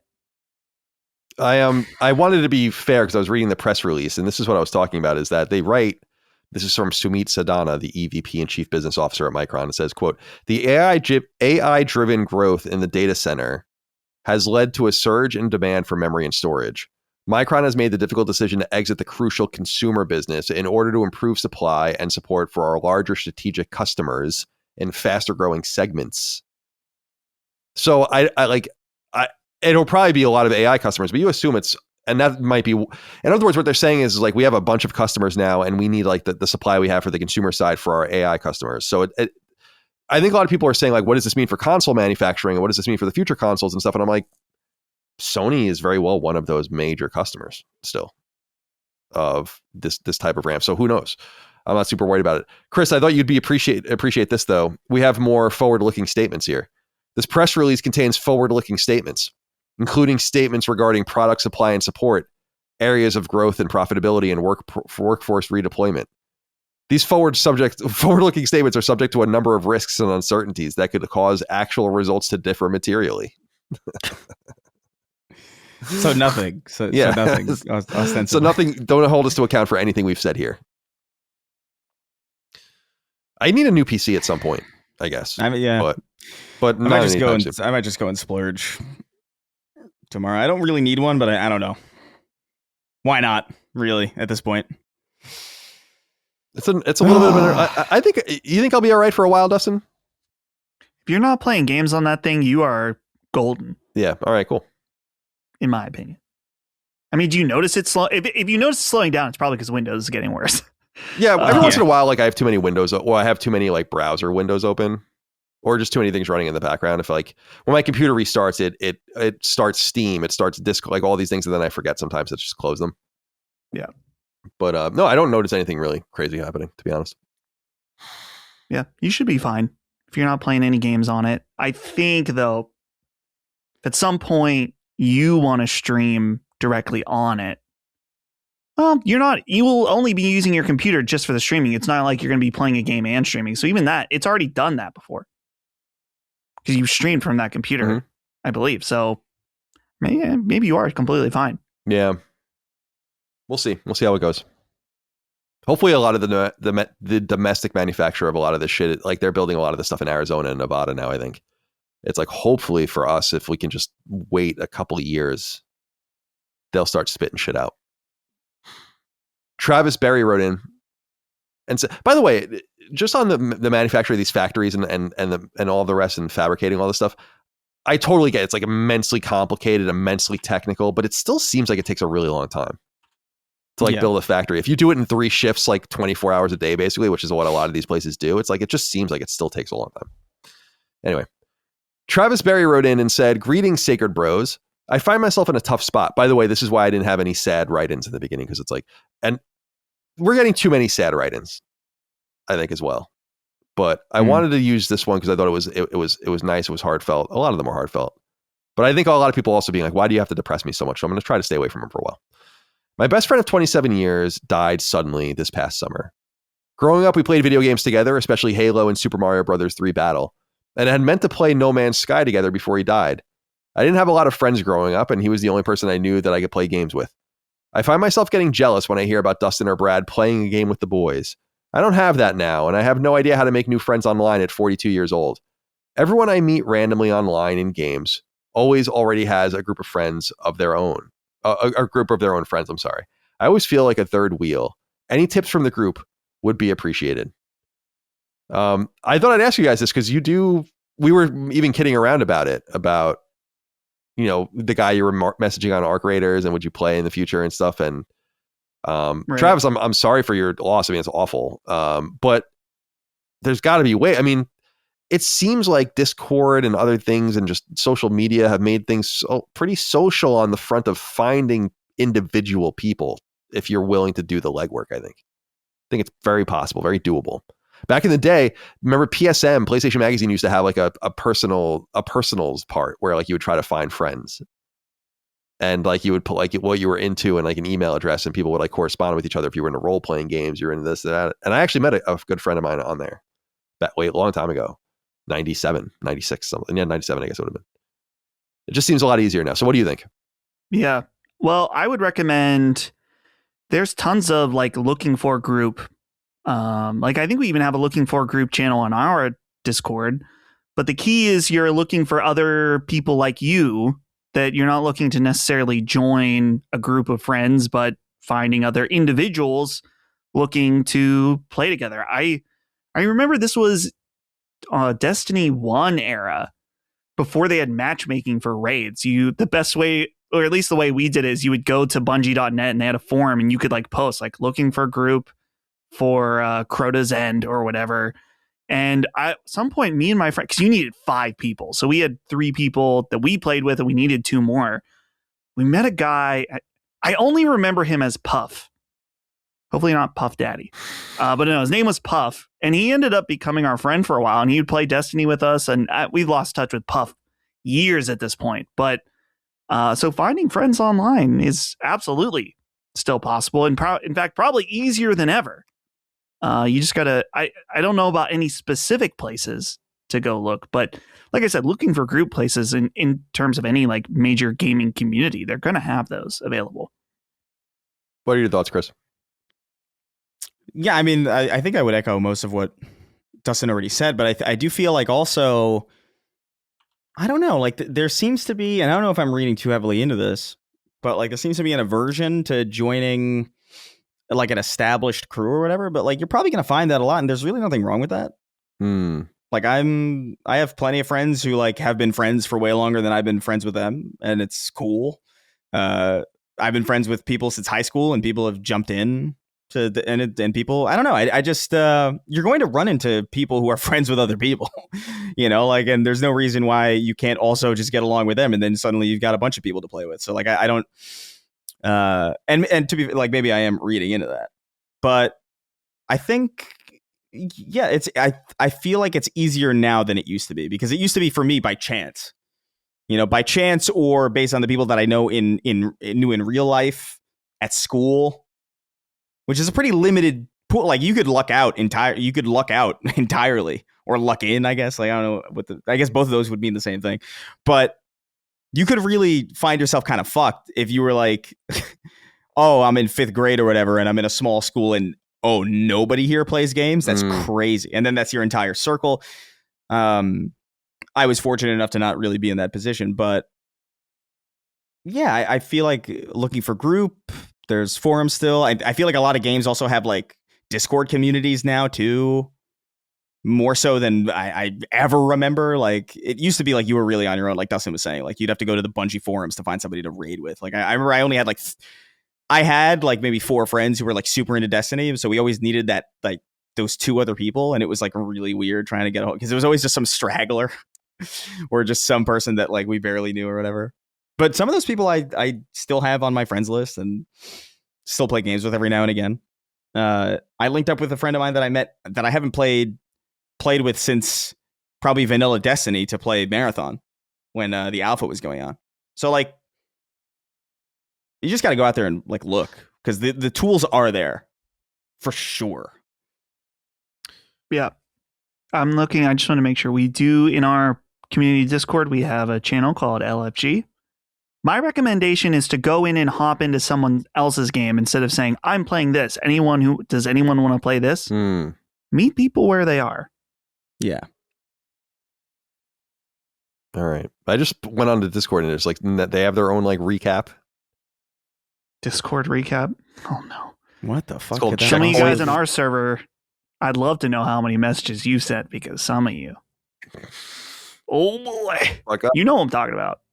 I'm not saying you guys. I'm saying you, the listener, know who you're talking about. It says I sent 907. I've sent 977 messages. How do you get that? You know who I'm talking about. It's called Checkpoint. I'm on the browser version, but it's just like one of the options on the top right for me. Huh. I left 395 emojis. Number 1 being Rush. Number 2 being Smug Maddie. Yeah, let's see. Rush was number 1. Actually, the pilot from Herbroxia 1 is number 2, because I use that as the Rush in the Lilymo Discord. Oh, and then Smug Maddie's number 3. Smug Maddie, that's elite. What else is on here? It's kind of I'm only on 3 servers, so it's so funny. Your Discord squad: Dustin, Chris, and Brad. Oh. It is mega funny to me that like every single thing is doing like, oh, let's do a Spotify Wrapped. Even though like a lot of them just don't know how to do it. Like the YouTube recap is quite frankly not very good at all. No. Someone made a tweet about that and they're like, it's a genius idea because they realize that everyone is just obsessed with themselves. Yeah. And so a Spotify Wrapped to give you all the information about what you like makes sense. Yeah, I mean, it's good marketing, and it does feed into everyone's inherent ego. Yeah. All right. Finally, Pushing Positivity wrote in and said, hey, Sacred Symbols crew, big fan from Montreal here. even though I enjoy the show a lot, I sometimes feel the criticism can go a bit far, almost like things are being picked apart just for the sake of it. I do understand that is the job, but do you ever stop and ask yourselves whether you're criticizing something just to be critical versus having a genuine, substantial issue with it? It's a great question. And what I've realized is, I realized this a long time ago, is, and it's just been proven over time, is that you can't really please anyone, or not anyone. You can't please everyone. Please a lot of people.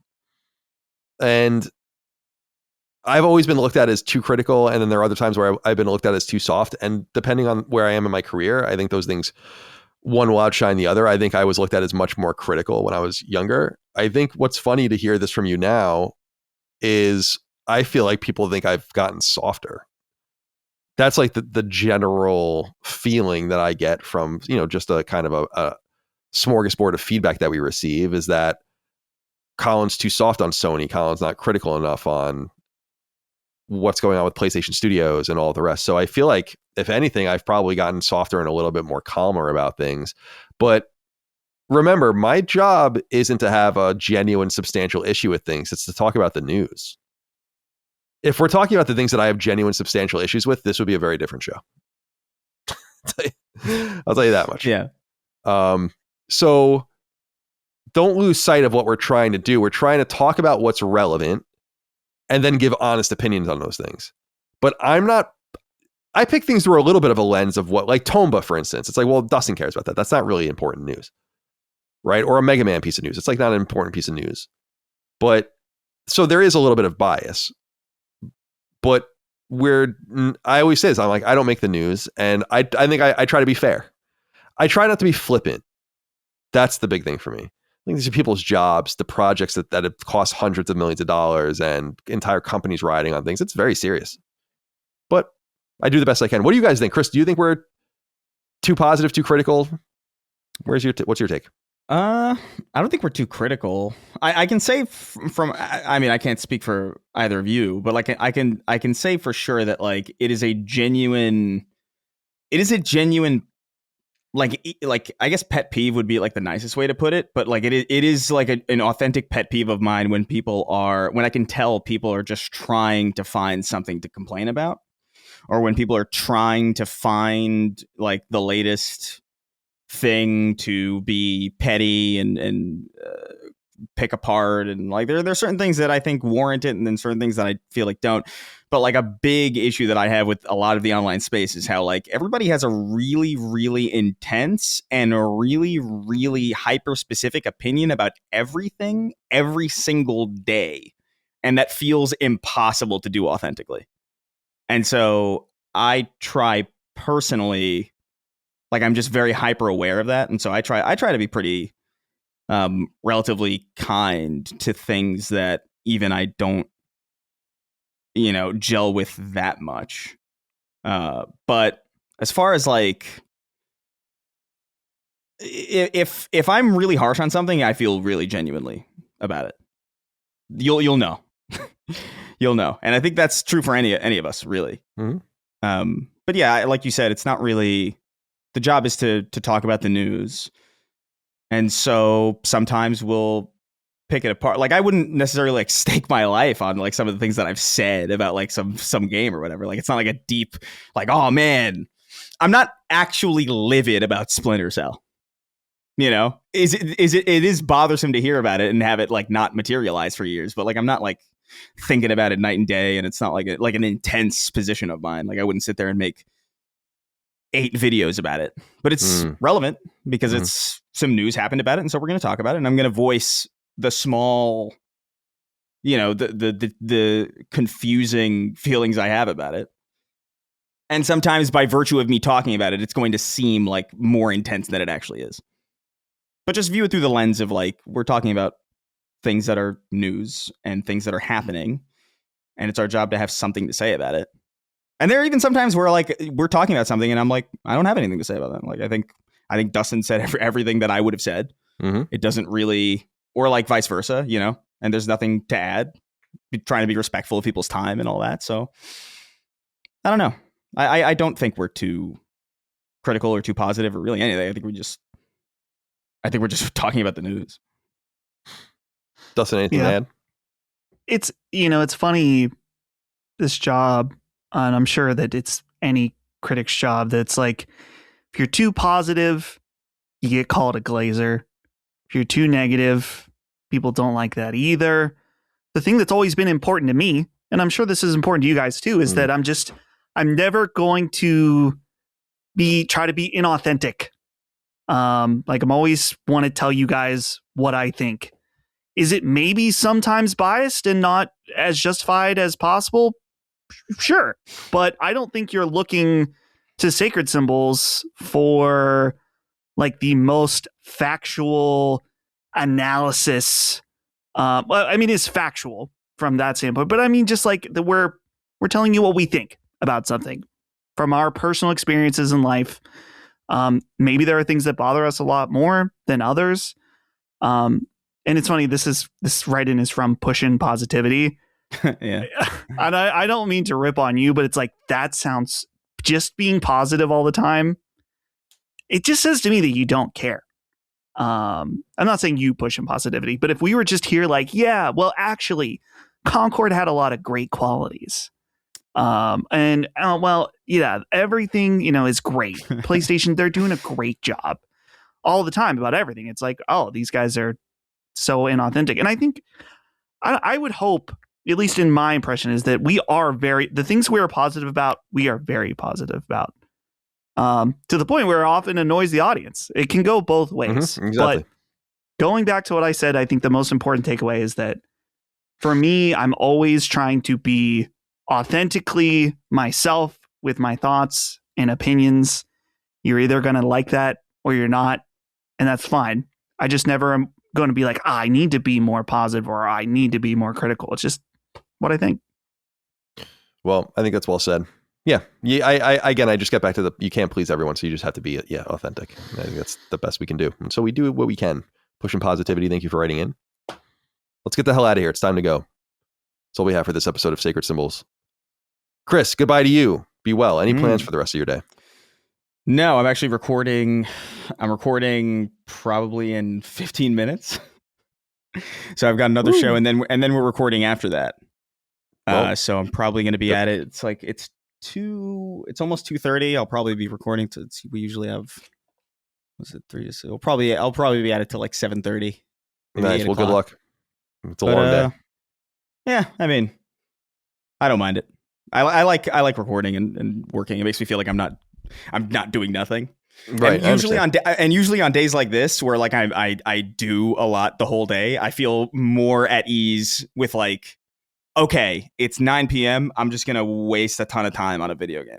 Right. Because I still have this nagging feeling in my mind from like my parents. Not that they like discourage me from playing video games or whatever, but I still have this like, I would like spend a lot of time on a game, and then I would go downstairs and be like, "Welcome to the land of the living." Right. Look who's alive, and it's like that meme. It's like that meme when you come downstairs and everyone's like looking behind them at the table. It's even though it's my job to play games, I still get this feeling like I'm not working, and it's so frustrating. But today I might start Chronos tonight. Actually, cool. That might be the move, especially like once the sun goes down late at night. Some good horror vibes going. I think that might be the move. Cool. Enjoy. Mm-hmm. Dustin, goodbye to you. Be well. Anything going on in your life?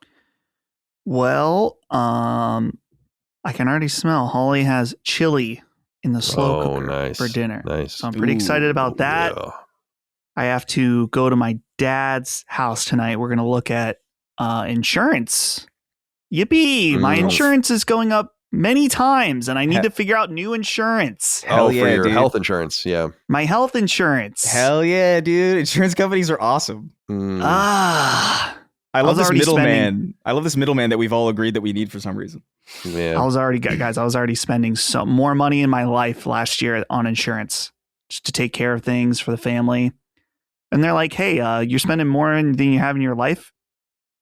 We're gonna jack that up. Yeah, it sucks. Quite a bit. It's a fucking complete racket, and there's nothing wrong with the idea of health insurance. There's something wrong with this being like this blatantly for-profit, just evil fucking. Mm-hmm. It's just weird, dude. I'm trying to know if I'm on the edge of a rant right now about insurance. All I'm going to say is just you spend so much money on this shit. Like I just said, more than I have in my life. Every time there's an appointment, I still need to pay money. Yep. And I understand premium. I understand how this shit works. It just it makes me so mad. Yeah, it sucks, dude. It's bullshit. So on the nice side, though, when I'm inevitably going to be sad about how much I'm spending on insurance later tonight, you know what you do to fix that? Go out and spend money. I'm going to buy Metroid Prime 4 probably. So is that Samus? Is that dude? That video that guy, dude. At least I'm not in my cubicle. Man. We didn't talk about it on the show, obviously, because it's not PlayStation oriented, but like, wow. Hopefully that is not all that game, but I'm hearing some things. No, I already saw. Reviews say it's not that bad. Yeah, I've seen it's minimal. Right, but I've seen some. I don't know. There's some videos that I'm excited to click on because I'm like, ooh, what's going on? But oh well. All right. Yeah. Let's get out of here. Guys, thank you for your time. Appreciate you. Guys, we'll see you next time for more. Remember, next episode will be late because of the Game Awards. Be patient. We'll see you on Sacred Streaming, of course, and we'll see you for the Game Awards stream as well that night. That's it. Patreon.com/laststandmedia for early ad-free access. Laststandmedia.store for merch. Till next time. Goodbye. See ya. Take care, guys.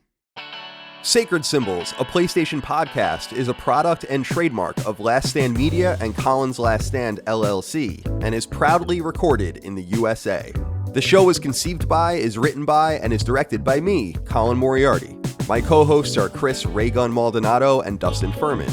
The show is produced by executive producer Dustin Furman. All of Last Stand's theme music is by my best friend, Ramon Narvaez. As you know, all of Last Stand's shows, including Sacred Symbols, are fan-funded on Patreon at patreon.com/laststandmedia. The following names are at the producer level on Patreon, our highest tier, and we're grateful for your thoughtful and kind contributions to our independent endeavor.